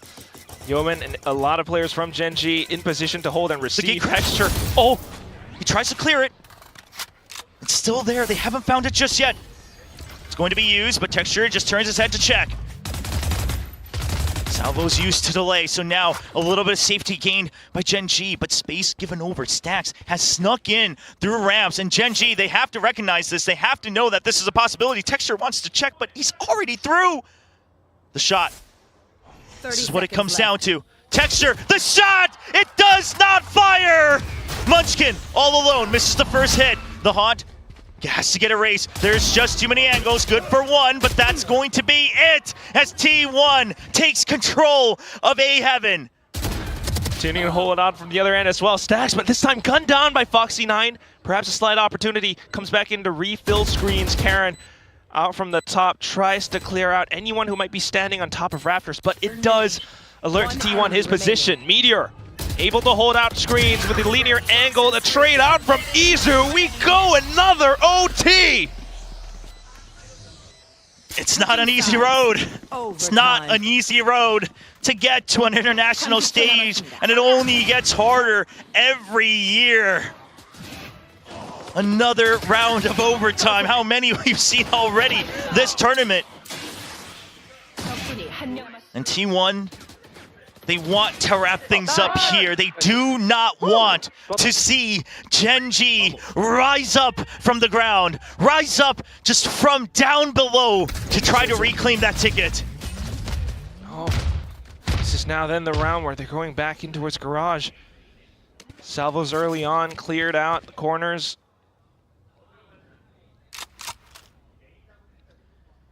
And now T1, they just wait. They've seen this before. They'll just confirm there's at least one. And you know it's going to be another default hold. You know GenG has struggled to get through that toxic screen in time. Munchkin will still sell once again the same default. Hey, we're near B. We're near Ramen. We want to clear the site. Pings out fence, tries to make it look like they're pushing people away from mid so they can go to B. Prowler, not spotted. Karon hides away from it, but the entry is still happening over here on the B side. What a timing from Texture. Waits for the spray, baits out his old teammate. And now site opened up, all 5 members alive, and look at Karon's position. The guarantee, the insurance here from Karon sets up a star for his teammates to smoke online. He is quite far away. We'll see if T1 can pick up the speed. Trapwire eliminated, but one down below. Couple of jiggles as well, and continuing to spot out the T1 players out from heaven. But Stax takes movement away, and now that's going to be Yeoman down. Off to the next, that's Foxy9 gone. Karen and Texture will hold out towards the back of Elbow, and that's going to be the round as Texture continues to swing off again and again. 16-15. Match point. Will it be another round of OT? It looks like perhaps GenG finally using their one timeout here in the overtime. And you have to wonder what the call will be, as it's that defensive side that's done so well for them, but not here in overtime. Possibly must have spotted something out from before. And a little time for everyone to take a breath. All of us as well watching, all the fans here in the studio, everyone watching from around the world, trying to find out who will be next to DRX when they arrive in Masters Bangkok. Stax trying to just relieve the pressure. Carpe calming down his teammates. He's got that experience under his belt. Meanwhile, GenG, Foxy9 trying to keep up the smiles, but you can tell the tension, it is starting to creep up across the entire stage. Texture definitely not looking like his usual cheerful, bubbly, jovial self. You can't be. There's too much on the line. Yes, sir. And obviously, for some of these original members of GenG, the nightmares of Champion Soul looming above them, right when they thought they were unbeatable, just getting eliminated in home ground before you even have a chance to go to a bigger stage. 30 kills for Texture. He has risen back up, and he goes out. A little bit of a miss on the stun, but it's a full push out. The stealth drone as well, making sure that there's nobody down in sewers, but look at this reclear from Stacks. It's a good read. The mind games are here. Who will take the peek out first? Munchkin the wide swing. Texture with the trade. Buzz left all alone. The paint shells will keep him at bay. And GenG, for now, still holds control of A ramps. Yeah, good little flash from Yeoman as well, but Izu does keep himself planted deep into this position where he might catch an unsuspecting player or two. Texture, though, quickly notes onto it, and that's Izu gone. Foxy9 all alone. He said this is where he loves to fight, but right now it's just too much. He has to escape. You have the cam. You've got some tripwires. There's a blast back in from Buzz, taking things into his own hands. Now Sight being approached by the spike. Foxy9 making sure that they cannot expand their control, but Heaven, how do you clear that? Meteor gets one, draws out the showstopper. Spike planted. He's running out, he's right below. He wants to take it out, the rocket lands! Buzz down, Meteor with the trade. One more Foxy9 solo, he tries to go for the repeat, but it's a 4K for Texture! And for once, he will secure victory with an ace in his hands! Down to the final round. A little bit of an oopsie as Munchkin's spit falls out of his mouth. But how could you not? When you were pushed to your absolute limits, down to overtime again and again, 17-15, and Texture closes it off. And just how poetic is it? The one time that he's able to secure that ace, that it leads them to victory. The last time it happened, it led to defeat and elimination. But this time, that is the spark and the shot that rings true to let GenG fans know that they will have one more shot to get to Masters Bangkok. You just gotta remember every single round. It feels like ages ago, but you just saw how much of it, the efforts from both teams, really fighting tooth and nail to bring you all of this. Yeah, I mean, the adaptations as well, sometimes just the same defaults, the fakes, everything in the overtime. And Izu, again, as one of the younger players, tries to just stay as calm as possible next to these veterans where all the pressure has been burdened. And yet it just wasn't enough. GenG comes alive just a bit too much. And you have to wonder if you're T1, just what in the world does it take to eliminate these guys? Everything in the kitchen sink. They never ever give up. They never back down. That's why they are kind of the kings of the lower bracket, always making it through and through. The adjustments, the ballistics, the explosiveness, they bring it in. Well, that's going to be it for map 4, but ladies and gentlemen, we aren't done yet for this night, and boy, is there a lot to discuss before we get to map 5. Back over to the desk. What a series we're having so far. All logic would tell us with a lead like this for T1, it was over for GenG. But in our guts, I think we knew deep down that GenG was capable of doing something like this. And they did it, bringing us to a map 5 in this most insane series. Absolutely unbelievable to watch. It's a spectacle so far. We saw how the tables really turned when they got onto that defensive side. Both teams trading pistols, then trading anti-ecos on the opposite side. Who knows what to expect next? Yeah, Thrifty's won a lot of big plays from both of these teams, but GenG really showing that championship mentality right now, the grind set that it's taken to overturn this series and try to give themselves a chance at reverse sweeping on Bite is insane. So many close moments that could have gone either which way, and so many very, very influential big plays being made either the multi-frags that you saw from Texture or like Stacks on that attacking side, just dry walking out A, trying to find gaps, trying to make hero plays to be able to give T1 the victory that they needed. Both teams wanted this so damn bad. I mean, have to shout out Texture. He ended the game with an ace, unlike him, but he finally made it work. And, you know, we spoke about his performance on Lotus, about how it seemed like he was having a slow day across those first 2 maps. And this is how you turn it around to try and get his team to Masters Bangkok. Now 1 map away, and he wants a big performance in Bind. Now, how are you guys feeling about this moment, especially going through those overtimes? There's a lot of back and forth. Do you feel that these 2 teams are playing at their peak right now, and that's why it was back and forth, or because the other team kept making mistakes? I think GenG, very, very slow start from them, but their defense was excellent. We talked about how it's an execution-based comp, and they had so many great ideas, which we'll see some of soon.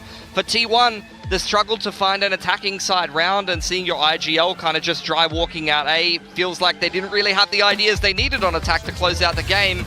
Looking at how these 2 comps interact, I mean, you see this from GenG on the attacking side. This is a bully comp that denies you space, and for T1, it's much more of a fluid comp where you see things like prowlers and flashes, and they're trying to retake that space actively in the mid-round. Yeah, we want to see T1 setting up their duelists a lot. That's obviously what they're trying to do. When they're running 2 of them, it's massive for them. But I don't think, especially across in the second half, they managed to make it work, because look at all this util that comes out from GenG. This A main fight is brutal. It's disgusting. There's nowhere to stand, guys. Where do you stand in A main? There's a grab well, there's 2 bloody salvos, fault line, paint shells. They're dumping the whole bloody kitchen sink into A main, and you can't dodge all of the util, unfortunately. Yeah, I mean, when you're running this Viper as well, you want to be able to put that wall up across A, find that space, find that lurk. We know T1 like to do this with the 4-1 style, but they really wanted to take the fight to Izu. Yeah, I mean, this was just crazy from start to finish. The OTs really delivering, and look, honestly, some of these rounds, like you see these like lurk plays as well from T1. They were kept running the 1-4s on attack, and it just felt a little bit uninspired, unfortunately. Yeah, this is their style. We know they like it. They like to keep it simple and straightforward, but it really stopped working for them in this second half.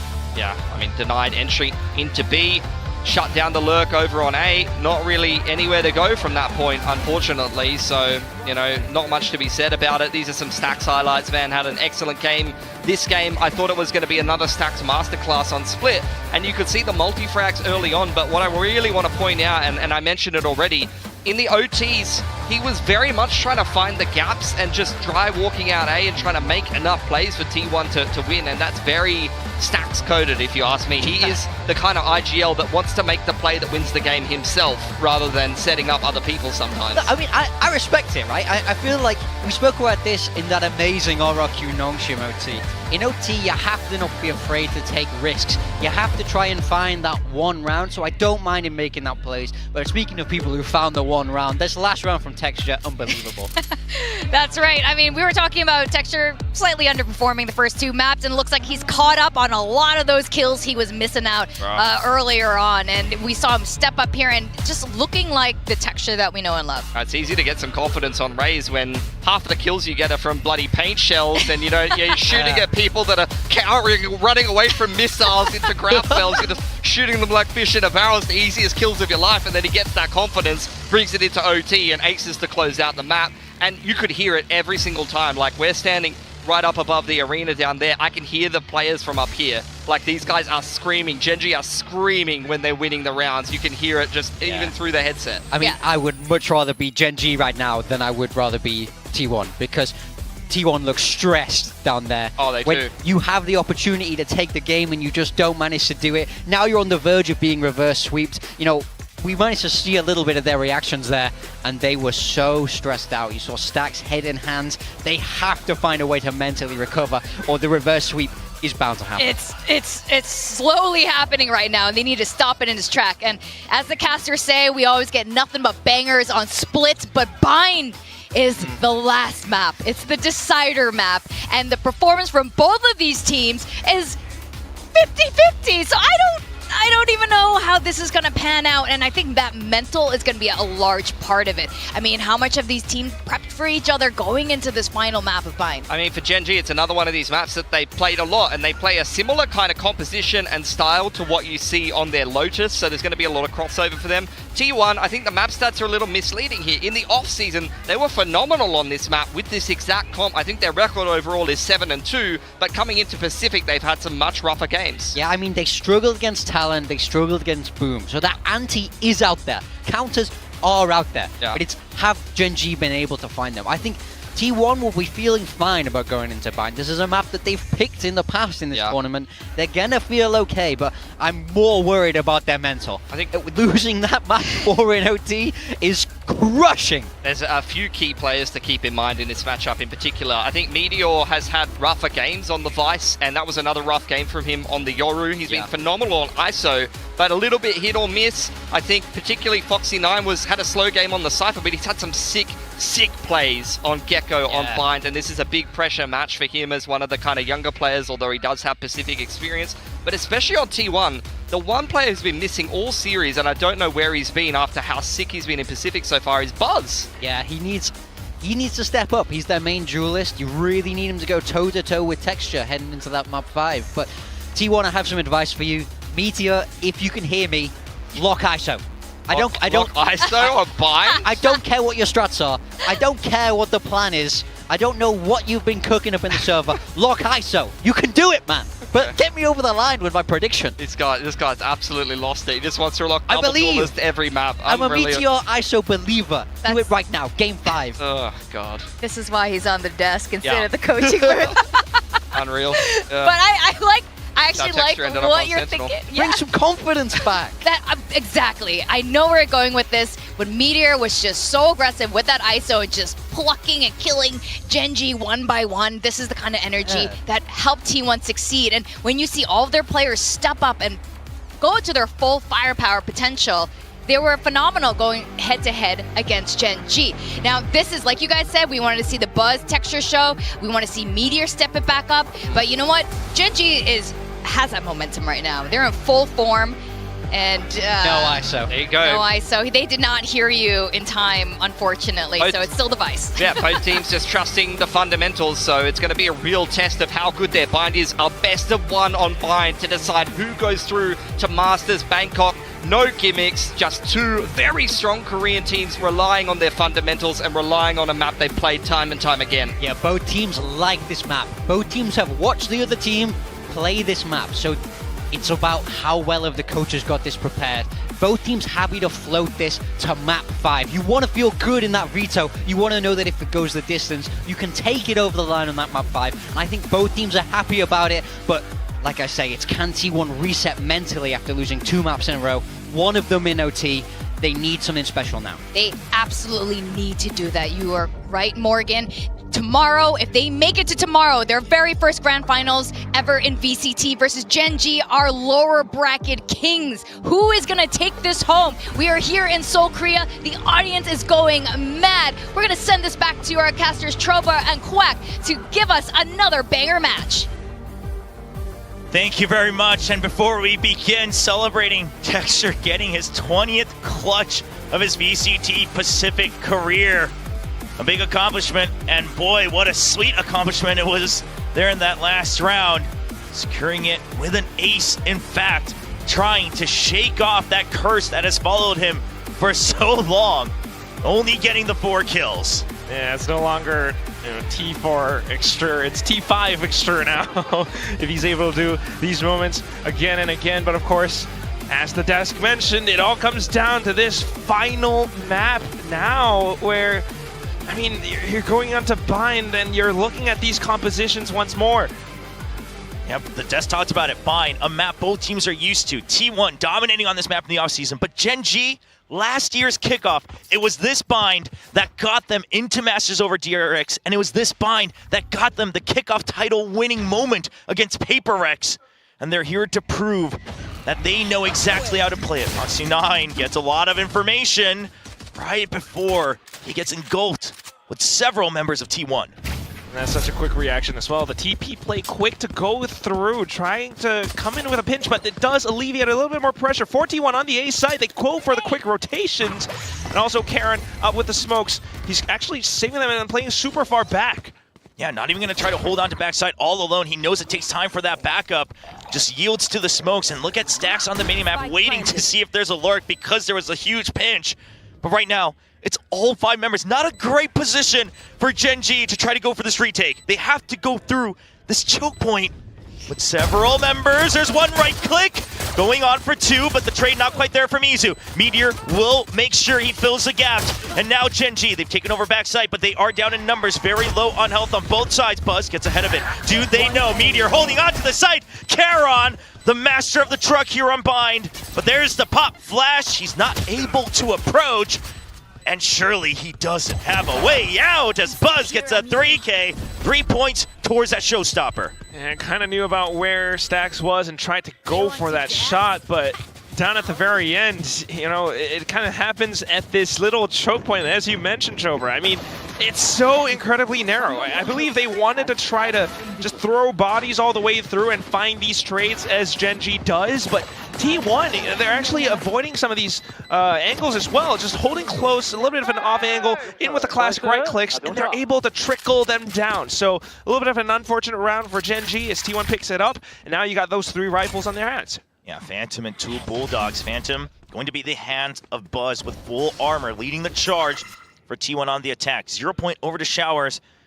Meanwhile, slow creeping. You look at the sheer wall, really just meant to watch the flag. Oh, okay, still gets a trade from Texture. Still at full health, and he will look to hold on to Showers. That gives the threat of a potential flank around with the TP, so Stax will keep him at bay. Razorvine's used as well. They don't want to take any chances. A lot of respect given over to the Sheriffs of GenG. Ooh, a little bit of mosh pit from the back from Boxing 9 as well on towards Truck. Does force T1 to back off for a second. Still though, flash set up. Meteor just coming back in to hold on to Lamps. Some classic shots out from short with Karon at the back. So T1 just kind of forced to disperse, but they are able to come back in and refill. They've got those rifles. They're looking for the sprays. Meteor does find one. Carpe onto the next and in towards the final one. Yeoman just hiding around the edges of the smoke, sussed out by the ghost at the very end. Yeah, got the half, but the mosh pit is just too much here from Mizu. And a good hold. And if you looked at the minimap, just the trade timings here from T1. You have one of your members trapped behind the boxes here, and it's going to be Meteor. There he is, protecting Stax, making sure that he's not caught off guard. He doesn't get spammed through the box. Eventually, that will lead to the round victory. Only 3 rifle spots, so nothing lost of massive value. Now only 3 points away from the showstopper, getting very close already. A Texture as well, and so is Karon, as well as Meteor. So a lot of them coming online pretty soon. And also meeting each other force to force. Still though, a bit of a high-low setup, and T1 will be able to collapse. That's Texture gone. Karon tries to hold the angle now to hold that space even further, but T1 doesn't let it happen. Yeah, GenG going out 1 by 1, just trying to take the fight. And T1, it's them this time that says we'll answer with numbers. Stax has escaped. He put pressure on B to make sure that the default had to be held. And GenG, just like that, it's a save.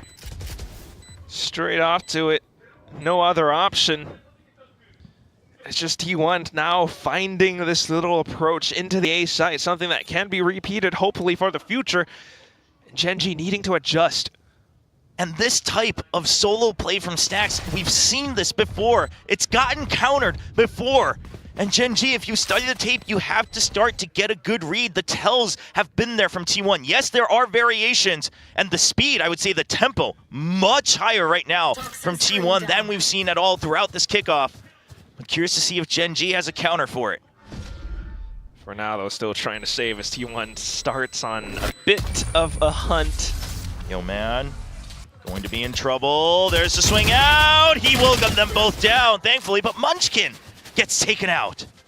A bit of an even, somewhat of an even trade. Yeoman gets 2 for 1, actually, so his teammate goes down. Well, he's getting closer to that Nightfall as well, but taking a look, a quick glimpse for the highlights roll, it is T1 much closer to the ultimates, in fact. As you mentioned, they go in fast, and GenG not quite finding the adjustments just yet, but off the bonus round loss, instant timeout called.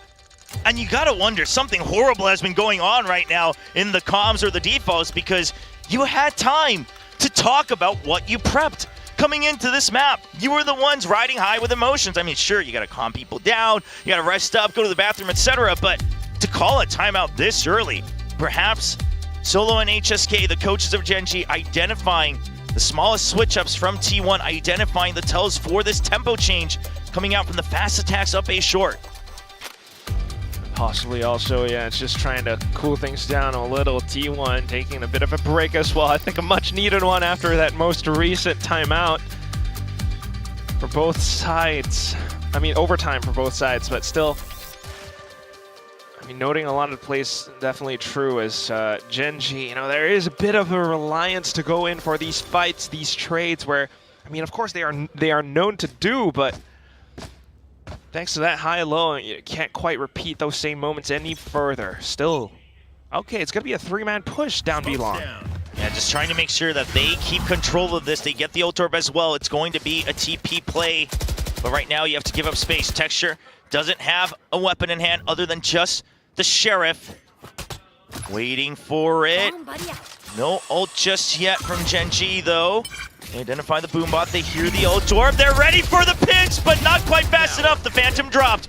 Foxy9, he picks it up. He can fight, but he is all alone, and T1 does not want to give him that opportunity. Yeah, trying to keep him pinched in while the other players from GenG, Texture instantly rotates over thinking that T1 might have done the same.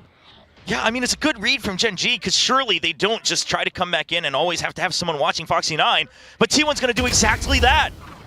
They've got Carpe watching the TP the whole time, and they get the read that the site has to be emptied out. They expect us to rotate. A call here coming in from Stax, reading into Munchkin's mind.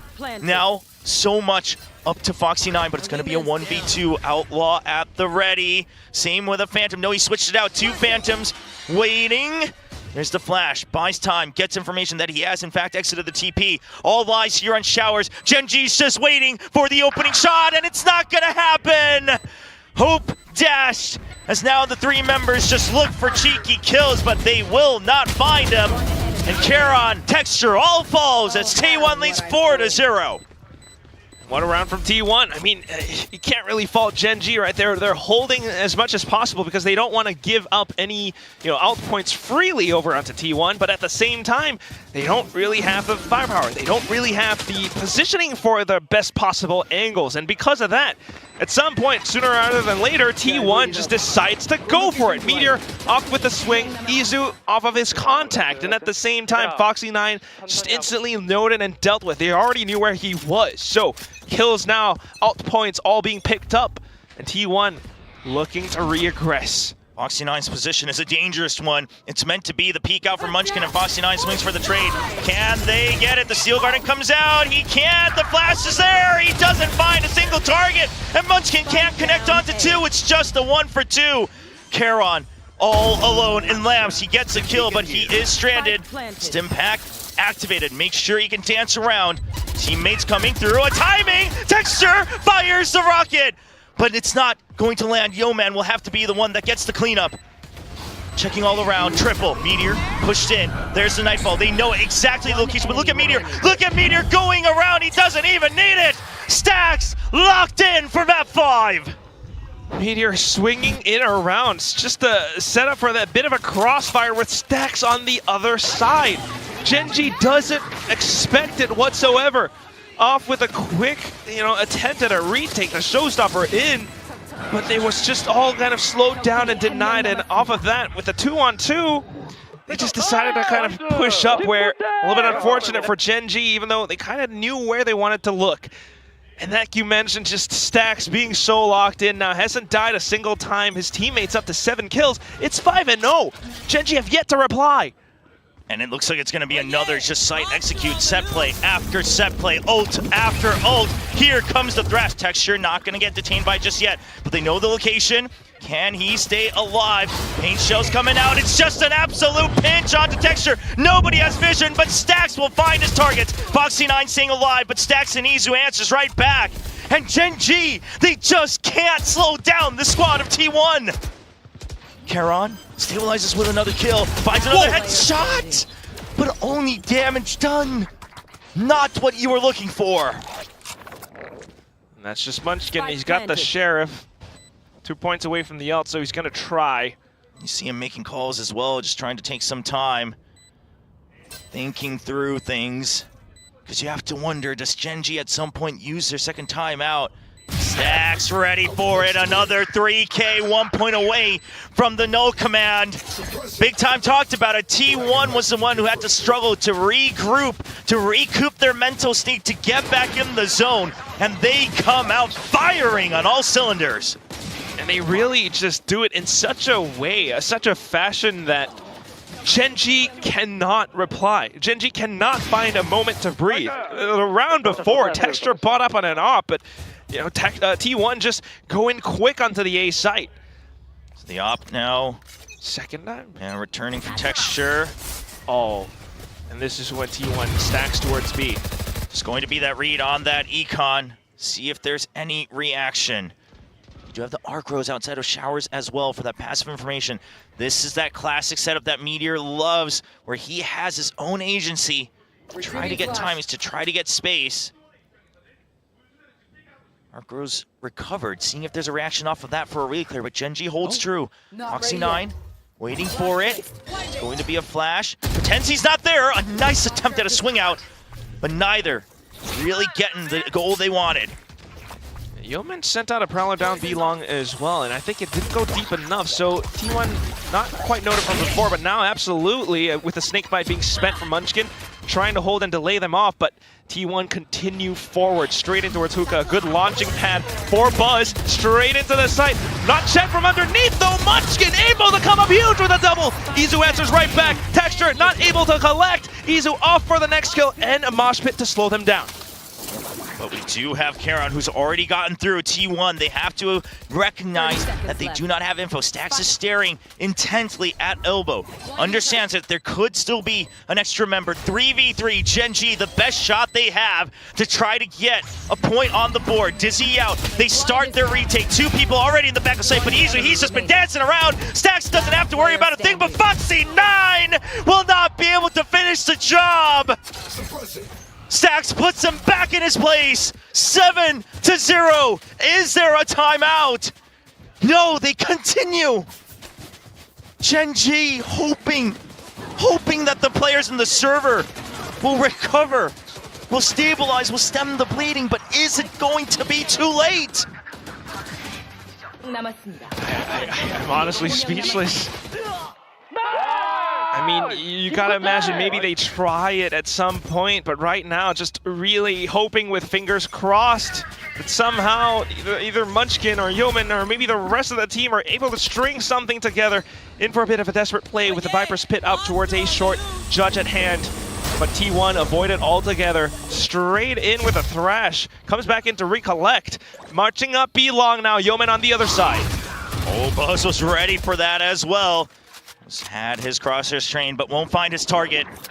Once again, the weaponry not there for GenG. You just have Munchkin with the Judge and Karon now with the Guardian in the site. Counter Thrash, Thrash for Thrash, both people detained, but Karon lands his shots. He's still got the Guardian online. He's still on the site. T1, they might have gotten the kills. They will finally clear the site. Texture, he snuck in, he's been spotted, but he's got the Guardian. He lines them up. Resets. 1v2 on the site, lands another shot, but he sets up the 1v1. But a Judge, not enough health taken away from Carpe. The GenG classic pushes him out. Munchkin closes the gap, but what a good reposition!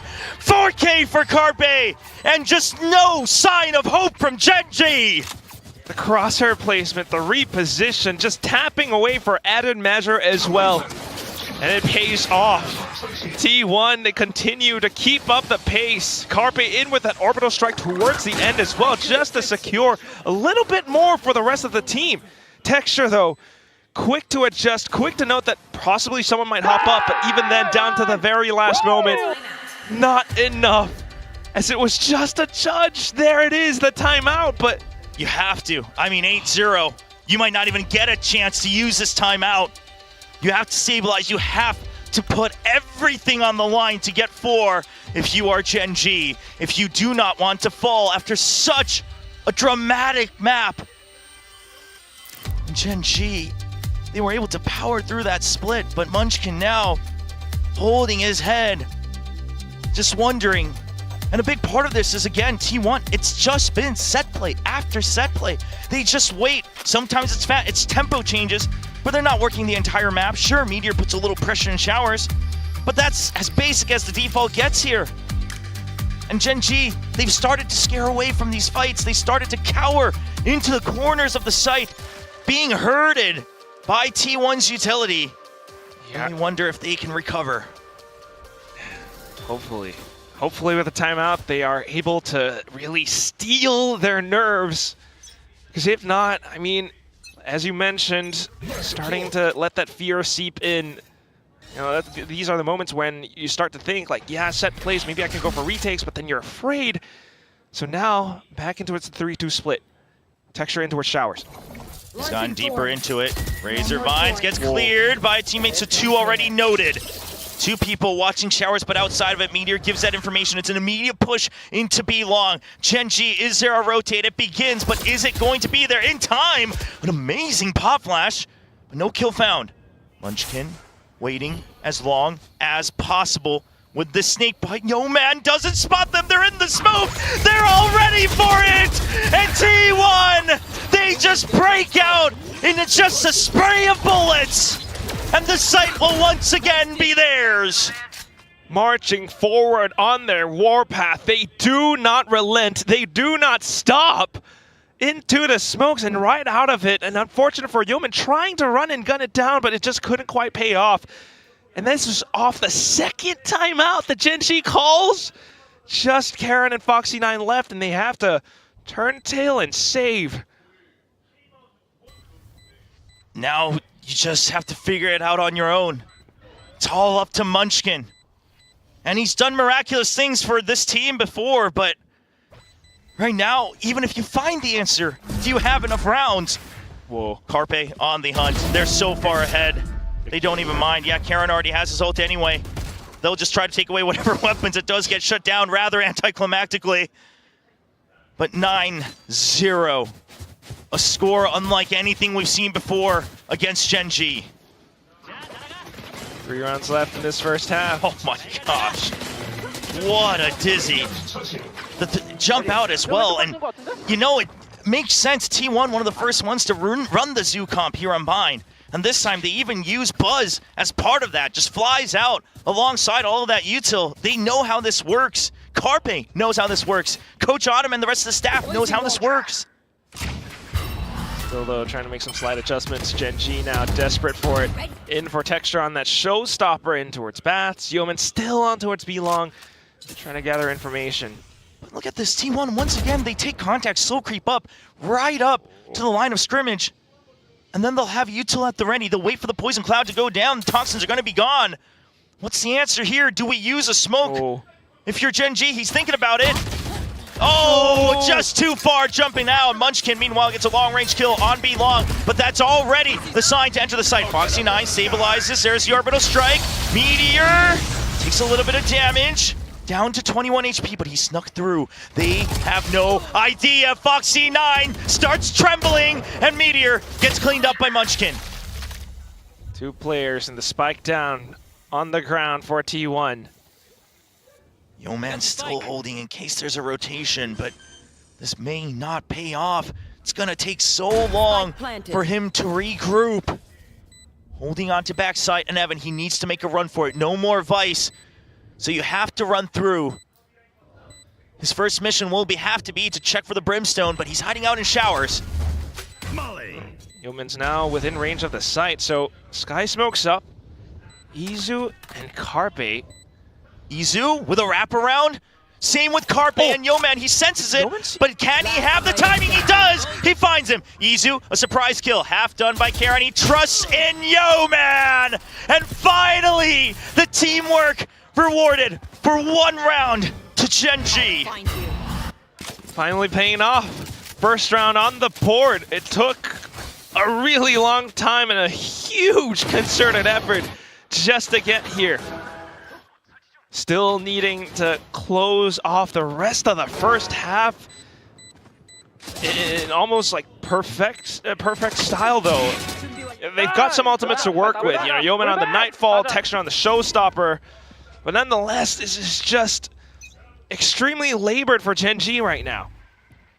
Yeah, but just even in that moment, Yeoman doing his best, showcasing the experience he has as a leader on other squads down in Challenger, saying we're back, trying to get the troops rallied, riled up, ready to go. Oh, T1 though.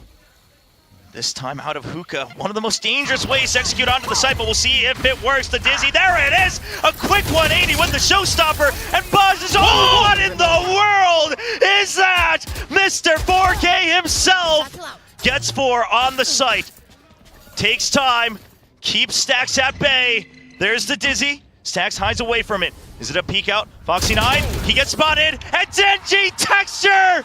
No longer 4K! Call him the man of the ace! Last round in the The second one picked up in this entire series, and he's just continuing off. It felt like the entire round was lost for just a second, but all of a sudden, out of nowhere, up in the skies, Texture, the Showstopper straight into hookah as everyone tried to hop off. Triple kill through and through. Wow. I mean, oh my gosh, the Predator ace here for Texture. Second one, like you said. We've never seen this happen before for this guy. But is that what's needed? He's always been the one to create just the impossible for GenG when they are the most down. Sure, sometimes it used to be Meteor, Munchkin buying time, but it was Texture getting an ace, getting a 4K that lights that fire. It does slow down T1's pacing just by a bit, so now trying to create a little bit more pressure across the map while this trio of T1 tries to launch something in towards A main. Still though, Stax now already noted. Flash is not quite available now. Nightfall sent through as well from Yeoman. Only tags 1. That might be a little bit of misinformation because the rest of the squad from Team 1 was already nearby. Arcros set up. It does get popped. Molly at the ready, but here comes the Thrash. GenG, can they separate long enough? Buzz gets onto the site. He is aware of the position. Meteor takes down Yeoman. Karon hiding, takes out Meteor. He still does everything he can to defend this site. He's blinded, but he'll hold on. He'll hold true, and the backup has arrived. 4v3, Spike not planted yet. Just looking to truly survive or die on this hill as long as his teammates arrive on time, and now they're here. Now they push out. Karon starts it off. Texture continues to swing and catching on to 2. Ease of the final death.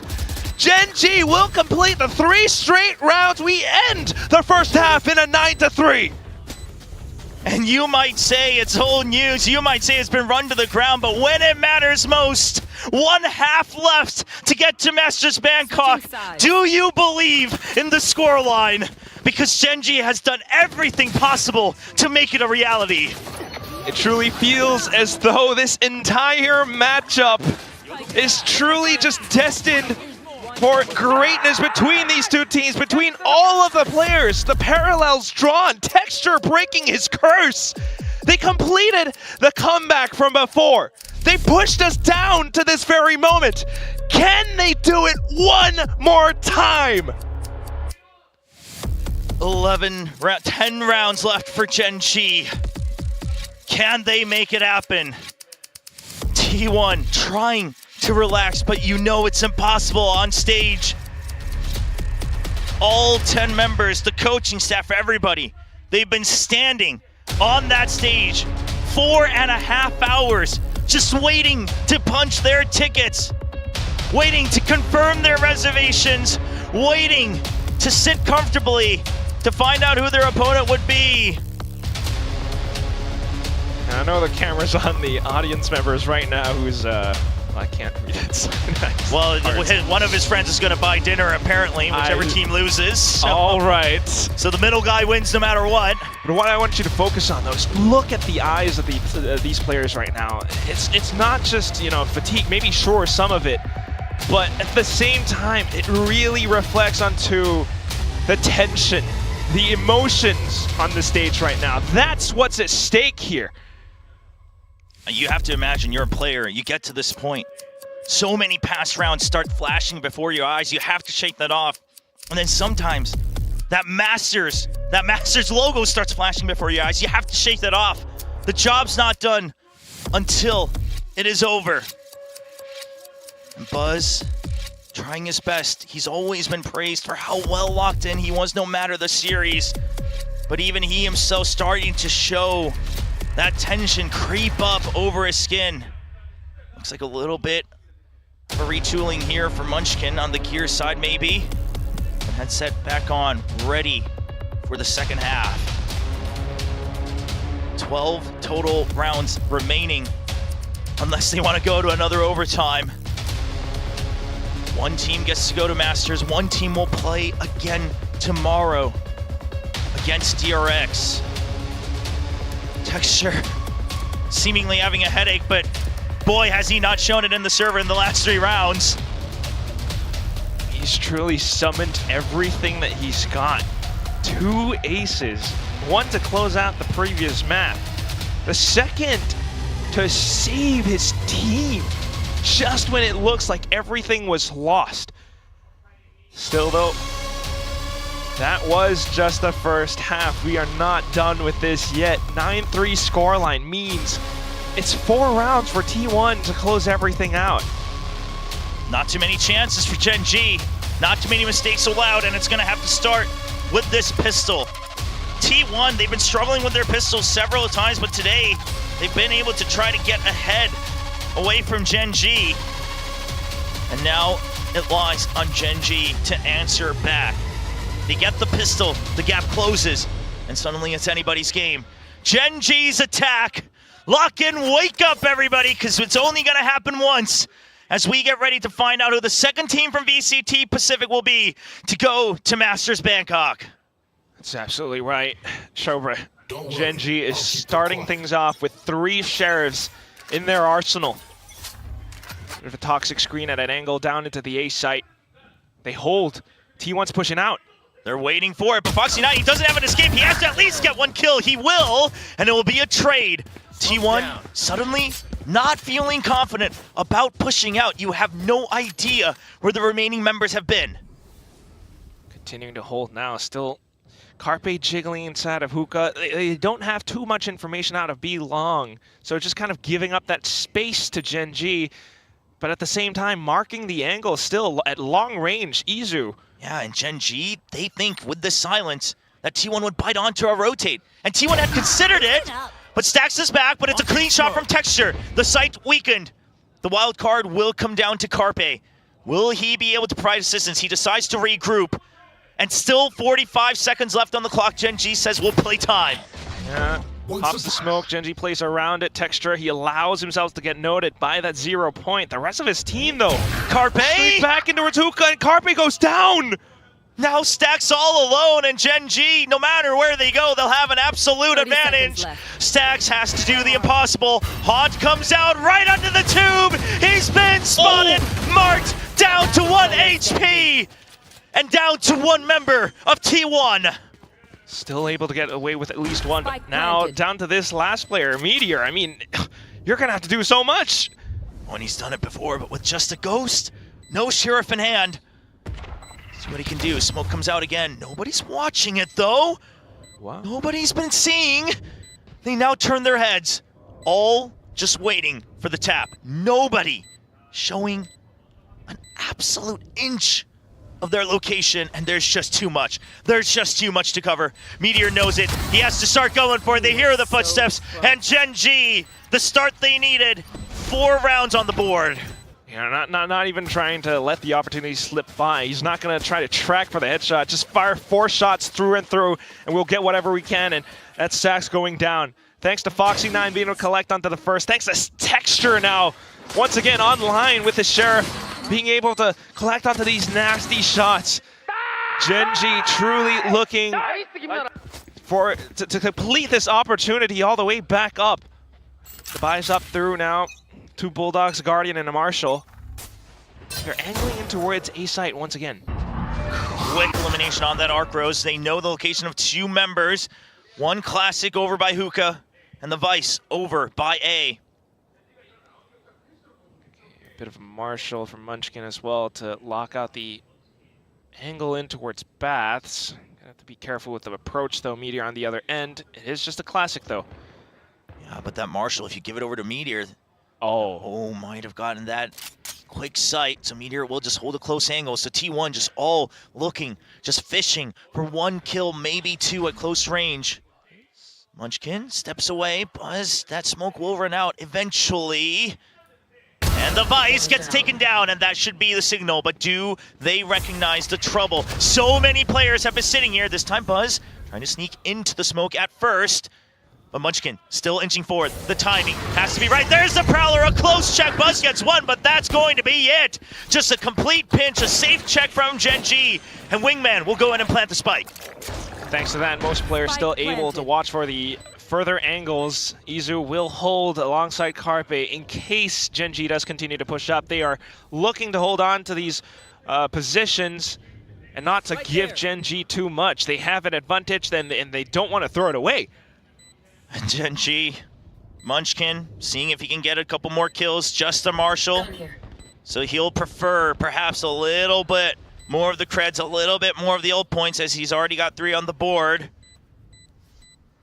He has time, but it's a nice little crossfire. If he does get even one, would be impressive. He gets both! What in the world? Just on a swivel. He went in, crouched, flicked to get the first, and also doubled back. And sure, it's an eco for T1, but it's things like this. Yeah, it's things like this that suddenly make your opponent look like giants. All right. T1, they've got a chance at stopping this now. If not, if GenG converts the bonus, that's going to be a huge confidence boost. Yeah, but they've got the firepower to do it. 5 rifles. Sure, not all Phantoms are Vandals, but it might be enough. Shot onto the wall, see if Buzz was up top on top of the truck. Meanwhile, GenG slow and steady, yet trying to retrieve as much information as possible. T1 looking to do the same. Nothing noted outside of Baths as the Prowler comes in to check Hookah. Meteor as well as Izu alerted. Shearwall's still here on B main, right outside of Octagon as well. So GenG, if they want this to be valuable, they'll have to work the map a bit more. Some pings that will call over stacks just in case. Well, that 0 point's going to come up at some point. There it is. He might be able to use that for further information, possibly to confirm that B is relatively clear. Does think back to it though, and this is when GenG rotates into the A site. The timing here from Charon has to be impeccable because Buzz, he's just focused, laser focused on the one angle. They start to hear the advances. Buzz just does not want anything else than the one target, but he gets chipped. 61 HP. Now they're trapped in showers. It's just an absolute pinch. Carpe opens out an exit. Back onto the site they go. There's the C's. Buzz, he's been decayed, but he will survive. Nobody spraying through just yet. Foxy9 wants the spike. He needs to pick it up. And hopped on over. Running out of time though, and Karen has to go at some point. Buzz, Carpe, they're still locked in up around the sides. Karen initiates, but still Foxy9 going through for other trades. Stacks finds one right back, pop flashes over, but the spike goes down anyway. A dizzy sent over from Izu. They shoot it down, but Meteor comes up and initiates off of the fights. T1, they manage to stifle GenG's momentum. Absolute chaos, and all the props to Foxy9 and Charon for doing what they can. But T1, they just say, they don't fall into that trap of we can stop the defuse. They say it's the plant rather. We can give the plant, we're gonna fight with numbers, take the shots you can, but do not overextend. The discipline coming in, and Stacks opening things up for his team. Such a champ. I mean, maybe the read not entirely there, but he did have an inkling as to what might have happened on the A side, as to what would have happened on the A side, and that's why quick with the reactions as well. Now, different toxic screen from GenG in towards Lamps. Yeah, just a traditional one to lurk onto A short, trying to tie somebody up on the A site. But if you want this to have value, you gotta work the teleporter on the sides of the map. And right now, T1 has full control. Meanwhile, Stack's only one away from that null command as well. That's right. Izu, thanks to this toxic screen, he's keeping up the pressure towards B-Long, continuing to jiggle a little bit in here and there, not spotting anything out. So further information for T1 now, and then Stacks to think about pivoting back to the A site. Buzz also still locked in towards Showers. Carpe jiggling for info as well. It's just a full-out send here from GenG. They've waited, and they're just trying to bait that out. A timing miss here. Carpe barely getting out with his life, so Lamps has to be given over. Showers, Buzz, all alone. He gets regrouped with Carpe, but they're both going to be a little bit weaker. Carpe gets taken down. Buzz reclaims that position. He knows there's too many, but he just has nowhere to go. Two people waiting for him. Spike already planted. Meteor deeper in than the opponents expect. That's one member down, trying to create a crack in the armor here. The pop flash, it doesn't hit, but it's still going to lead to the kill. Charon, good for a trade. Now a 3v2. Stacks down to 46 HP. Izu up around the sides, goes in for the defuse. At least tries to stick it halfway, but GenG pushes up. Yeoman and Karen will eliminate the final two players, just to stay alive for another round. I mean, GenG says that there are many ways to slice this pie. They knew that this is where Carpe and Buzz would play. That's why Texture hops up onto this box. Yeah, I love that they recognize what happened in that previous round and they still go for a pinch, but this time make sure that they can't just sit around on the site, try to deny the spike plant, and they love the push up as well. Not just waiting on utility, you know you have a 2v2, and you still have one member after the mosh pit to peek out. This time, Shearwall once again set up on the A side. It's been too many hits on A short. And GenG, will they recognize this setup? And when will they discover it? Creeping up for now. Spots Meteor! Well, they don't need to find it anymore. It's right there, laid bare. Not active. Stacks waiting with a Sheriff in hand. They know Buzz has been in Showers. Munchkin has the map downloaded. He knows the positions of T1. The eco round. Sheriff not gonna do the job.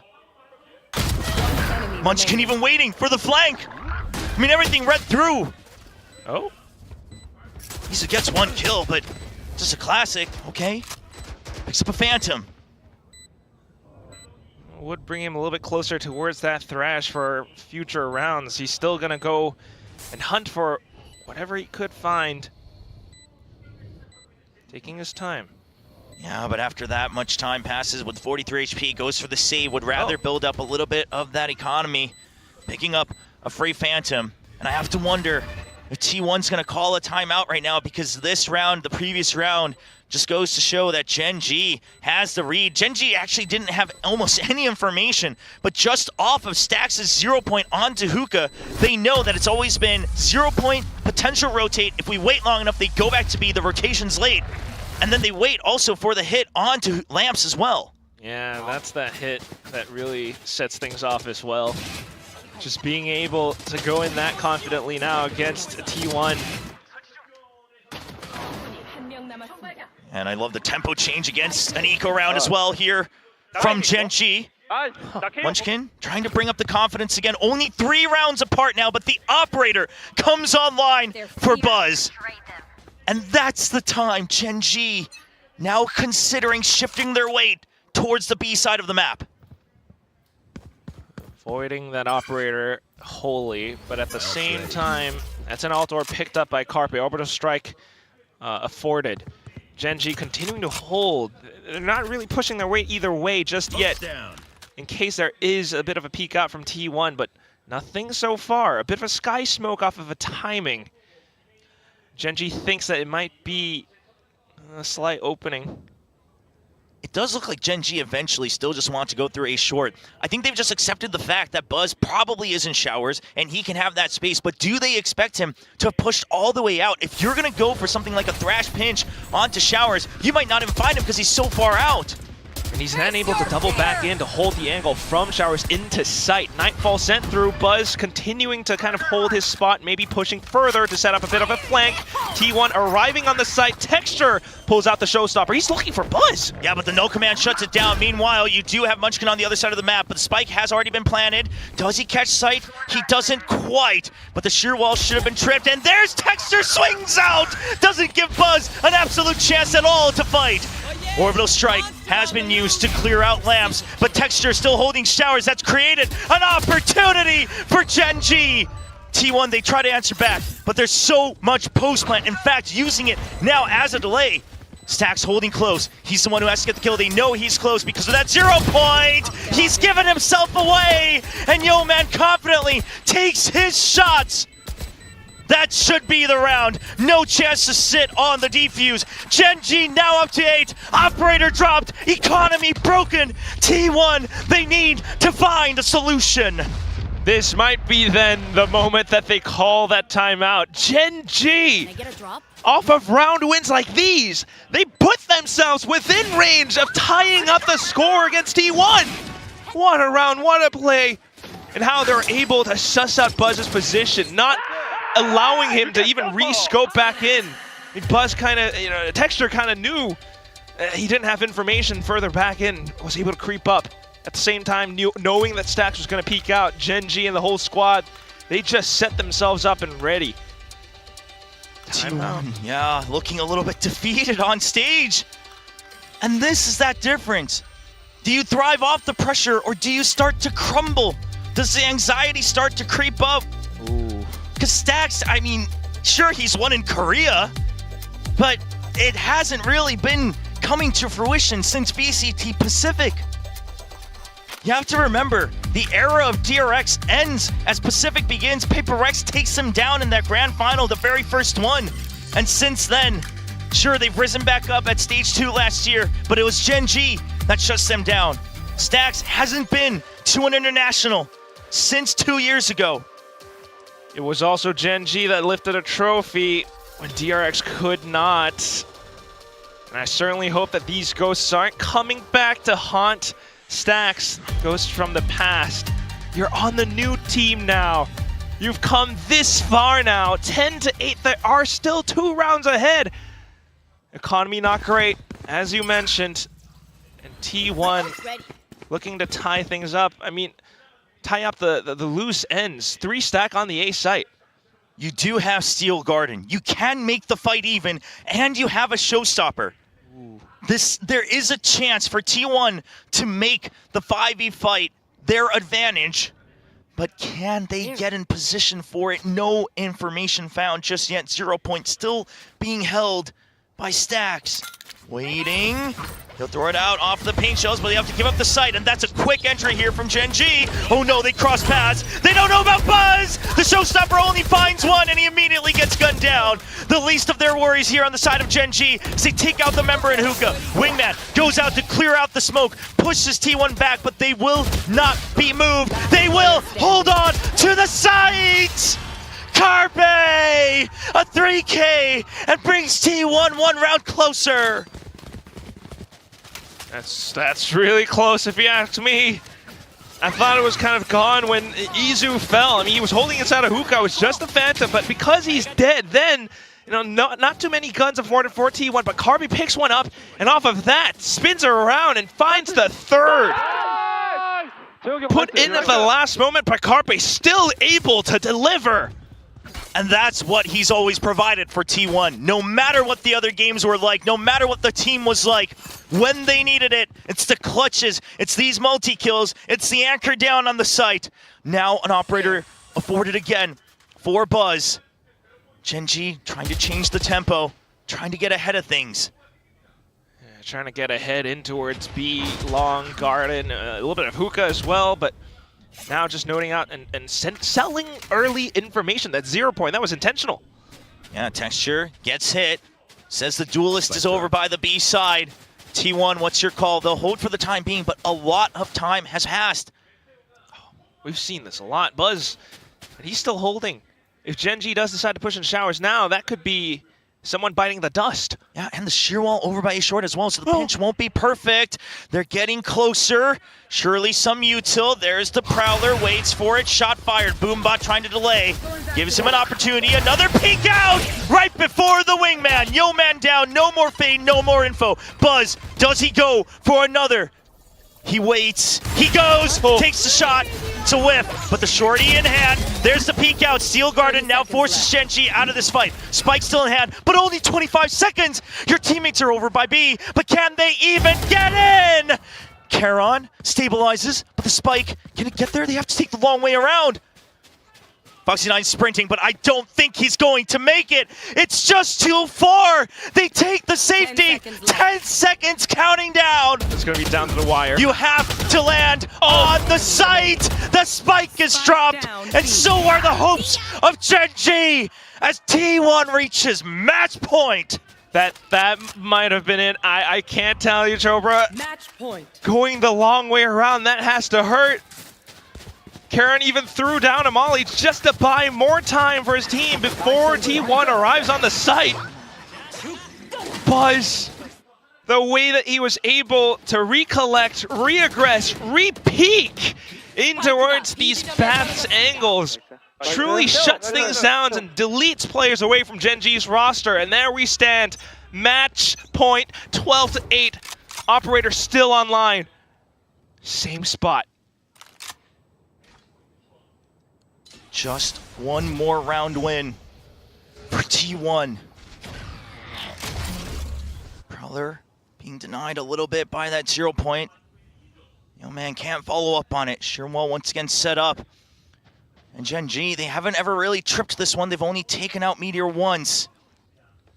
But it's going to be a 5-stack onto B. GenG just going to play on a timing. No info on the other side of the map. All in onto this side. Carpe spots him, has to duck out. Smoke up, trying to anchor down on the site. Jumping out of this window is going to be so dicey. They do have the pit, and it's going to be used right above, all the way into the site. There's the showstopper. What? It! Carpe ducks right under it. How does he stay alive on this site? He's still alive in elbow, keeps things alive. Karan and Foxy9 answering back. It all comes down to this spike planted. One retake. T1 loses Carpe, loses control of elbow. Buzz running, sprinting to provide assistance. Foxy9 is waiting for him. Buzz has to get the shot. Meteor trying to get ahead of it. He gets it. No! Foxy9's ready for it. And now Meteor all alone. He's been tagged. The Dizzy sounds the alarm. And this should be another round for GenG. Another chance to remain in the running. 3 rounds away from another overtime. So incredibly close, but they make it to the finishing line. Straight in with a showstopper. Incredible decision-making from Carpe. Quick-witted as he pushes further up front, running and gunning, and throwing a caution to the wind. But down to at the end as well, Foxy9 alongside Karan. Thanks to that orbital strike, it just buys further time and spacing away. Thanks to that, the spike was able to go down. Next round comes up now. A bit of a half buy out from T1. Possible 10th for GenG as Munchkin comes up online with an Outlaw. Yeah, but this time on the other side, there's that Thrash and the Outlaw as well, so a big combo. And T1, they'll have to make the hard choice of, do we try to use it when we have the chance to just secure the win, or do we wait for the full stack? Buzz spotted! Jill's a bit too wide. And that Shower's now somewhat in control of GenG. They hold TP control around the map. And again, selling fake info with that 0 point. GenG slowly creeping back up into A short where it's just Meteor. Yeah, but they push out this time. T1, they'll push out of Hookah. They don't want to be trapped with false information. Izu going for the check. Texture, he gets one. He suspects another, but Carpe's holding close. I don't think you expected! The movement was good, but Texture's got a Phantom. Meanwhile, the execute begins. Foxy9, yet another kill on the board. Spike, they go for the tap. They wait for a reaction. Wingman sent out for safety. Munchkin lands the shorty. Now 2 rounds apart as GenG gets a flawless. And a flawless to give themselves, just everything that they can afford. Every possible piece of weaponry or utility to close in and tie up the score for the overtime. T1, they go in for these plays again and again where Texture just goes in and sells that fake. So now stacks onto the A site. But the operator for Texture, that's their answer. Ooh. This time for Buzz. It's a face-off. Buzz is already in position. And Texture, can you land it? Buzz! Flicks right onto his arm! The raise down, the investment gone, and control of the map just absolutely diminished. 2 power ultimates online for T1 as well. Sure, that could be a thrash for a thrash, but you gotta imagine this is just advantage on top of advantage for T1. Buzz still has the angle locked down. Munchkin, think twice. You gotta send the thrash. You have to just use the movement. You have to send it. You have to chase him out. You have to land the detain. Doesn't quite chase up. He dodges it. He's got the up back out. Pinchos to delay. His teammates have arrived. GenG, you still have 50 seconds.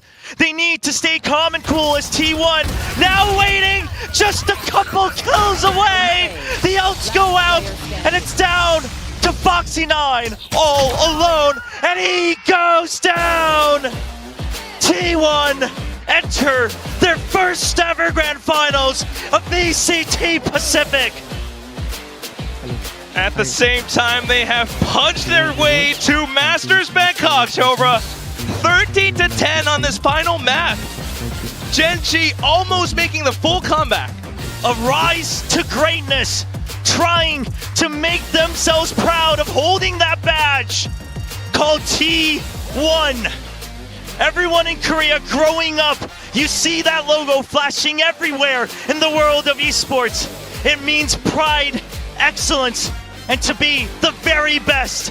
And while they still have a little bit of that journey left, for the first time ever, this team will once again announce their arrival in VCT. So much coming out from both sides, both squads. Parallels drawn between the players, and what it all comes down to, that final op duel. Such a crazy performance from both sides, a poetic way to end it all. Each team had their moments, but down to it at the very end, T1, they stayed true to what T1 means, and they find excellence on this final map. Oh, lovely hugs as well. Hugs all around, because let's be honest, the players on T1 know better than anybody what it feels like to be on the other side, what it feels like to be denied that entry when you were so close, when you thought you had it. And T1 had a rocky start. This kickoff, people said that Boom Esports should have beaten them 2-0. But they're able to regroup. Sylvan joining the team on the stage, as this was absolutely a team effort from T1 to not only get to the Grand Finals for a shot at a rematch against DRX, but now a chance to truly show the world what kind of team they are building in 2025. Ladies and gentlemen, welcome your second representatives from VCT Pacific as we get a chance to listen to their thoughts heading to the international stage.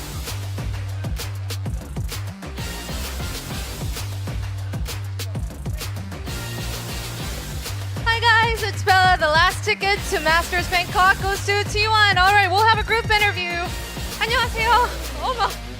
와, 제가 숨죽이면서 보느라 정말 목이 거의 쉴 뻔했습니다. T1 선수들 인터뷰 만나보겠습니다. 박수 부탁드리겠습니다.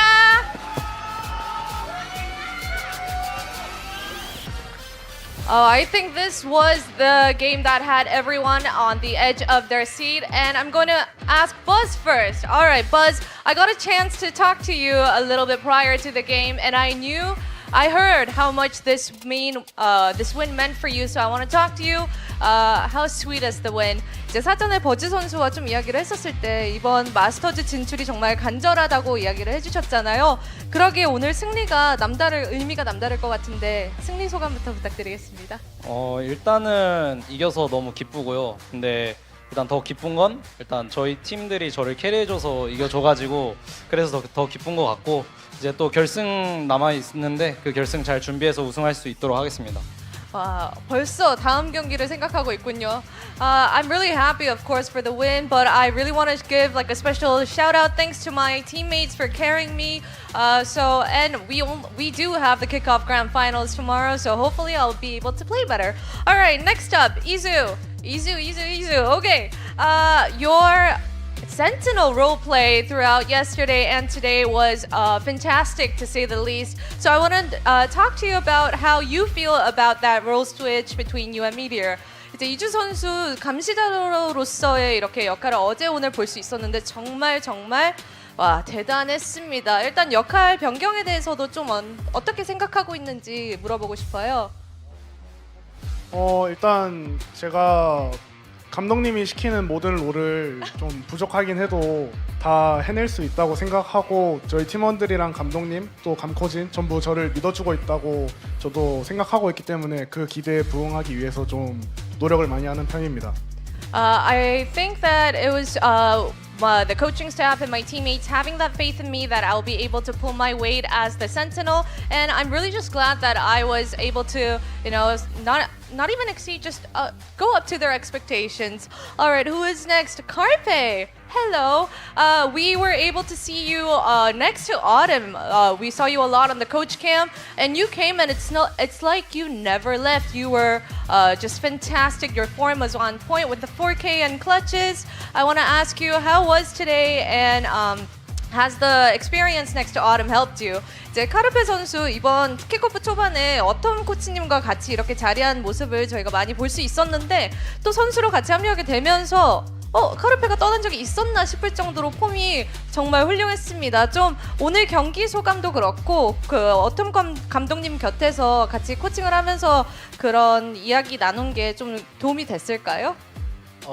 일단 저희가 어제 경기 끝나고 얻은 게 되게 많아서 오늘 경기를 이길 수 있었다고 생각을 하고요.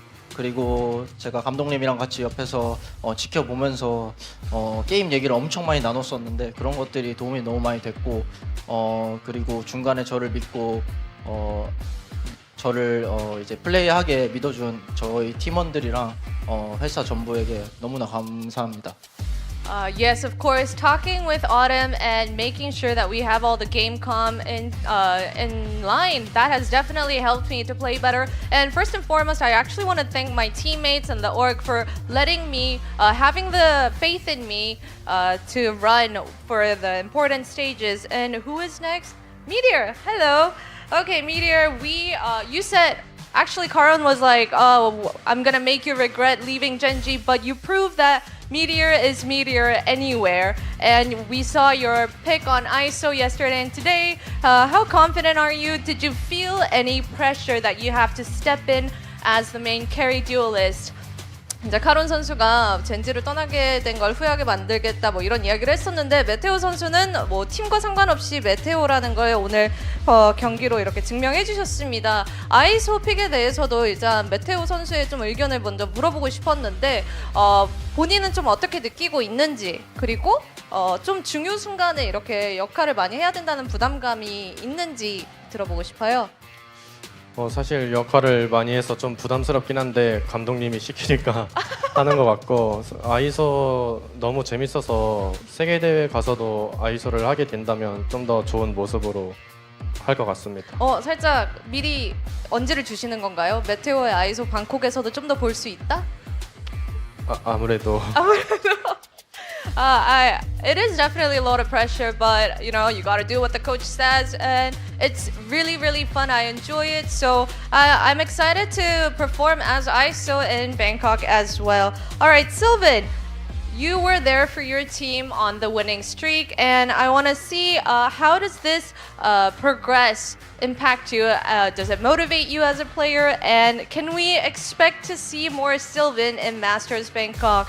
이제 슈퍼팀 좀 상승가도의 실반 선수 킥오프 초반부터 함께 해주셨는데 이렇게 팀의 상승가도 뭐 부담감도 이겨내고 이런 서사를 써내는 게 실반 선수에게 좀 개인적으로 동기부여가 되는지 그리고 마스터즈 방콕에서는 실반 선수의 모습 좀 더 기대해봐도 될까요? 일단 확실히 저희 팀이 너무 잘해가지고 동기부여가 너무 잘 되는 것 같고요. 일단 마스터즈 제가 처음 가거든요.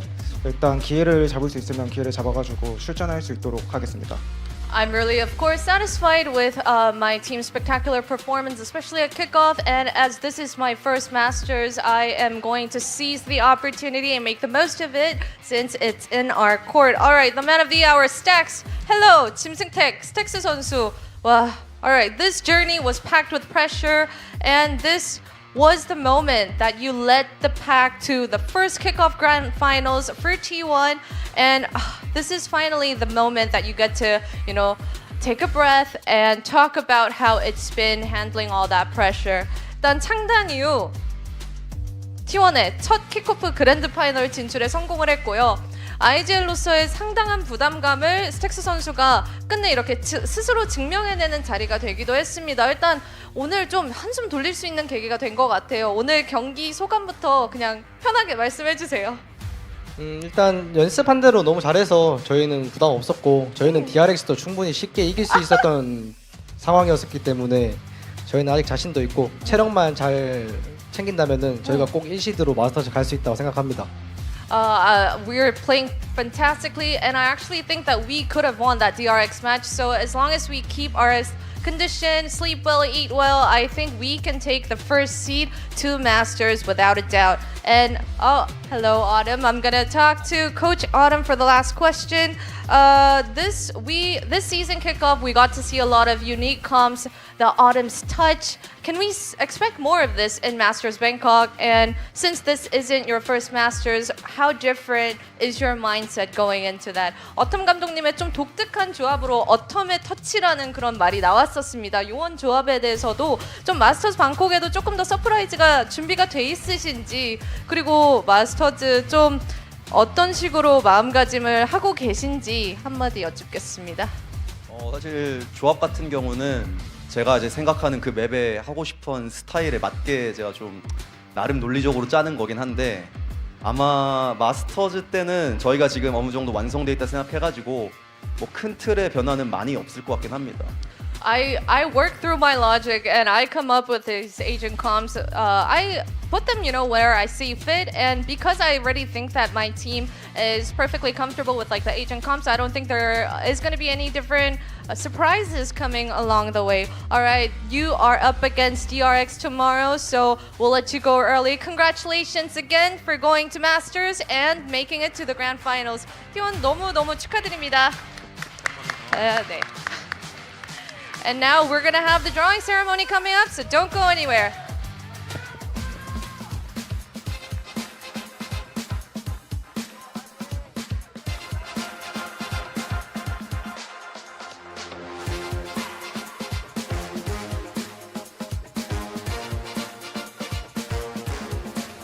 Hey, and we are back to the desk where the highlights are rolling. It's not Victoria here. It's actually Quack, because Victoria's getting ready to handle some little blue balls for the live draw. So, gentlemen, yes, how was the match?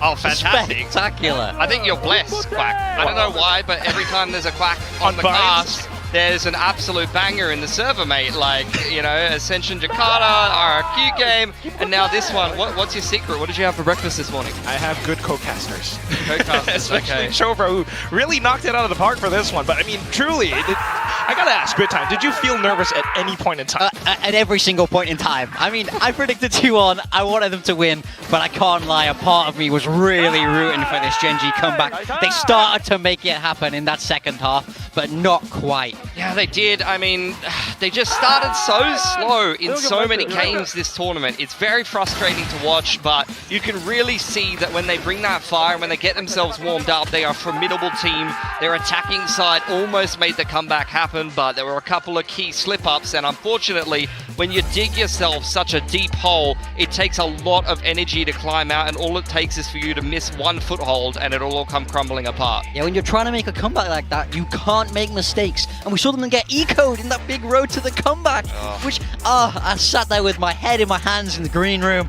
I wanted them to make it work. It would have been one of the most spectacular comebacks of all time, but T1 locked it down, secured their spot at Masters Bangkok. And stayed true to your prediction. Absolutely. That's the whole so I can't complain. thing at the very end. I mean, yeah, but at the same time, you just saw so many efforts from all of these players, right? I mean, especially Texture, the second ace. He brought it back and completed the comeback from the previous map, but down to this one, he was also the one who got that off at the very end, and it's just so unfortunate.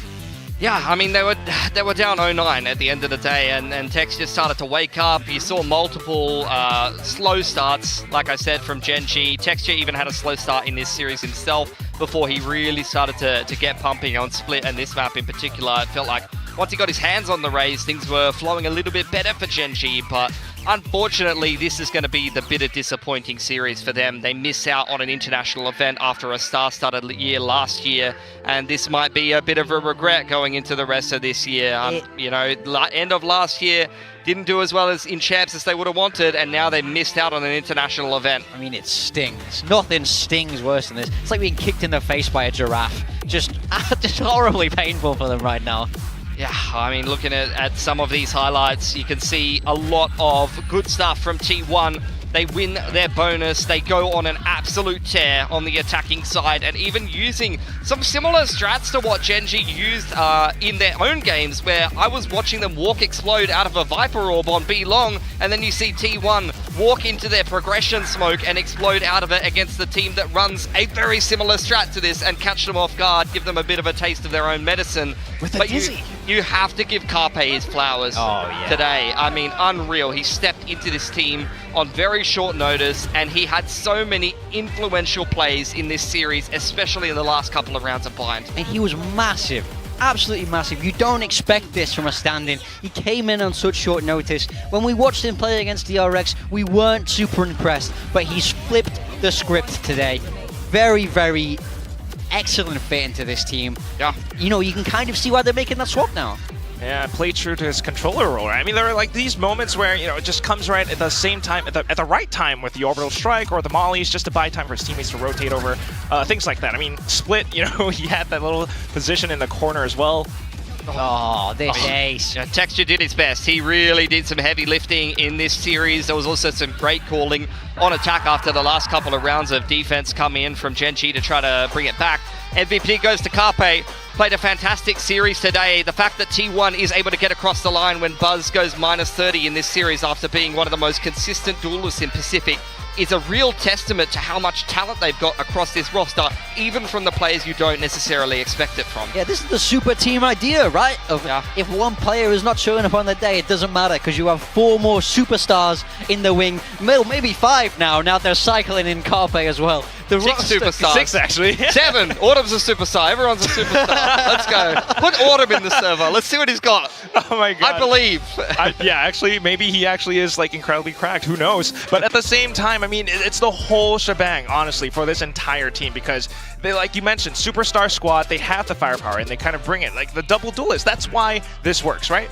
Yeah, absolutely. They're able to use this double duelist across so many maps so effectively. It's really their signature style. I think the big thing I have to shout out for T1 is how rock solid their mental must have been. Yeah. To come back after that split map where you know things are slightly slipping away from you, and then you tear it up in that first half. You get such a big lead that even when things go shaky in that second half, they don't manage to pull it off. Carpe is our match MVP, voted for by us. I think he's done a fantastic job coming in at such short notice, and this was an unreal series from him. Who'd you go for, Quack? Yeah, I mean, well, I was kind of thinking about, like, there's so many choices, first of all. I thought maybe Izu stepped up. I thought Meteor was pretty sick as well. I mean, especially when he's on that ISO, kind of like what Morgan was talking about. But map as well as match MVP, that's quite the achievement.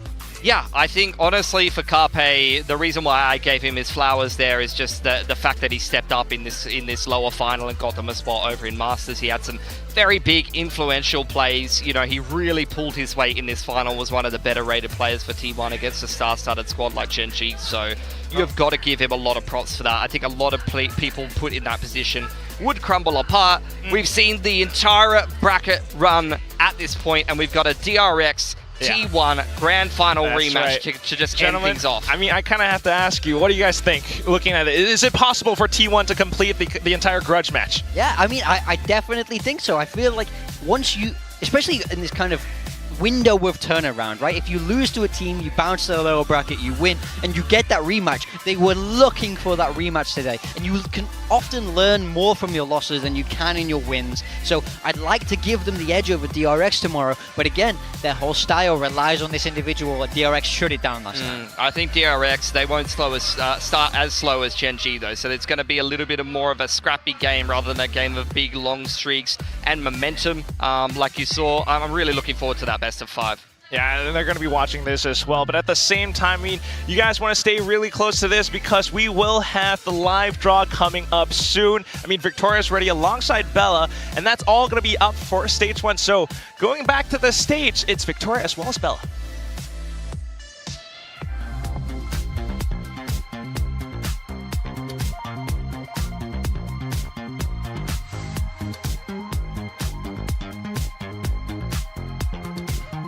Hello, everyone, and welcome to the VCT Pacific Draw Show for Stage 1. I'm your host, Chubby Ninja, Victoria, and with me I got my co-hosts here, Bella, Fatty Bunny. It's Chubby and Fatty in the house.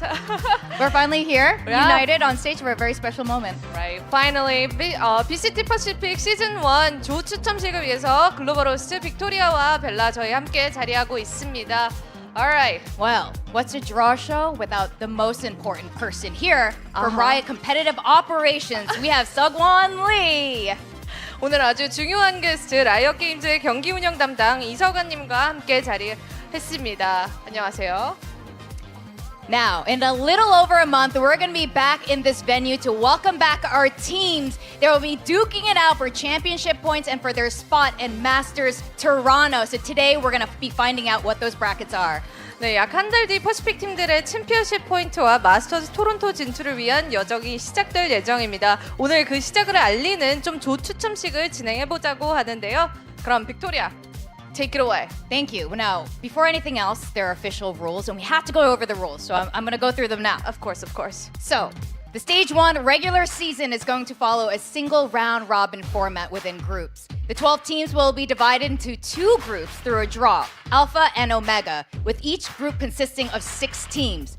And based on kickoff results, which we now know, the 12 teams will be assigned to 5 different seeding pools. 네, 추첨을 좀 진행하기 전에 미리 좀 설명을 해드리자고 합니다. 스테이지 1 정규 시즌은 그룹 내 싱글 라운드 로빈 포맷으로 진행이 됩니다. 2개의 그룹 알파와 오메가로 나뉘게 될 예정이고요. 현재 킥오프 순위 12팀이 5개의 시드풀로 나뉘어진 상태입니다. Now let's start with Pool 1. We already know DRX is in, and who's in with them? Who just won? T1! T1. So that will be Pool 1. In Pool 2, it'll be Talon and GenG. In Pool 3, it'll be Nongshim and DFM. Pool 4 will be RRQ and PaperX. And Pool 5 will be Boom Esports, Team Secret, Global, and Zeta Division. And now, without further ado, shall we get to the draw?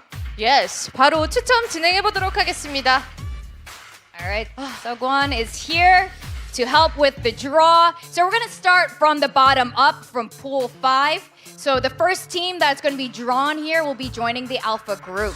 Drum roll. Wow, he doesn't even mix them. He just goes straight in.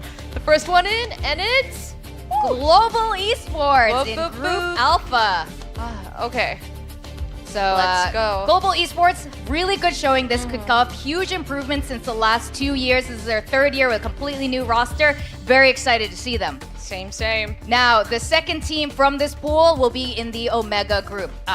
Spinning into them now. Yeah. Sorry, I'm Changing commentating. things up, I'm man. play-by-playing your All draw right. here. Oh, I see it. And it's Zeta Division, one of their Japanese teams here, will be in the Omega group.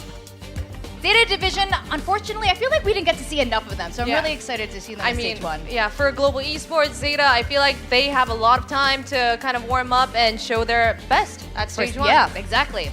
Now for the third team from Pool 5, it will be joining the Alpha group along with Global Esports, so it's going to be Secret or Boom. Boom, Who's it boom, gonna boom. be? Oh, Boom, boom, boom. All right. Hey, all right, Boom, joining the Alpha group. Okay. This is also a team that has joined us very recently and has had an incredible showing here. And of course, the fourth team, the last one, has to be none other than Team Secret. Yeah, I was gonna Spoiler. pretend like we were surprised. Oh. Like, what? Team Secret? the last one in that box. So it'll be Team Secret there, joining Zeta Division's group. Seogwon is kind of busy doing everything He by is. himself. We're just having a great time Yeah. while he's doing all the hard work. All right. And in case you guys didn't realize, this is our Matt Vito guy, so it's good to have him Thank here you. with us.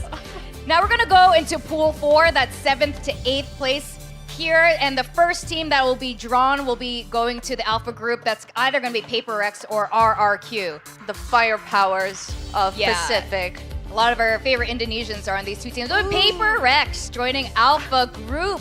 Alpha, with Paper Boom X. and Global Esports. I'm quite excited to see Global Esports actually compete against Paper X Right? here. Actually, both of these teams, we haven't seen this combo, this mix-up yet. Another surprise. Yes. I don't Another know surprise. who- Do you know? I don't know. Who's joining the Omega group? Yeah, Seogwon, take it away, please. The suspense is killing me. I know. And it's RRQ. RRQ. So Paper X and RRQ will not be competing against each other, at least in the beginning. Anyway, I'm sure a lot of fans are happy to find out. to know, yeah. You don't want all the Indonesians on one side. That's not what we want here. Okay, we'll be moving on to Pool 3. That's 5th to 6th place. The first team will be joining Alpha. It's going to be Nongshim or DFM. And I know you guys kind of want to see Nongshim and Alpha going against Paper X. Oh, but it's DFM. We're not going to see it just yet. DFM will be joining Group Alpha. I am so excited for their walkouts already. I want more. Yeah, I don't know how many animal plushies and blow-ups, animal dinosaurs that they have. They're gonna, looks like they can use it again here. Now, the second team, of course, will be joining the Omega group. And that leaves our favorite Something ramen. spicy. Yes. The Nongshim kind. Nongshim Red Force will be joining the Omega group. Nongshim, again, our Ascension finalists, joining us here in Pacific, having a really great run, our 4th Korean team here. And if they had made it to, the Final 4, I don't think any of us would have been surprised. So I'm very much looking forward to this. Yeah, as a Nongshim lover, I want more. Yes. More of the Red Force. We should be able to eat ramen in the stadium. Right? We're going to talk to Riot about this. Please. Now, for pool number 2, we've got GenG and Talon. The first team drawn will be joining the Alpha group. These are our 3rd to 4th place teams. And it's none other than GenG. GenG. Wait, can we shoot it again? 3, 2, 1. GenG. All right, GenG. Second time was better. Yes, much better. We didn't rehearse this at all. All right, the second team drawn will be joining Omega. And yes, spoiler alert, it would be Talon. Talon? Are you sure? I think so. Yeah, Talon. It'll be Talon joining Group Omega there. So this will be a nice little change up. I don't think we've seen Talon face off most of these teams there in Group Omega this kickoff. And now, Pool 1. Last but not least. I'm very exciting. T1 making it to their very first grand finals today in this pool with DRX. The first team drawn will be joining the Alpha group. Who is it? I'm so excited. DRX. Oh, the Dragons. So we'll be joining GenG one more time.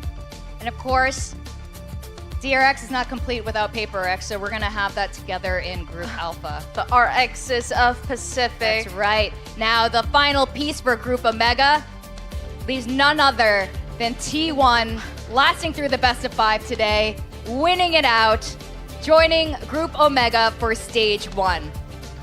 I mean, the match just now still has me shook to the core. It's still lingering in my mind. Right? I can't believe we witnessed what we witnessed today in the lower finals. So these are the results so far. So let's go through the rules again. For those of you who missed out, the VCT Pacific Stage 1 regular season is going to be following a single round robin format within these groups. And the top 4 teams of each group will then qualify for playoffs. So the playoffs will follow a double elimination format. 네, 이제 그룹 내 싱글 라운드 로빈 형식으로 경기가 치러질 예정이고요. 각 그룹 알파와 오메가에서는 말씀드렸다시피 상위 4팀이 플레이오프에 진출하게 됩니다.